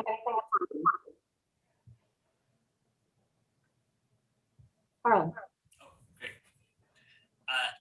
Where is the SAT going to be held? And are we able to, how do we make sure that all students have the opportunity to take it as far as from a transportation or access or cost standpoint? I know that has been a concern in surrounding school districts, and I'm glad that you're doing it just because to provide our students a closer place in this era of craziness. Yeah, those are great questions. So we have not necessarily solved the transportation issue yet. I'm not certain yet how many need transportation. We certainly have processes in place for scholarshiping. SAT we don't normally offer. However, kids have what we have often called it kind of a hardship form. If a student doesn't qualify for free and reduced lunch, we have a separate application. And certainly that might work if a family member's recently been unemployed or they lost their health insurance and had a medical issue in the family, that kind of thing. So we could approach it that way. And we've also, of course, can approach the ISF. They've been incredibly generous in helping us with unusual and even short turnaround requests like this, but we double checked as we ordered them. We did a lot of research on this. We get to send back unused tests at no cost. So that's a really good thing. And we thought, okay, we're kind of safe. We have a lot of wiggle room here. And so therefore we put surveys out to the kids to find out who needs what when. And we had to juggle it around, of course, everything else going on in the buildings, but we picked the two most common sense dates that worked for the staffs. And they knew they could supervise and manage the kid sizes. And we just asked them like first choice, second choice, I could do either date, that kind of thing. So that's how we got our rough numbers and could figure out, can we manage it and get all the kids in and do all the attestations that we need to keep the 6 feet and all of that good business. So we're pretty excited about it. We've had some good luck so far, so we're getting bolder. I appreciate that boldness. Thank you for getting the data. I requested this to see, and you're right, it's not as surprising and it shouldn't surprise us, but I hope that it roots us in what Superintendent said about our why. And I hope that all future bargaining leads with like, this is our why. But I guess I worry that if don't even have bargaining scheduled, I'm a little concerned that we aren't really emphasizing it as strongly as maybe we should. This is why we're trying to get our secondary students back into buildings in some format, especially our students farthest from educational justice. So if I was a parent or community member and I saw this, and I hope that we publish this data, what we can I don't know if it has to be aggregated or not to protect students, but it should be public data. And this should be why we're trying to push and promote as much access to in-person learning as possible, because I think that that is an intervention in and of itself. But I also hope we pivot from just admiring the problem to having a comprehensive plan that I would love for you guys to tell us, hey, here's what we expect the intervention costs to be.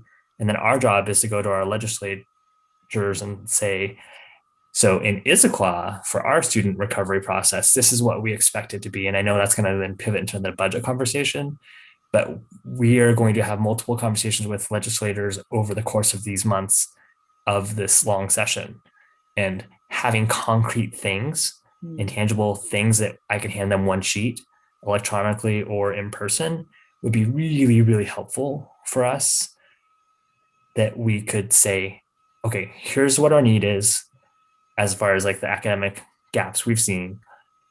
Here's what our recovery plan is, and here's what it would cost.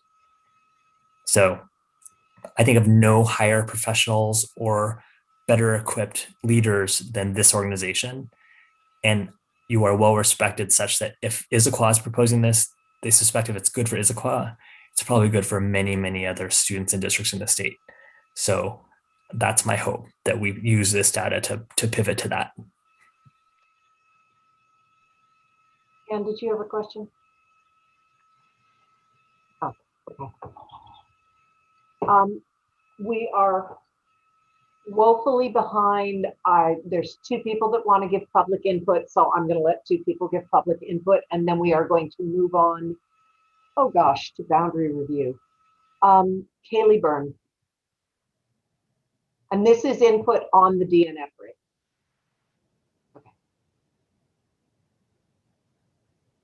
Hi, I'm Kaylee Byrne, and I'm at Issaquah Middle School. Thanks for listening to me again. So something that I've been working on for a while is trying to have equitable grading practices. And I have really appreciated that the district has offered us opportunities to listen to DWEC. I know I've done some reading by Gusky, and then I've just read this summer a book about equitable grading. And a big thing that I've seen is that standards-based grading tends to be way more equitable for students. And I have worked really hard with my math team, and one of my math teachers at my school and I have created a very successful, we have very few D's and F's, and I feel like we can really tell how students are doing based on their letter grade, which is pretty impressive. And I almost got the rest of my math team on board, and the biggest thing that it came down to was Skyward. Skyward does not, the middle school and high school does not have access to the standards-based grading high school or Skyward part. I believe the elementary does, but the high school and middle school do not. I am sure this is a problem at bigger levels than this, but it would be a game changer if we could do that. I know I have manipulated the system to make it work for me, but it is way harder to get more teachers to jump on board when they're having to redesign, everything. So I guess I'm here asking that we can consider giving teachers at the middle school and high school level more resources to do standards-based grading, because I think it would help with this DNF list significantly. Thank you for your time. Thank you. And Ruth Walker. Oh, you're not Ruth. Hi. So I think the word equity has been brought up a lot in this meeting, and I think it's really not fair for kids and students in our school district to be not going to school when the rest of our country is back at school. And we're really at a disadvantage because when we're competing with these people, even later in life, we're going to be at a disadvantage because we're not having the fair education that we deserve.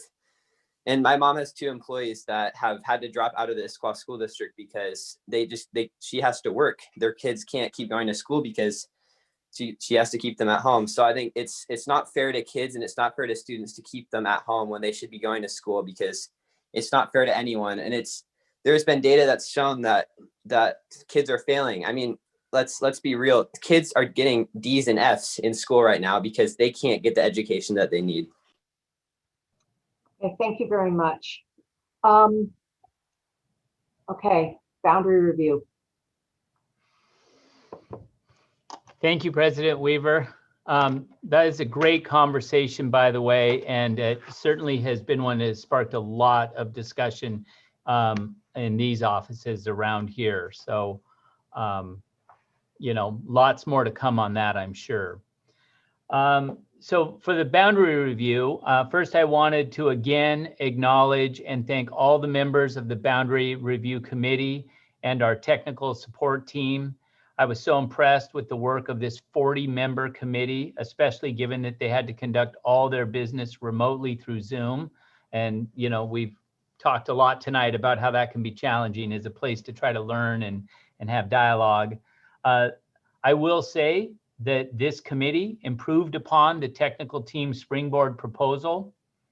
They also tackled numerous issues and/or questions that came before the committee. They did so in a thorough and professional manner and came up with a recommendation that meets the goals of the charter and will create very good and sustainable attendance boundaries for this district. And that committee overwhelmingly approved and supported that recommendation. Because of this, and because I observed all of their meetings and followed the process very carefully, and in fact did some follow-up work once the recommendation came to me with some of the members of the committee, I had some follow-up conversations with our transportation department as well. Given all of those factors, I am officially accepting the recommendation from the committee and will direct staff to implement these new attendance boundaries for the 21-22 school year. That message will go out in our board meeting summary tomorrow publicly. I've written a statement to that effect. And I think it's important to get that right out on the front. Again, the committee did a really outstanding job. Kudos to Mr. Cooper and Dr. Almy for their facilitation, the technical team. Again, we always reserve the right for administrative, small technical changes that may need to be made, that those do come up periodically. A lot of this work is done on big maps, and then occasionally we'll hear from a neighborhood that says, you will point out something to us that this looks like it's connected, but it's not. And, you know, so there might be a few tweaks that will happen, but the vast bulk of it was just outstanding work that will, as I said, meets the goals of the charter and creates sustainable boundaries. And, you know, we haven't had to do a major boundary adjustment like this in about 15 years.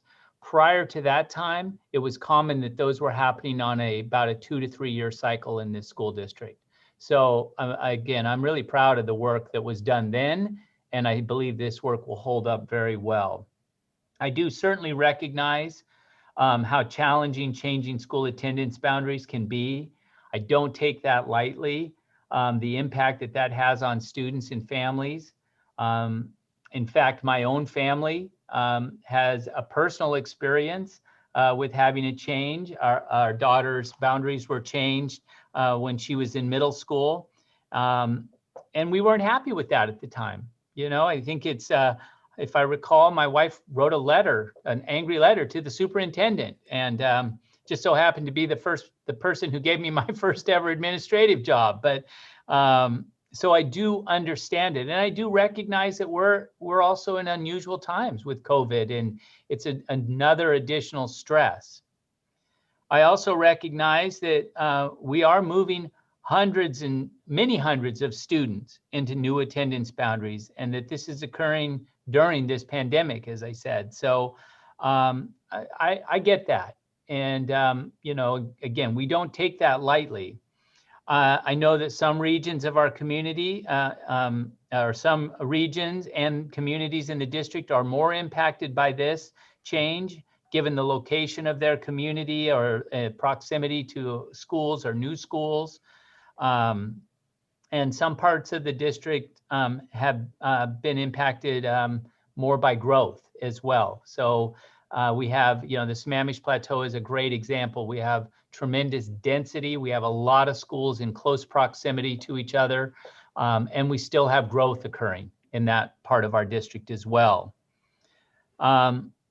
I also want to note, however, having been involved in numerous boundary changes, mostly in my role as a school administrator, but as I noted, also as a parent, I have been extremely impressed by the strength and the resiliency that I have seen in our students, not only to cope with the change of having to change their school, but actually thriving in that new environment. And I know that might be hard for some of my students to believe right now as they contemplate having to change their school next year.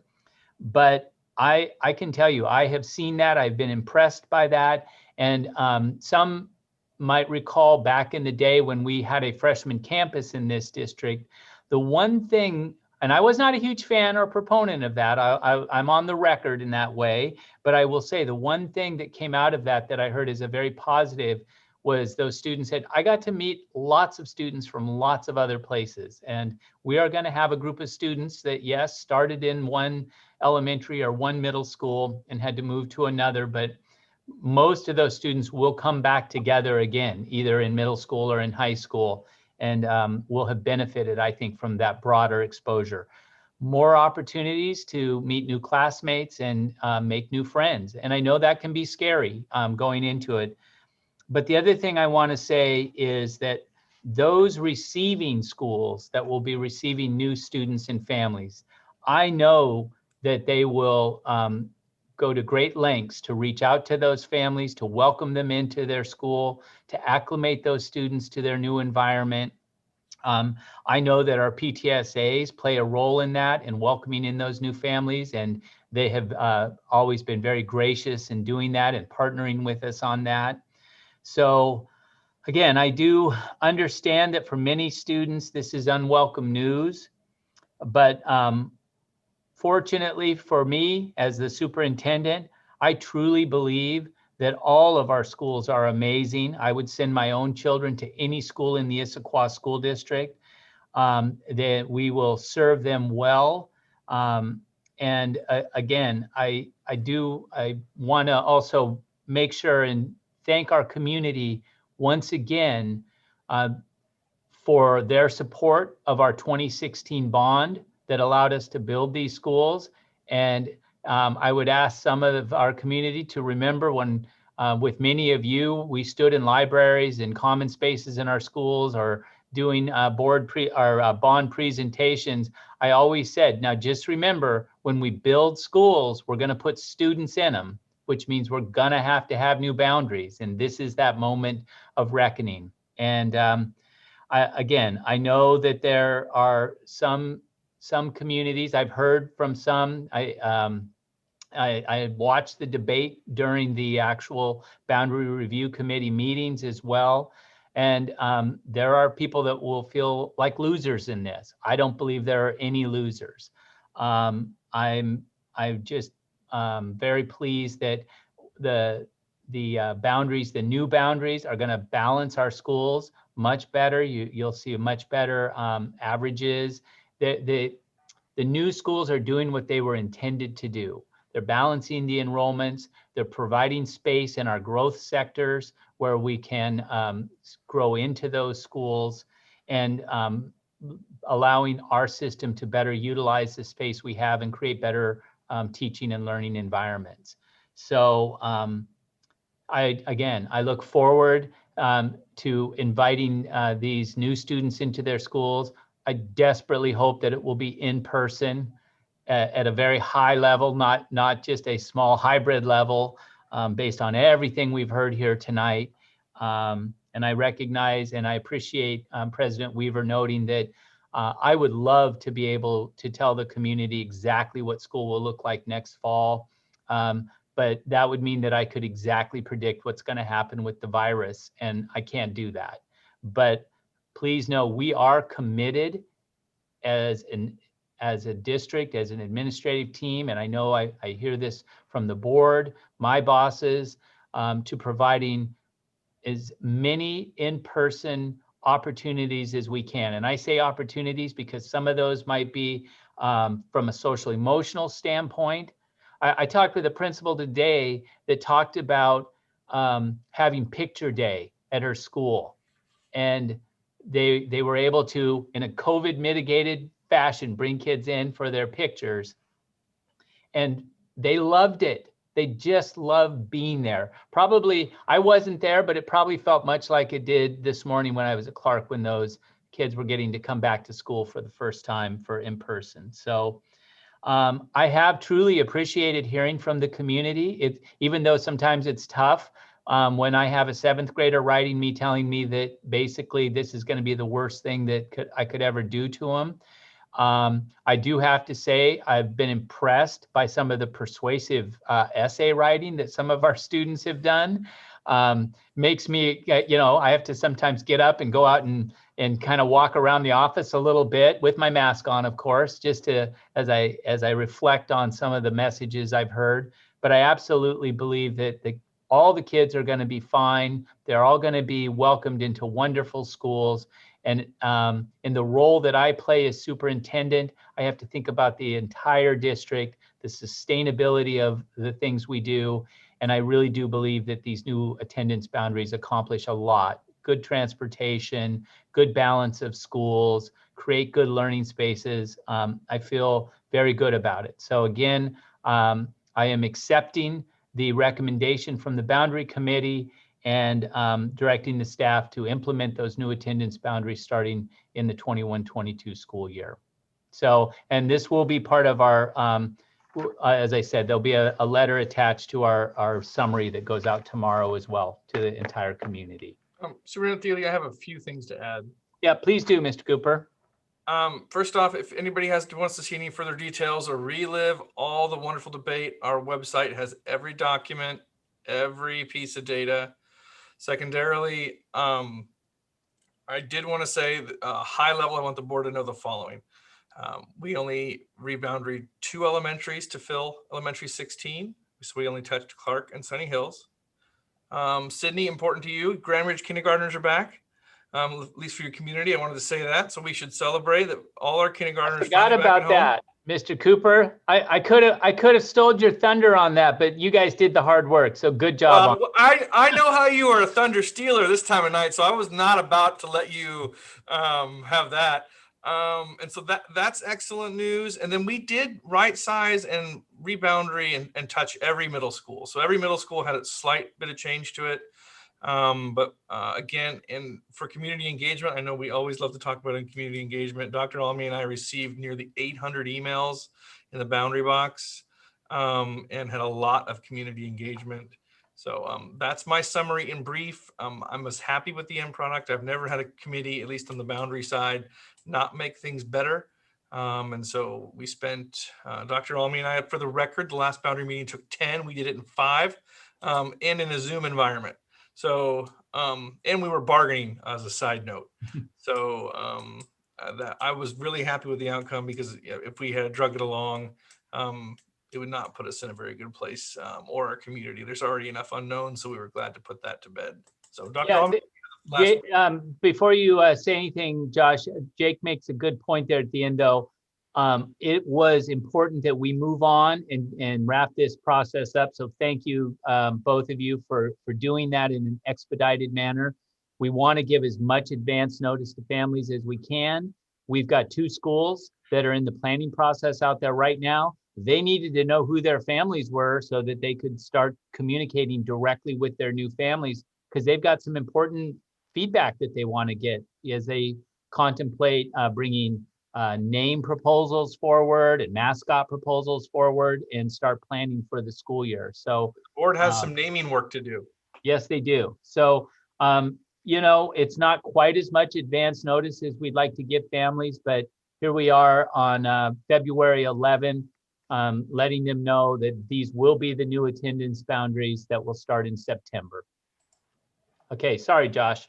Yeah, I'll be brief. I was just going to say, just the scope of of this task was so huge, and there's some people that I just wanted to give a shout out to, because it truly took a village, and it was just so much work from a group of people: Colleen Tuardo, Bridget Anderson, Martin Turney, Lisa White, Teresa Ahrens, Jake, just the amount of work that went into just creating that springboard, really over a 6 to 8 month period, and just managing all of the communication and whatnot. Stephen Collins, it was a team effort. It was a lot, and those 40 voting members, those 20 principals and 20 parents, they showed up every single meeting and brought their A game, and we got it done. Yeah, I have to say that, Jake mentioned, what'd you say, 600 emails or something? I don't think I've ever seen quite that level of community engagement in a boundary committee. And I was really impressed with the careful and thoughtful work that all the committee members did. They considered every piece of input. We had community members who actually had their own springboards. So the committee did a really nice job. I was very impressed, and I think the outcome will serve us well. Any comments from the board? And do I have public input on the boundaries? I guess I do. I did have the one comment. Oh, I'm sorry, Sydney. I didn't see I think Marnie's hand went up to President Weaver. Okay. Just going to re-celebrate kindergartners at Grand Ridge. I think that's a really big deal. You want to talk about it, sending your kindergartner to a whole other school. I think that's amazing. That is a win. Yeah. I'm sorry, Marnie, did you have something? I was going to say, I'll wait till after public comment. Okay. I'm lost. Okay, I see 2 hands, so I'm going to limit it to 2 hands. And Ruth Walker seems to already be there, so I'm going to let her go first. Oh, I'm sorry. Oops. No, I'm sorry. I muted you. Hang on. I got it. Thank you. It's interesting as we're talking about these boundaries, I can't help think about the poll that was done. I don't remember who did this poll about the number of families that if Issaquah School District doesn't go back in person, plan to leave. And if enrollment's already down 1,200 people or 1,500, and my son told me he knows several more that parents say, if you don't go back to high school next year, we're going to have to go somewhere else for school, out of the state or somewhere else with family. And I know I called 10 friends last week and they all said the same thing. As we're looking at these boundaries and these beautiful schools that we've worked so hard to build, I think we need to do everything we can to preserve enrollment. Because I look at Pine Lake Middle School where my kids are supposed to attend, and it is a beautiful school. I'd like to see kids in these classrooms because these beautiful schools don't need to be there if kids aren't in person. And I think in order to preserve the need for these schools in Issaquah School District and to make the trajectory continue and stay steady, this is another reason why we need to go back to this in person so that we have a reason and a purpose for these schools that we've worked so hard to build and that taxpayers have levied money in confidence that we provide education in them. Okay, thank you. And Carrie Miller.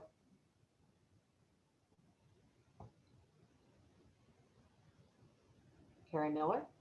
Unmute. All right. Okay. There you are. Can you see me and hear me? We're good? Yes. Okay, great.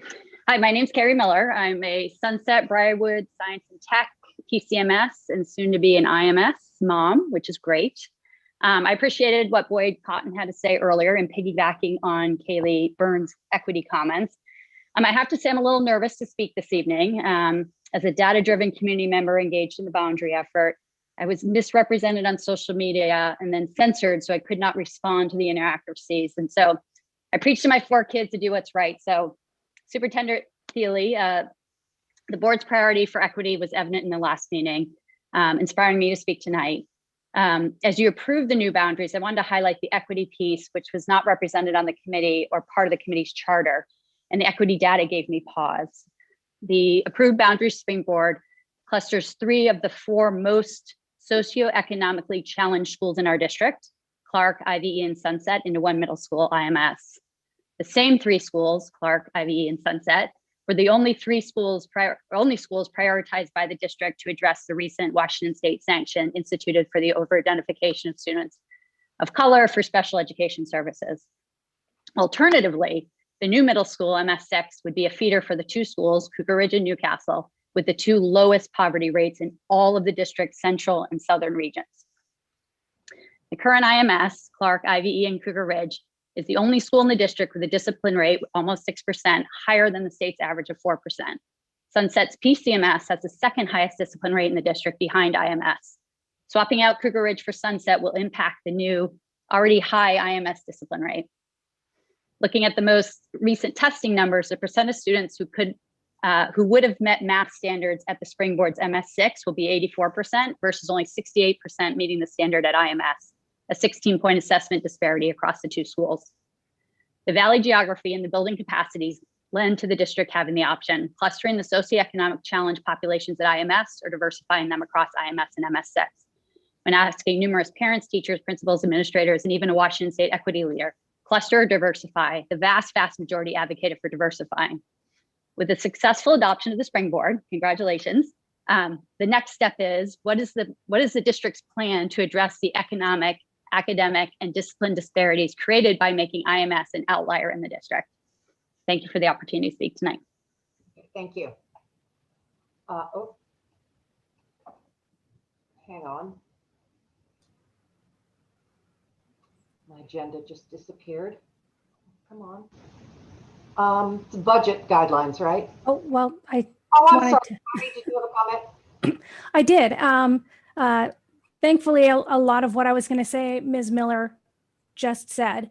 I was actually interested in where the equity lens fell in the conversation and how was guidance given to the boundary committees as you guys were doing this work, because I do recall sitting in the NSBA equity conference symposium 2+ years, it was either 2 years ago or three years ago, where they talked about exactly what happens during reboundary is a big deal and can be a big deal equity-wise. And I remember sitting there and texting Superintendent Thiele directly, like, when we get to reboundering, this has got to be at the core of what we're thinking.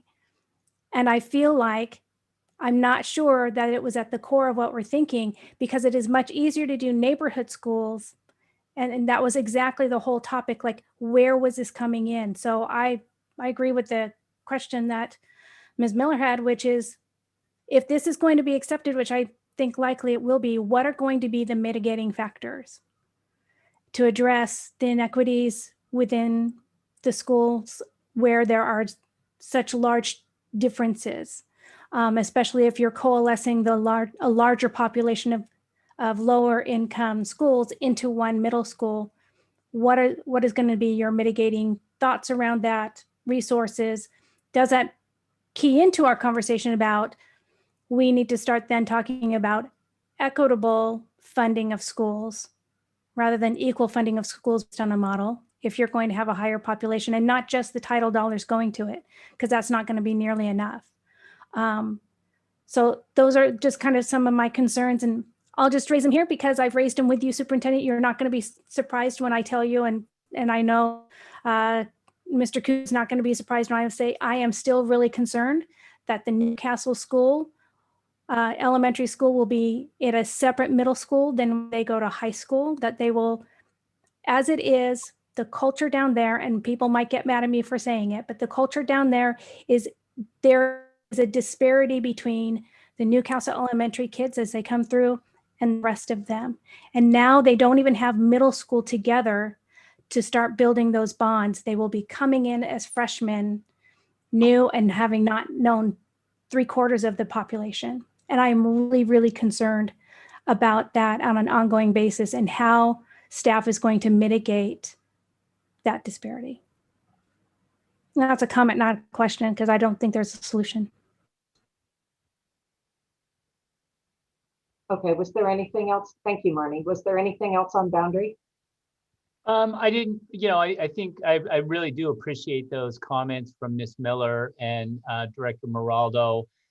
Certainly consideration, there's a challenge. You have opportunity costs for every decision you're going to make. And I do anticipate we're going to see the free and reduced lunch rate in Issaquah Middle School likely go up. I'm going to project about 3 to 4 percentage points. It's already the highest of our 5 middle schools. and has been now for about the past 3 or 4 years.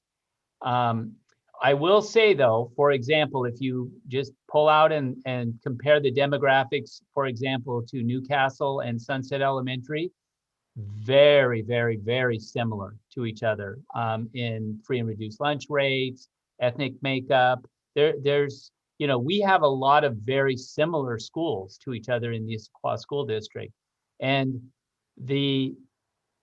I believe the impact in terms of bus rides and breaking up neighborhoods to move free and reduced lunch rates of schools that are all, even at its highest, it will be less than half of the state average.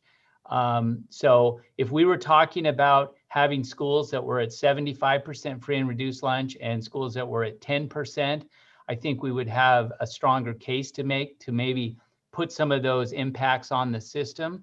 I think we can better address the issue by keeping our neighborhoods together, having smart transportation centers, and it is incumbent upon us to better resource those schools that need it. And we've been moving in that direction as a district now for several years. It's already true of Issaquah Middle School, and it will have to continue to be that way. But I do believe that you know, it was a consideration, but I think there would have been a tremendous cost if we were, in essence, busing for socioeconomic impacts on the schools. You know, that if that was our primary driver, I think that would have been a challenging thing for a lot of our communities, and I don't know that it would have accomplished the goals that we really set out. And you know, I don't want to go back into the conversation too much about grades earlier, but I'm just still fascinated by what I saw in the middle school data that showed that the traditional opportunity gaps were not rearing up their ugliness as much as they certainly did in our high school data. So I get it. It's not perfect. Boundaries rarely are, but I do stand behind, and I think it's why this committee, and they talked about all of these issues at quite lengthy, still overwhelmingly pushed forward this recommendation to me. But I think it's a good conversation. We had the conversation robustly. Equity was not a part of the charter because when we look at our data, we are economically homogenous for the most part. You have a 20-point spread, which is, as you said, half of the state average. So you can't hold the value of neighborhood schools and then gerrymandering for low income equity. Those are at tension. And we had the conversation with the committee when they went into their breakouts. Said, here's the free and reduced rates. You know, and they came to the same conclusion that I have many times when I look at their data, that it is impossible to bus kids across this district to move the free and reduced dial. It is not very smart, I will tell you that, to bus kids all the way across the district to move the free and reduced dial by 3 or 4 points. That is a fool's errand from a financial standpoint. And so, and boundaries are about logistics and transportation and neighborhood schools and busing across town. Those aren't in the same priority list.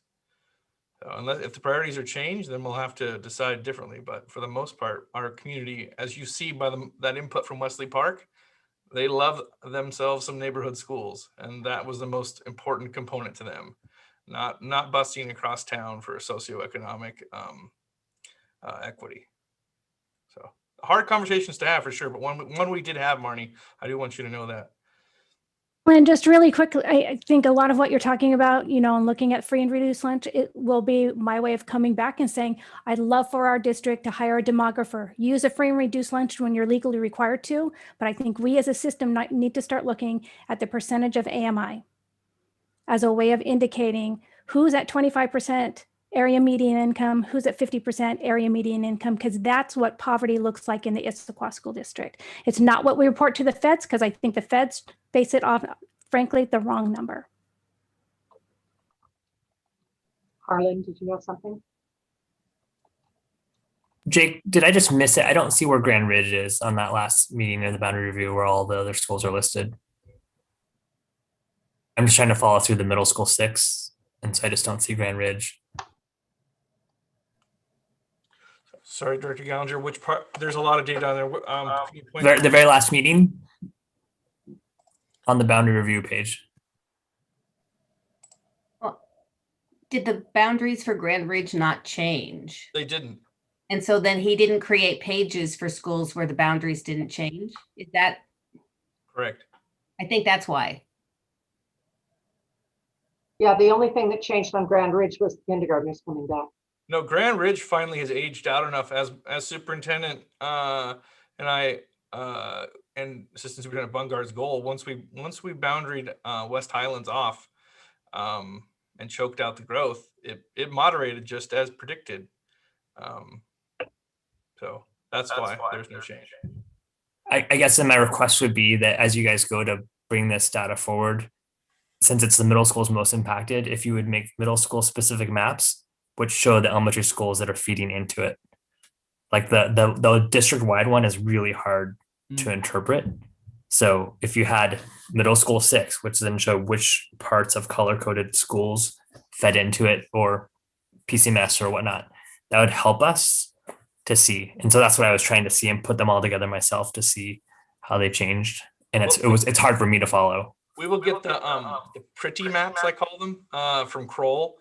We just needed the superintendent to do this work, and Harlan will exactly have that. We'll have the elementaries in color, and there'll be boundary. It'll show the middle and high school boundaries as they currently sit, so you'll be able to see the overlay. A little harder to do in our GIS for it to be all pretty, but I totally get it. I understand.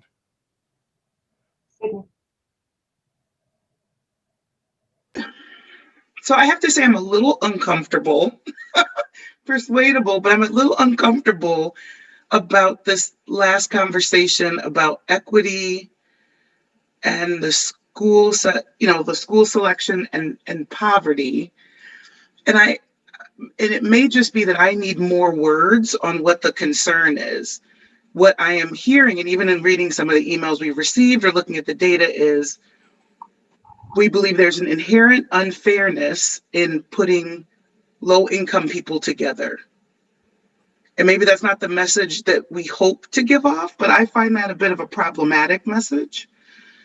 When you look at things like discipline rate, that's tied to, at least where I can see you talking about that race, and that's is that what we're really talking about? Because I'm fairly uncomfortable with having a discussion that by grouping low poverty or a higher poverty rate together, we believe that we will necessarily have a worse outcome. And so I maybe, if we're going to continue that one, would need a little bit more on the why behind that assumption and what we're actually protecting against. And if it should be about what we're protecting against, increased discipline rates erroneously or other lack of services, then I'm happy to have that conversation. But I will tell you, in just looking at the base premise, I am struggling to absorb what we're saying. For me, it really is about, and it would come down to if there's equitable funding where we start to look at those resources, then I would think it's different. Because if we look at a lot of even our, when we disaggregate the data and we look at low income is usually an area where there's a large gap. So it doesn't tend to, I mean, there are gaps in our racial data when it comes to as far as B's and F's, any type of discipline, overall testing grade, but there's also a one around our free and reduced lunch number. And again, since I go back to our free and reduced lunch number is based off of national average, it's a significantly different. So if we're looking at, it might be that pulling them closer together might make a more cohesive environment where there's less stress around everybody else is rich and I'm not. Mm-hmm. So I think that for me, there's a lot of conversations that we can have around that. So maybe you can create an environment where you can put more resources and direct them in one area because that's where you're going to have a lot of your lower income students. So if we get to equitable funding, then it doesn't bother me because then we get to providing services. It really is about services across the board. Are we helping those students? Because it tends to be our lower income students that that end up in that big gap. Now you can find our students of color in there as well, especially around our Hispanics, tend to have a bigger portion of that low income population. So for me, that's it. I hear what you're saying, Marnie. I guess I just want us to be super clear that we're talking about that we are not making assumptions based on a predominance of low income students in one place necessarily having a negative outcome. I am very happy to talk about that we're clear about what additional support services and potentially what's positive about that, to your point about environmental pressures and other items.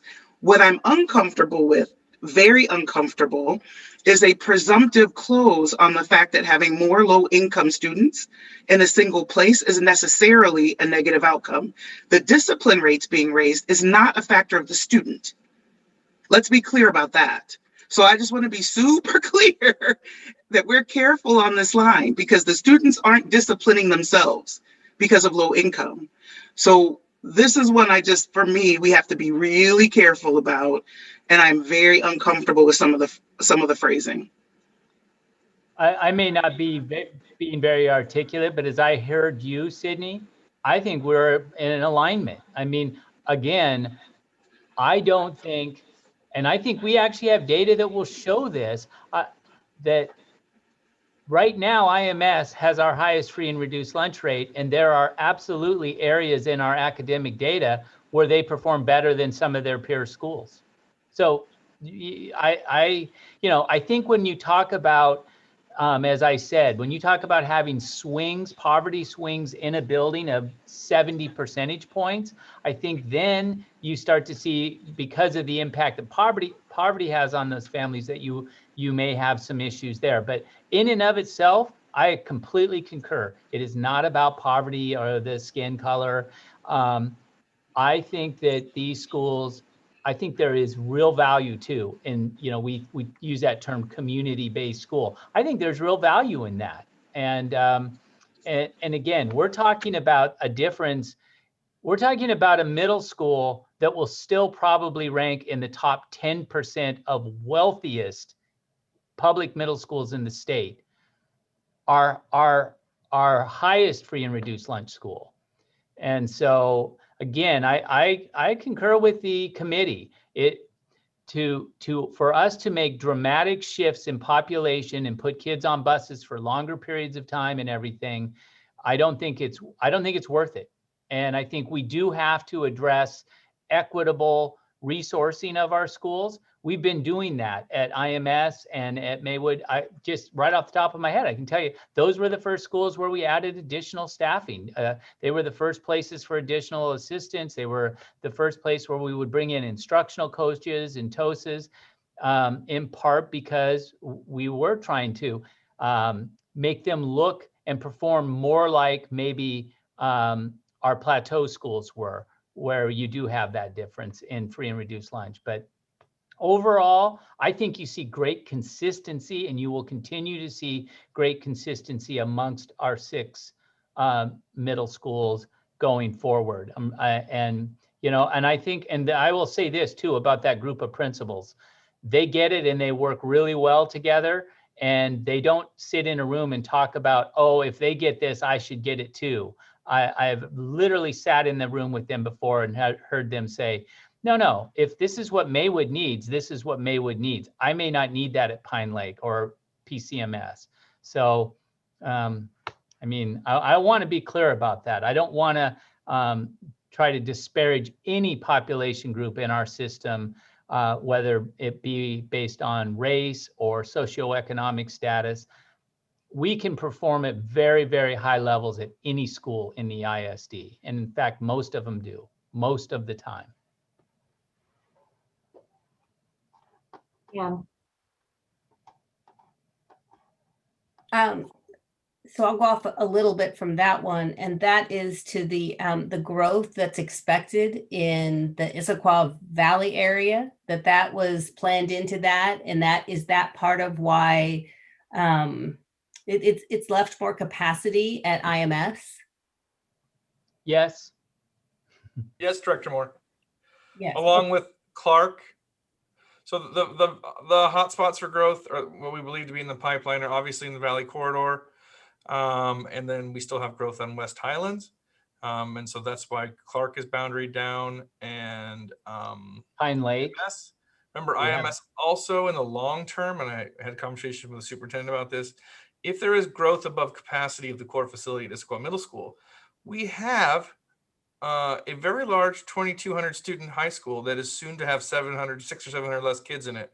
So that affords us an opportunity to also, if the middle school grows, to run some program for middle schoolers out of the high school or adjacent portable building. So that campus will serve us well for capacity. I like to think of it as a campus in the valley, as you know, because there is housing coming. Right. And then longer term, don't we have the ability with a bond to add on to IMS? Yes, I believe IMS and Issaquah High both have that capacity, Director Weaver, as we build them to be able to kind of put a wing on. I'd have to look at IMS to make sure. I know Director Moore was kind of furrowing her brow because I think I may be thinking of Issaquah High. Issaquah High definitely had space to be. Off the pack.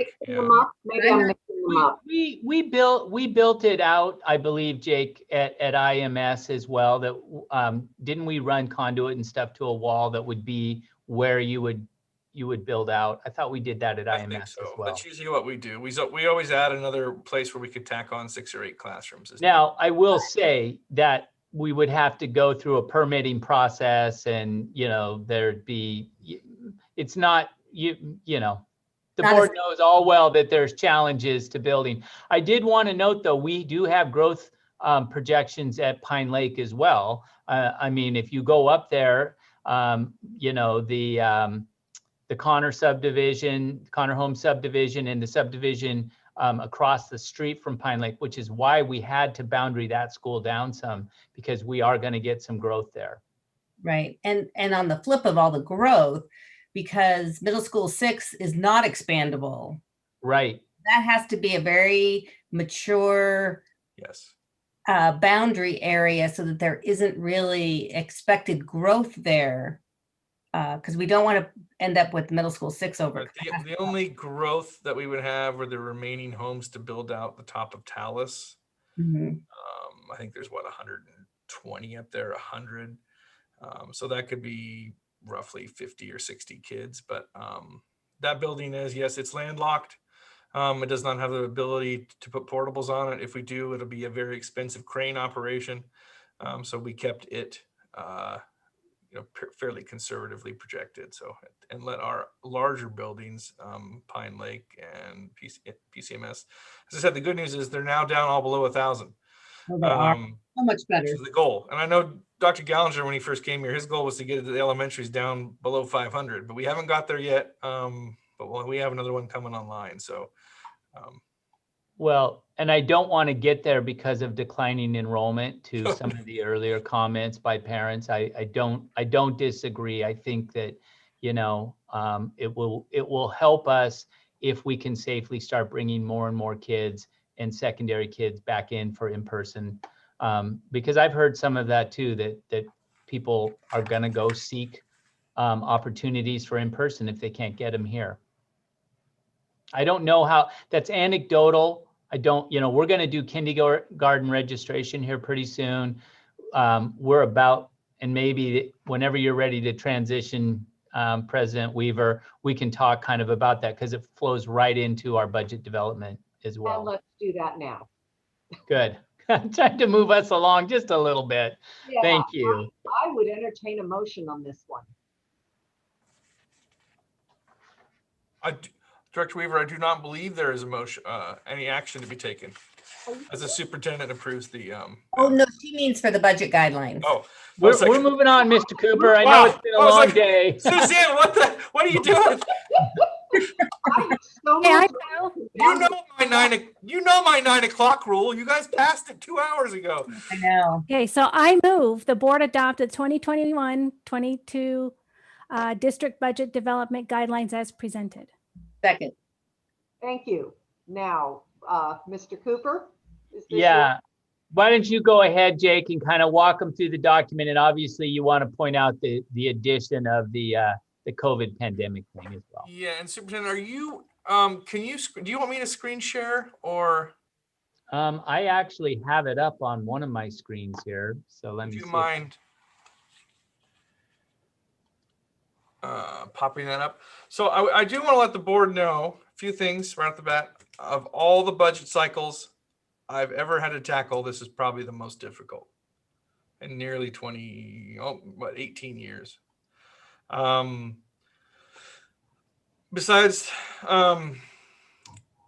the pandemic, so I do want to set some figures and facts correct, because I heard a lot of enrollment figures thrown around. We are about 1,000 below last year's enrollment.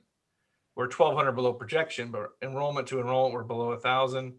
I just finished, since boundaries, I had a hunch the superintendent was going to accept the boundary recommendation. I just finished enrollment projections. I'm projecting down another 500 kids as well for next year. So that'll be about 1,600 total over a 2-year cycle. Now, of course, the difficult part is to know the modality of learning, which, as you've heard from your community and your stakeholders, that could drive more enrollment downward. So we will know. Of course, kindergarten registration is already in effect. Has started. It's a longer window. There was early action from the legislature for ESSER round 2. I do want to point out that since it runs through the Title I formula, as we were talking about socioeconomics earlier, we received $2 million of ESSER money, whereas districts like Yakima or Federal Way, similar size, received 25 or 30 million. So huge difference there, but again, different set of demographics. And as long as they're using that Title I formula to allocate any of those federal relief funds, even though I think COVID has expenses that regardless of your free and reduced rate, you still have to buy PPE and things of that nature. And so the virus doesn't discriminate on your socioeconomics, but at the same time, that is the formula that was chosen by the federal government. So we are facing a pretty large uphill battle if those hold harmless bills don't go into effect. I had a conversation with Representative Callan today about when she anticipated that her bill dropping on hold harmless for enrollment and levy and transportation. Those are the 3 big unknowns for next cycle. If they don't come together, we will be facing a rather large deficit. Beginning fund balance is 42 million. I'm projecting ending fund balance to be about 24 million. So we're going to burn 20 million, more than 20 million, 42, sorry, I'm tired. 42 to 22 is $18 million of fund balance in one shot. So those of you I know who love to pick me apart about having money in the bank, this is why you have money in the bank. And so half the fund balance or more will be burnt. We'll see. We'll know exactly if we're able to even meet the board's parameters as superintendent and I come to you with the ELs in the fall about where fund balance falls, and we again, we might be out of compliance with your fund balance reservations. I'm not sure yet. We have a lot of work to do there. So we have a lot of work to do, but we're not anticipating being out of compliance, CFO Cooper. Well, I mean, I'm just straight up. I mean, it might mean we have harder work to do, but no, I mean by the end of the year. I'm living by, so. No, but we will be very close to that. We might be down in that 3% unreserved range. That's where we would be out of compliance, superintendent. Not 3.0 will suffice. I don't want to be too. I will work my darndest. But what the point being is it's going to be very, very tight. So if we do not get hold harmless and the enrollment decline continues to the tune of another 500 kids, our deficit in total will be about $40 million. So we'll have to not spend deficit spend going forward. We'll have to make significant reductions to staffing levels. So I wish I had better news for you. Right now, given the revised enrollment, remember it's kind of a perfect storm. We under levied our M&O levy authority. We are in enrollment decline, and we're adding 2 new buildings. So anything you could have asked for financial hindrance, it's coming at us all at one time. Usually you only have to deal with one of those problems at a time, but we have 3 or 4 coming at us at once. So Superintendent and I, well, of course, we led through the Great Recession. We will do it again, and we'll bring you back a balanced budget. We'll obviously have conversations about reduction in force early in the spring, and then lots of budget planning after that. Your parameters have served us well through thick times and thin. So I would recommend that you stick with them. I did add something about COVID in here because I would be remiss if I didn't. We actually have been talking a lot about the one-time ESSER funds and what those could do for learning loss in our summer programs. I did want you to know that your education staff have been working long and hard on trying to figure out what remediation looks like for learning loss. And that is likely where some of that money is going to go to right away. So I wanted to put that in the budget parameters because, again, that is a focus, and it has to be a focus of our work. And so that's where I leave you at for your budget parameters. This is obviously the first step in the cycle, but huge amount of dollar swings. So I'm not panicked yet, but I do want you to know the dollar swings are rather large at the legislature. So any questions after that? I can only see some of you, but Marnie seems to have her hand up. So I was going to say, I appreciate putting in the line in there about the COVID-19 pandemic and the work that we're going to have to do around there. I'm concerned that we're going to have very limited ability to do that based on our overall budget. If we're looking at a $40 million shortfall, because as you were saying, we're spending what was in our reserves for this school year. And so looking at next school year, that's really, really kind of scary. I had a question though, when you started talking about the recession, I thought, whatever happened to that pension liability, that the state wasn't paying into, and so they told us we didn't have to pay into? Where's that at? Did they ever pay back from those 6 years that they didn't pay in? And no, we ended up paying higher rates to catch up. I did notice the governor's rate on his proposed budget. They're never really final until all the chambers have weighed in, but the Office of the State Actuary, which I get my information on the retirement rates, they've lowered our contribution rates, which will give us a marginal savings there. But just to put it in perspective, the 2 million of ESSER funds, which round 2, that is basically 2/3 of 1% of our operating budget. So and then my other question was going to be around the benefits, employee benefits, because that was a huge tack on for us. And excuse me, and I'm about to have a coughing fit. So So I think she's talking too about the impact of SEB. Yeah. I think SEB has played it through. It's played its way through the system. We're at full cost now. But again, a huge portion of that cost had to come out of local levy. We have added more people for employment or health insurance eligibility. Of course, the state didn't fund a huge portion of those folks as they expanded coverage and lowered the threshold to 630 hours and added substitutes to the mix. So it's run its way through the system, and we are now paying the full brunt of that cost. And so we'll also see, as you know, the legislature is a mixed bag of unfunded mandates and revenue. So we'll see if there's anything that comes out of the legislature that will cost us money. There likely will be something.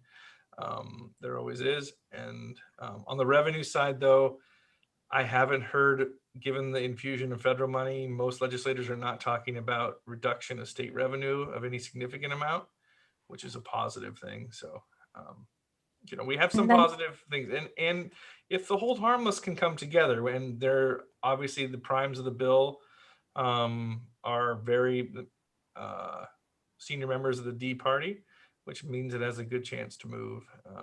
And it's either going to get adopted in a standalone, which I'd like first, or if it goes in the supplemental budget, then we won't know until the very end. And we'll have to be combing through the supplemental omnibus to figure out exactly. And then I've seen a lot around the unemployment benefits and increase in what we have to contribute or what people have to contribute. A lot of small businesses are complaining, and I didn't know if we had any impact on us on that. We are we are an unemployment pool. We contributed, we had contributed healthily over time and had a significant reserve. We had a $2 million reserve in our unemployment pool because we continued to contribute even when times were good. So, and we are contributing monthly as a portion of our aggregate payroll. So we're in a good place on the unemployment side. I did get notice from our insurance company today that they're anticipating insurance rates to climb another 25% for our liability. So, that's about 2.5 million. So 25% of that. So you'd be what, 500,000. So, we'll have those increases across the system as well. Obviously, we've had some savings during the pandemic, but for the most part, a lot of costs. Anne. So Jake, you threw around a lot of numbers. Could you just give me the student count that you're basing your enrollment projections, or what our enrollment projection is that you're going to base this budget on? So our current enrollment, and I will say, I'll give you the number without Running Start, Director Moore. Okay. Then I'll add Running Start in. So our current enrollment as of October 1, which is the one I use, was 19,141.60.6, sorry. I'm projecting enrollment of 18,683 for next year, and flat Running Start. Our Running Start is about 800 FTE. So flat Running Start. There's a lot of variables in enrollment projection. Obviously, a lot of people redshirted their kindergarten kiddos. Not sure if we're going to get a bounce back like we historically used to in first grade. If they went private and went K, we used to pick up 15 or 20% in that case. Or if they just redshirted they hold their kiddo back, and we'll have a kindergarten class that's 200 or 300 greater. Those still haven't really penciled out yet. So, but we'll have time on the registration to adjust our numbers downward if the kindergarten class comes in soft. Okay. And then my other question is this comment that we have reduction in forced conversation in early spring. Tell me more about the timeline for that, where you would come to us with more information and we would take action on it. So under our collective bargaining agreement in IEA, and we would normally, and we have historically, the superintendent and I have brought to you, not in his current role, but when he was the deputy or associate soup, 2 reduction in forces. Those by IEA's and our contract would come to you the last board meeting in April. As you know, the deadline in state statute to notify certificated staff of their continued or ongoing employment is May 15th of each year, the prior year. So we would have to make IEA aware, pursuant to the CBA, no later than the last board meeting in April. Given the complexity of opening new buildings and having to access them or move staff, and then in turn potentially move them to a new building and lay them off, we would rather potentially take that reduction in force a slightly bit earlier. So we're toying around with either the first meeting in March or the second meeting in March. It all depends on how much clarity we have from a financial perspective. So we're talking about moving that up so that we would give staff, particularly in a COVID environment, enough time to potentially find a different place to work if need be. I know that sounds pretty harsh, but that the more notice, the better in that case. Harlan. So Jake, I'm concerned that your numbers are overly optimistic. So I'm requesting that you do a interim survey to all of our families to ask if conditions are as is today with the current learning environment, do they plan to return and enroll their student in school? Because I think we can't afford to miss our budget by $14 million next year. So I don't know if this needs to go into this document. So if this is something that obviously I can't request anything personally. So either by consensus of the board, or I mean, if I need to make a motion I'm saying this to the board president, but I feel strongly enough about us having accurate data that if it needs to be in this budget document, then so be it. But I don't want any projections of budget or potential staffing changes to be made without an accurate picture from families. And I know it'll be just a snapshot in time and certainly subject to change, but it'll be more accurate than what we have right now. Yeah, I think that is potentially a good idea. I would want to ask the question in a few different ways, though. Like, if you're in hybrid in the fall, you return. I think I think it's a good idea, but I'd want to know how much does modality affect their decision, because I think that helps us in other conversations as well. So, if hybrid's acceptable, how many would return? Or if you're back in full in person, what would that look like? I don't know if you'd be amenable to that, Harlan, but I think it would be good to know where people's tolerances are. And, as long as that was criteria that said by the first day of school. Yeah, you're saying, would the question be, would you return if we were in hybrid by the first day of school? Would that be the question you want to ask? Right. If we were fully remote, hybrid, or in person, and you might as well use all three options, but by the first day of school. But I think too, you have to stand up and then answer about the requirements from the Department of Health over whether we have a 6-foot rule for physical distancing or not, and when the state Department of Health makes those changes, because that affects what we can do for the modality. Well, yes and no, and I mean it's as much as feasible, and how Issaquah School District Administration has interpreted that is a rigid, we will keep students 6 feet apart. That isn't something that necessarily all schools or even especially private schools are doing.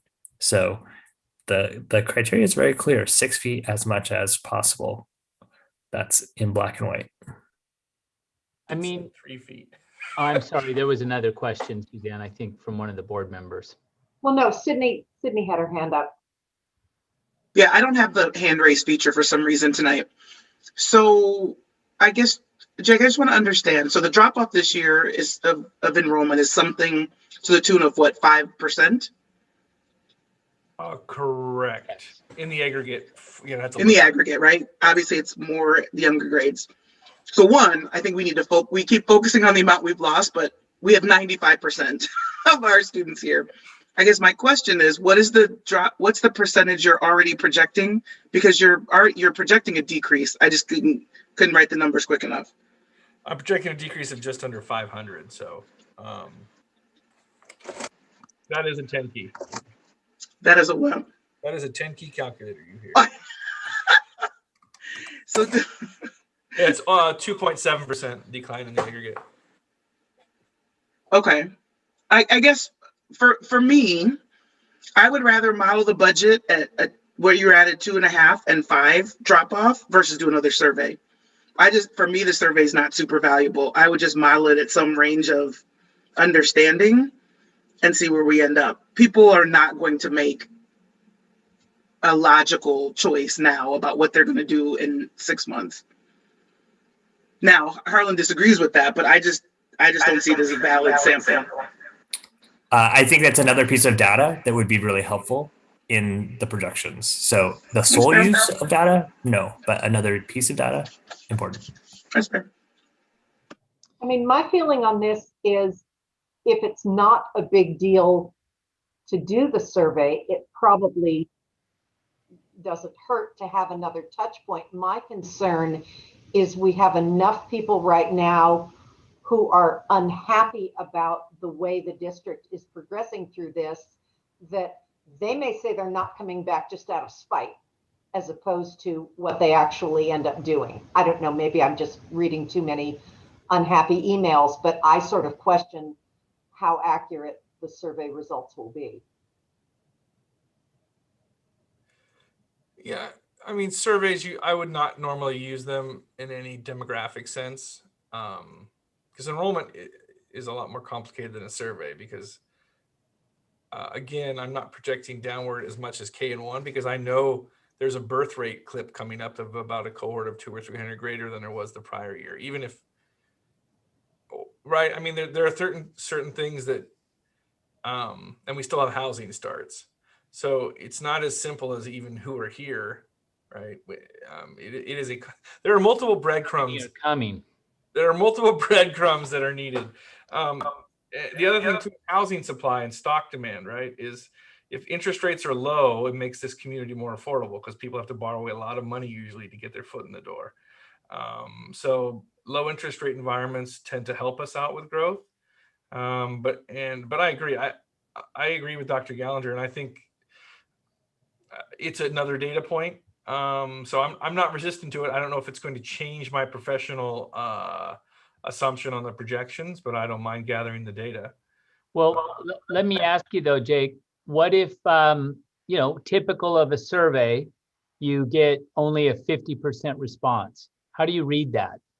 Well, I don't know if it's going to, that's what I said. I don't know if it's going to be actionable or not, but I mean, it could provide some interesting information about at least about people's sentiment. Yeah. Why can't you do it through Skyward so everyone has to do it? We could do it through Skyward. We can send it out through Skyward, but you'd still have to literally take the survey. Right, I know, but I mean, just like it's a mandatory part for us to like register for school for the school year. Basically, it's your pre-registering for next year. Yeah. Well, and we will be doing the same August work, but usually that is obviously too late from the CERT staff side to make any reductions. So. Right. You'd have to have this to have an impact on the budget and our action as far as any reduction in force. We have to have the survey results before mid-March. Yeah, you'd have to have them really soon. Well, I'm well down the, I mean, I'm about ready to drop staffing over to HR here shortly. I was waiting for the boundaries to be done so I could revise the enrollment projections by building and then provide HR the basic and ratio driven staffing. We haven't made program decisions yet, but a big chunk of staffing decisions would be done by just the enrollment decrease alone. I mean, Jake, if you want to work with Nirmala, and we're going to also be surveying our parent community. We've got another survey that we're going to be, about in-person and remote. I don't know if we'd want to attach it to something like that. Do it as a standalone. Yeah, and I'd like to think about how we ask the questions too, because I almost want to be able to figure out what the delta is. Would you? How much more likely would you be wanting to return if it was all hybrid or? And Jake, I really want this to be where every family has to give this information because I do think you need it to be valid. So I really think this needs to go like a pre-registration through Skyward or whatever form that is that we normally register for. Like speaking as a parent with 2 students in the district, surrounded by people who are actively looking and seeing that every private school in the region has waiting lists already.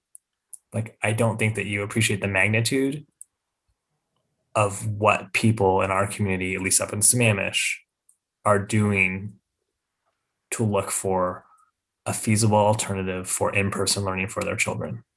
Yeah, I think quite frankly, I think enrollment drop would have been greater if there was any other opportunities for parents to go to. I mean, right? There is not, as you said, the private school supply side is pretty limited, at least around here. And then if you're going to do online school, like we have people go to WAVA, that's basically what we're offering when we were fully remote. And we have had migration outbound, though. I know families have actually moved states. That's a whole different issue altogether. And this enrollment decline of this nature appears to really affect affluent school districts where families have choice. I have colleagues in more traditional socioeconomic districts, more close to the state average we were talking about earlier. They didn't see a lot of flight, not a lot of enrollment decline. I don't think Lake Washington, I think I heard them talking about significant growth projections for next year, Jake. Well, but I know, but they were down to start with year over year. Yeah, and they don't have kids in, you And know. Bellevue, So my I don't colleagues know in how Bellevue that's are down as impacting well. them right now. You know, again, it's about the supply side for private school, or I think in this case it may, because it's not like a normal recession, right? People are still, not everybody's back to work, but a lot of people are still making a decent living. Whereas in the recession, we saw whole communities wiped out after, you know, bankruptcies at WAMU and things like that. This is different. This is a choice.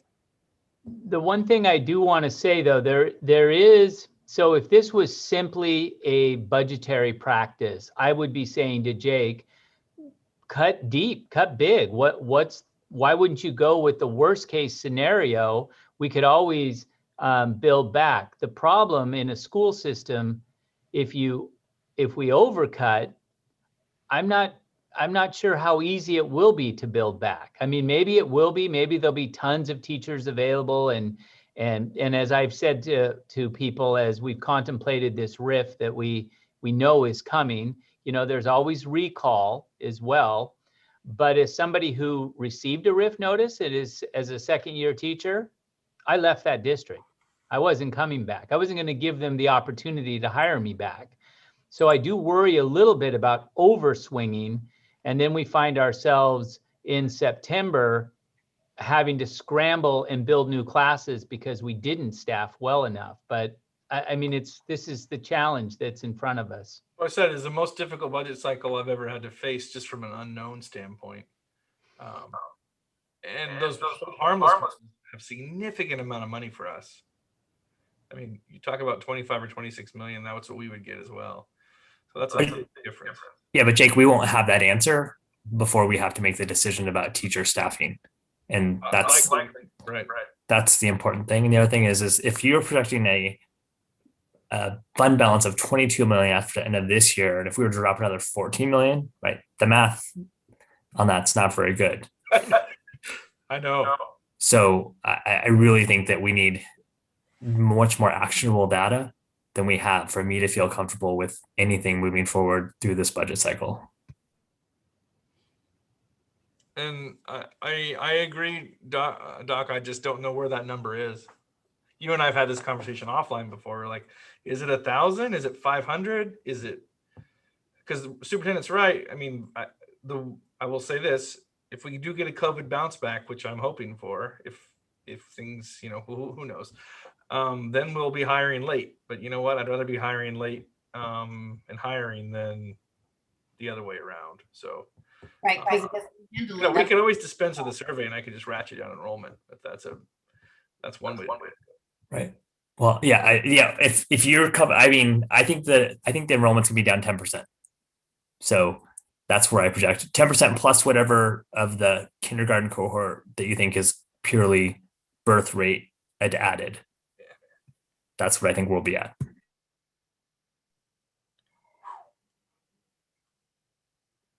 So 10% on top of the 5% from this past year. Yeah, 10% of wherever we are right now. Because what we didn't experience is we didn't experience a loss of secondary. And I think what we've heard very clearly is from our secondary families. And I don't think that they're just saying it. So I think what we'll see is the loss of secondary.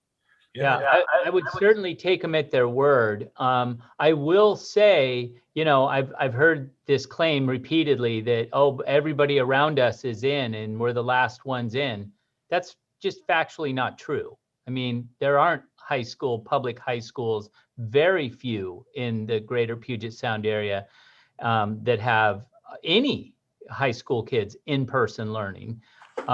There's not a tremendous amount of private school capacity, but I'm sure they're out there doing everything in their power to build their capacity, to poach away our students. I mean, just purely from a business model, I'm sure that's what they're doing.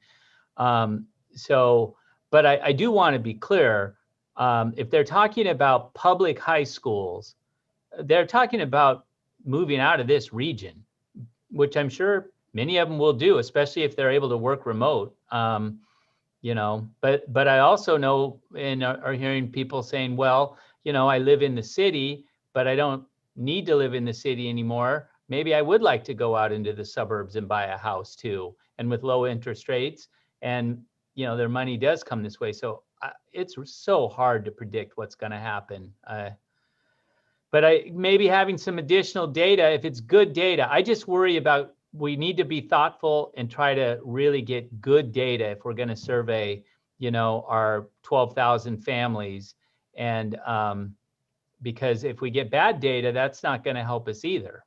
Right, and it has to be going through Skyward, because you can't have people taking the survey any more than if you do it one per student, that's whatever that decision is. But you can't just have the rest of the world chime in on this survey. No, this has to be you got to keep it in the universe. Right, that's why they family. do it through Skyward. We can't. I don't know how to make it mandatory. I just got a message from one of my principal colleagues. You make everything mandatory. I mean, you make it mandatory for me to see any report card or anything else. But you guys have no still problem don't. making things mandatory. I'm still chasing down the mandatory stuff even after school starts a significant time, believe it or not. I can tell you, I don't want to re-enroll. That's my biggest concern right now, is that I will be coming back. That's a little different situation, Director Moraldo. Yeah. Yeah, I hadn't thought about that. What if we kept a bunch of students that were supposed to matriculate out? Well, let's not do that. Let's get those kids out. We'll see if we can put a survey together, get some actionable data. I will have to use my professional judgment to see if it actually is actionable for him, and it has to be turned pretty quickly. Because I'm right in the throes of budget right now. And Jake, you had mentioned something about a second meeting in March. Do we have 2 meetings in March? I thought we just had, or am I thinking April? I'm thinking April, never mind. April only has 1. 2 in March. And February only has 1. Yeah. Historically, yeah. It's late. My brain's going. Schedule another one.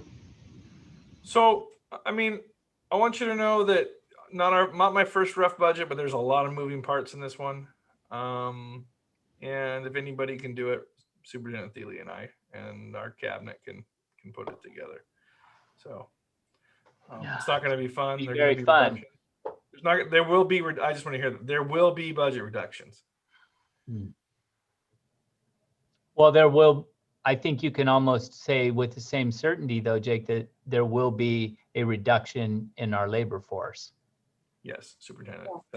For me, that's always one. Or what we spend our money on. Yep. 85% of what we do is people. Yes.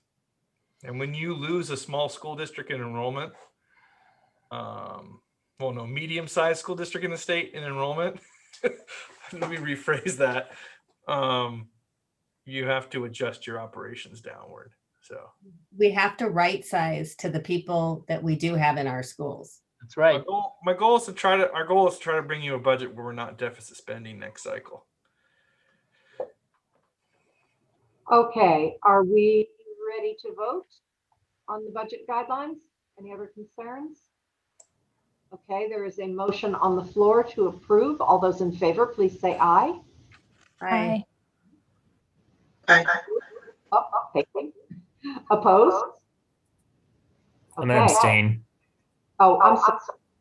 Okay. So 4 ayes and 1 abstention. Yes. Okay. Motion passes. And we will update you as often as possible as things move forward in Olympia in particular. Thank you all. Thank you, Jake. That moves us to legislation. I just want to say something locally happening that I don't know if Ron and Jake are aware. They probably are.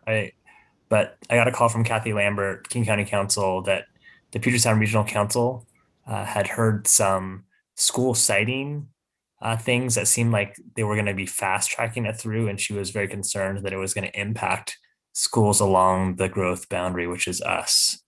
So they had a public meeting last week about it, and she encouraged us to reach out to King County staff because she was concerned that it was all through the lens of urban school districts and not taking into account the needs of districts like ours and the values that our communities have when it comes to building schools.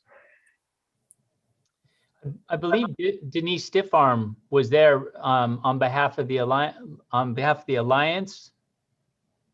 Jake, Yeah, you're muted. You're muted. I always sound the best when I'm muted. Puget Sound Schools Coalition, yeah, Ms. Coalition. They're present for us.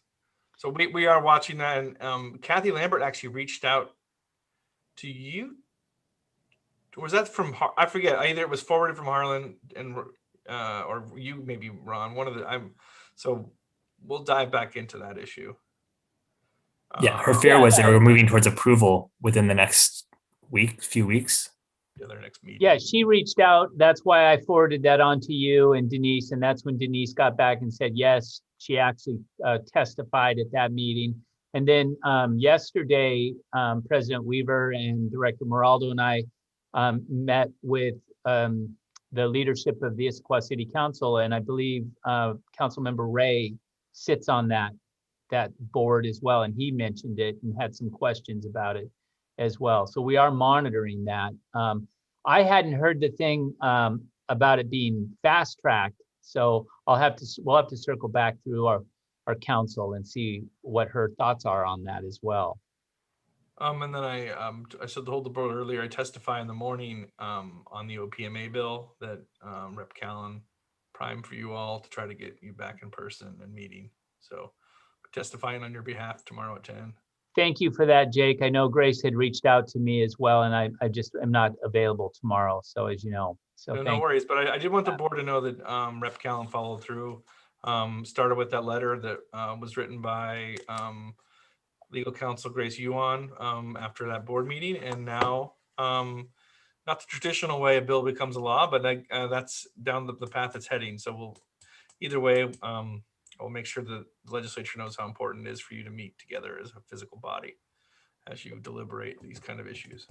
And I believe, Jake, does the bill say that we could meet together, but we wouldn't have an audience? Correct. So the audience would still be remote. Yeah. But obviously we'd have to have an audience. Yeah, I mean, yeah. Fair point, President Weaver. I didn't mean we were just going to meet by ourselves, but yeah, the audience wouldn't be in the room with us, is my understanding of the way that the bill is written. Yes. So we just have to figure out how to social distance that and still be able to YouTube it, all of that. Yeah. And I wouldn't anticipate a budget out of the either chamber till what, second or third week of March anyway. So. Anything else on legislation? Okay, superintendent, works in progress. I'm going to be try to be pretty quick here. I just wanted to share a big shout out of thank you to Miss Tudor, I believe 4th grade teacher, Maple Hills Elementary. And I apologize, I forget the name of her daughter, who is a freshman at Liberty High School. They invited me to attend her cooking club, the Maple Hills Cooking Club, last night. And it was so much fun. It was one of those things where I thought, I'd come in for like 15 minutes. I stayed through the entire thing. It was so fun to see 50 kitchens across the Maple Hills community full of kids and moms and dads learning how to make Rice Krispie treats. It was just really a fun event, and so appreciative of Ms. Tudor for doing that and for allowing me to sit in and participate. wanted to just touch on some ongoing equity work that we did with our all admin team earlier this past week. It was our second presentation from Ashley McGritt, the speaker that Elena has reached out to. Microaggressions and just a really good, rich discussion. And for me to reflect on where these discussions, how they've evolved over the last 5 years or so, I can see a lot of growth. I know I feel I've had personal growth in the area of understanding issues of equity and anti-racism. And I really felt like, I heard just a real higher level of sophistication in our staff's understanding. So appreciate that work, appreciate that the board continues to support that work and having Elena Sividasan in our equity team. Of course, a lot of ongoing work. We've talked all night tonight about our work to work on the phase in of other student groups to in-person learning. And then I did want to share somewhat from a legislative perspective as well. Interestingly, on Monday, I got a call from Governor Inslee. That doesn't happen all that often. He wanted to talk about kind of our efforts towards reopening and how things have gone. I suspect he's probably reaching out to a number of superintendents.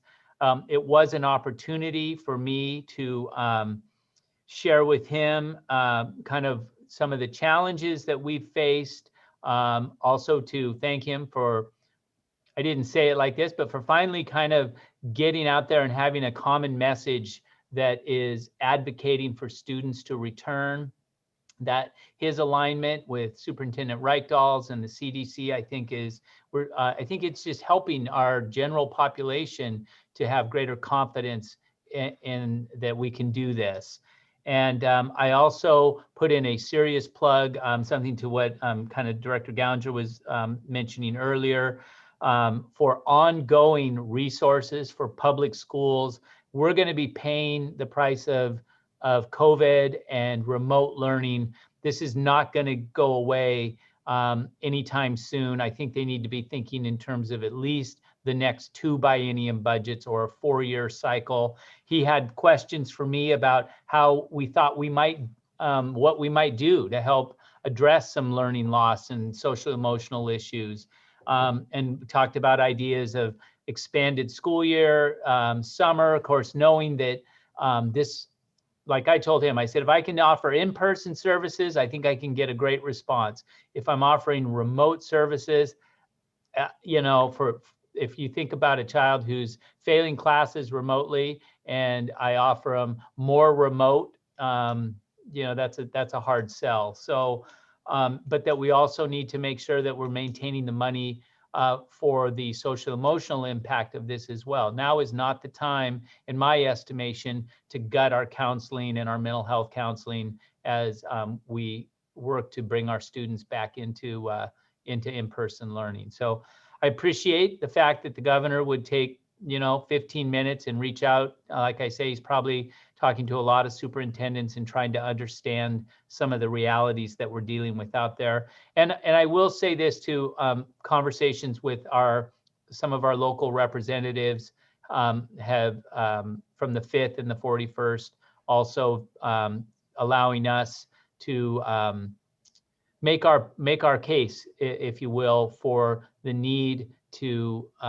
the hold harmless bill and to think about this problem in a holistic way, but also in a way that spans over probably the next few years as well.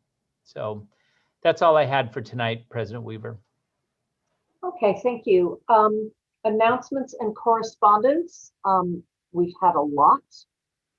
Does anybody have anything in particular they need to add? No. I had several, but I emailed them to Diane and I've already closed that computer, so I don't have access to the list I gave her. And then I also wanted to announce that I did attend. I spoke to a group of parents last night that are interested in reopening. So I wanted to, there were some rumors that I met with a PAC. They are not a PAC, they are a face group. And there were some just concerns about what I would share. And there's nothing I shared with them that I haven't talked about publicly. So I wanted to just reiterate that if any group is interested in my thoughts, or, we as board members have the right to be able to speak to the parents that call us on the phone and send us emails. And I got an empty schedule next week if anyone is interested. So again, and I let them know clearly I was speaking only as an individual board member. I did not infer anything that I thought other board members thought, because that's not my job. And I certainly did not speak for the board as a whole unless it was something that we had publicly all said together. Okay, thank you. We should also mention probably that at that meeting we had with the Issaquah City Council leadership, that they wanted to have some kind of public forum around the issue of school resource officers before that MOU comes up. And I think they were going to spearhead setting that up, but it would obviously be something that we would want to be involved in some way. So just throw that out there and stay tuned. Oh, I also wanted to say that I went to the NSBA's equity symposium for this year, so it was done virtually. And I just wanted to share one quote. I decided to write it down. Dr. Samuel T. King was one of the speakers, and he said something I thought was interesting. Policies are continually doing one of four things: exacerbating, perpetuating, mitigating, or eliminating inequities. And it really struck a chord with me. Got on a Post-it mark. Just thought I'd share that with the board. Thank you. Okay, calendar and future agenda topics. I think this went out to the whole board. Diane very nicely summarized all this, although I seem to have printed it in teeny tiny print. February 21st is the virtual LEDGE conference, and everyone should have received their logins. We have the middle school SIP on February 25th. Part 1 elementary schools on March 4th. We have our week on the Hill, March 15th to 19th. I assume details to follow. And our second elementary SIP on March 18th. Our high school SIP on April 1st. Talked about that. Anne and I were talking that we probably need to schedule a "So you want to be a board member" forum, because the filing period for the November 2021 election is in mid-May, and gave me the dates. I've already forgotten them, but it's mid-May. So we would want to do that either late April or early May. Just make a couple of board members available if people had questions. It might be a good time if we were okay with putting that board member handbook on our website so that people could look at that. And I don't know who would want to do it. Obviously, it wouldn't be Marnie and Sydney. It would be 2 of the 3 remaining board members. And any volunteers? I mean, I'm happy to do it. Harlan is shaking his head, which I thought he would. Okay, so that would make it Anne and me, which is kind of what I thought. Do we, should we just try to coordinate that with Diane, Ron? Or, oh, you're muted, but you Sorry, yes, I would coordinate with Diane. I tell people if you want to get anything really efficiently done out of my office, go through Diane. That's always a good strategy. Yeah, it's kind of a weird thing to do remotely, but I don't know, we do everything else remotely. I guess we'll figure out a way. We will. Last time I had to do it all by my lonesome. Well, that's because 4 of us were running. That's right. You did have to do it by yourself. Sorry. Yeah, so, okay, so we'll work with Diane to get that set up. And Harlan brought up earlier in the meeting the possibility of another February meeting. And we really didn't talk about that. Do we want to do that? Sydney's nodding, Marnie's nodding. Do we want to I mean, a full-fledged board meeting? Want is a strong word. I'm sorry? I believe said it would want. be necessary. Believe it's necessary, yes. Okay. So the last Thursday of the month, what would be our normal cadence? Now my question is, That's would it after be a sip. full board meeting, or would it just be an update on reopening, or what are you thinking? Limited agenda. Okay, which is good, because the reason we don't have a second February meeting is the complexities of planning the agenda. So if it's a limited agenda, that would be a whole lot easier to put together. Do people have availability for that? Well, you're We're already together from 1 to 4 for the SIP. yeah. Oh, gosh, we have a council meeting. Wow, that'd be a full day. Are people available that evening? Yep. Yep. 5 o'clock, 6 o'clock? I'd vote for 5, just a half an hour break. Okay, but limited agenda, so not a work study? You want to start the meeting at 5? Well, or would we be having an exec session to? Or would we be having an exec session? That's a good point. Well, I don't sound like there's any bargaining between now and then, right? No, there actually is. There's not a lot of bargaining between now and then, but there is bargaining on the high school supports.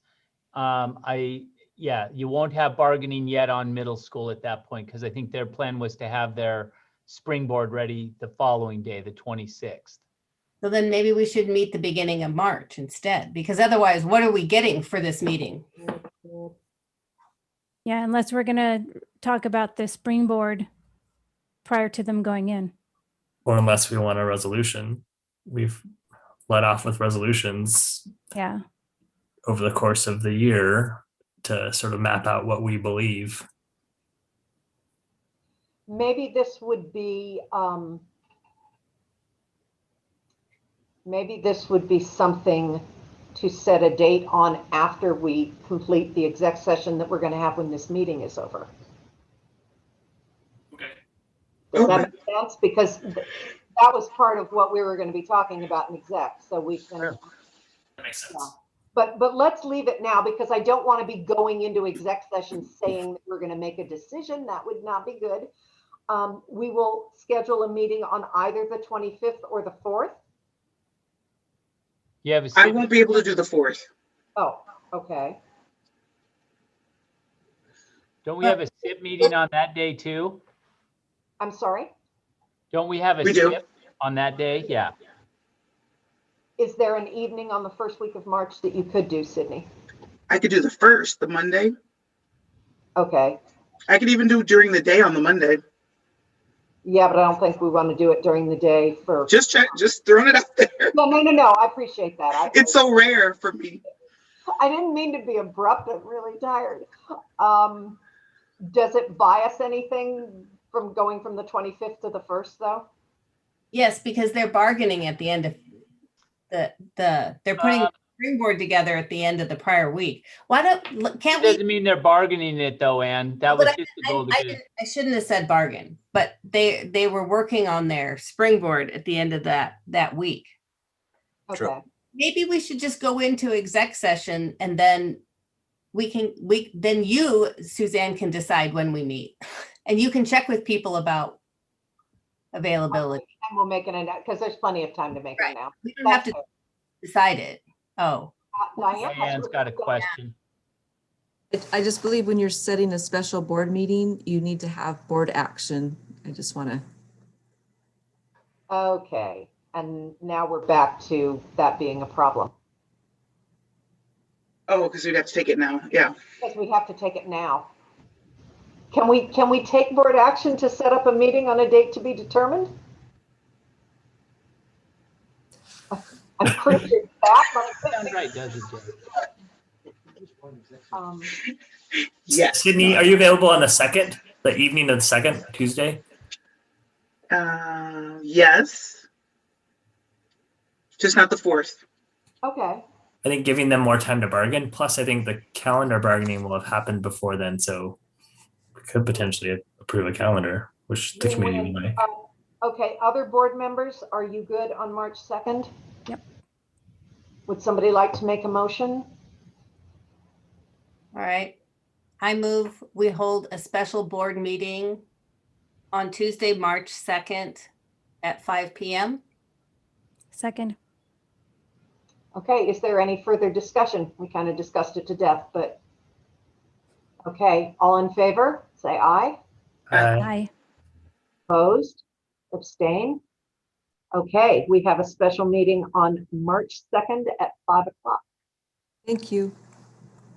And is there anything, did anyone have anything else on calendaring? Oh, you know, the other thing, do we want to calendar or talk about calendaring the board retreat? We had sort of mushed it to late April. Just everybody's shaking their heads because it's really late. Yeah. On another day. Well, I think we need to hear whether we can do it in person or not. I think that'll decide. I don't want to do 8 hours of Zoom for 2 days like we did last time. All right. What would change whether we can do it in person? What was that? What would change whether we can do it in person? Well, if we can do it in person, I don't mind doing the 8 hours. No, I meant what would change that would allow us to do it in person? I mean, Well, all business meetings are allowed to be done in person. So like I'm planning and hosting a meeting for the 50 people in my group. So right, but so it's Marty, not an official board meeting. So that's why we need that clarity. Like it's not a board meeting. It's not a board meeting, but it is a meeting of the board. I mean, is anybody making that distinction? It's still an open public meeting. Yes. Yeah. I don't know why it would be different. Well, so I think we need to ask. Yeah, Right. I'd want counsel on it. Legal question. Otherwise, my request would be to split it up into like half or like 3 or 4 hour blocks because it wasn't very fun last That's time. the way we did the all admin, the summer all admin. We realized we couldn't expect people to stay in for 6 or 8 hours. So we broke it up over the whole week and we just did 2 hours at a time. Well, We can find out if we would be allowed to meet. It's going to be even harder to schedule. Ron, maybe we could ask the question of if it's different, and if it's not, then I think we probably need to send out a doodle, because trying to get 3 or 4 hour chunks from these schedules is not going to be the easiest thing in the world. Does that sound like a plan? Yeah, we can certainly check and see. Okay. I mean, all right. Well, we'll find out. I'll get back to you via email or something. And if, and then we can, at our next meeting, we can talk about actually scheduling it. Okay, so we have recessed our exec session. This meeting, I think we're going to gavel out of, take a 5-minute break, go into exec session. Is the board nodding? Yes. Okay. So gavel out of this meeting. We're done. Do we need to go into a room or? yeah, Stephen will need to push this into a room. Okay. And we're going to take a 5-minute break. So I'm going to give him 5 minutes to figure that out. Okay. And I will see you guys back here.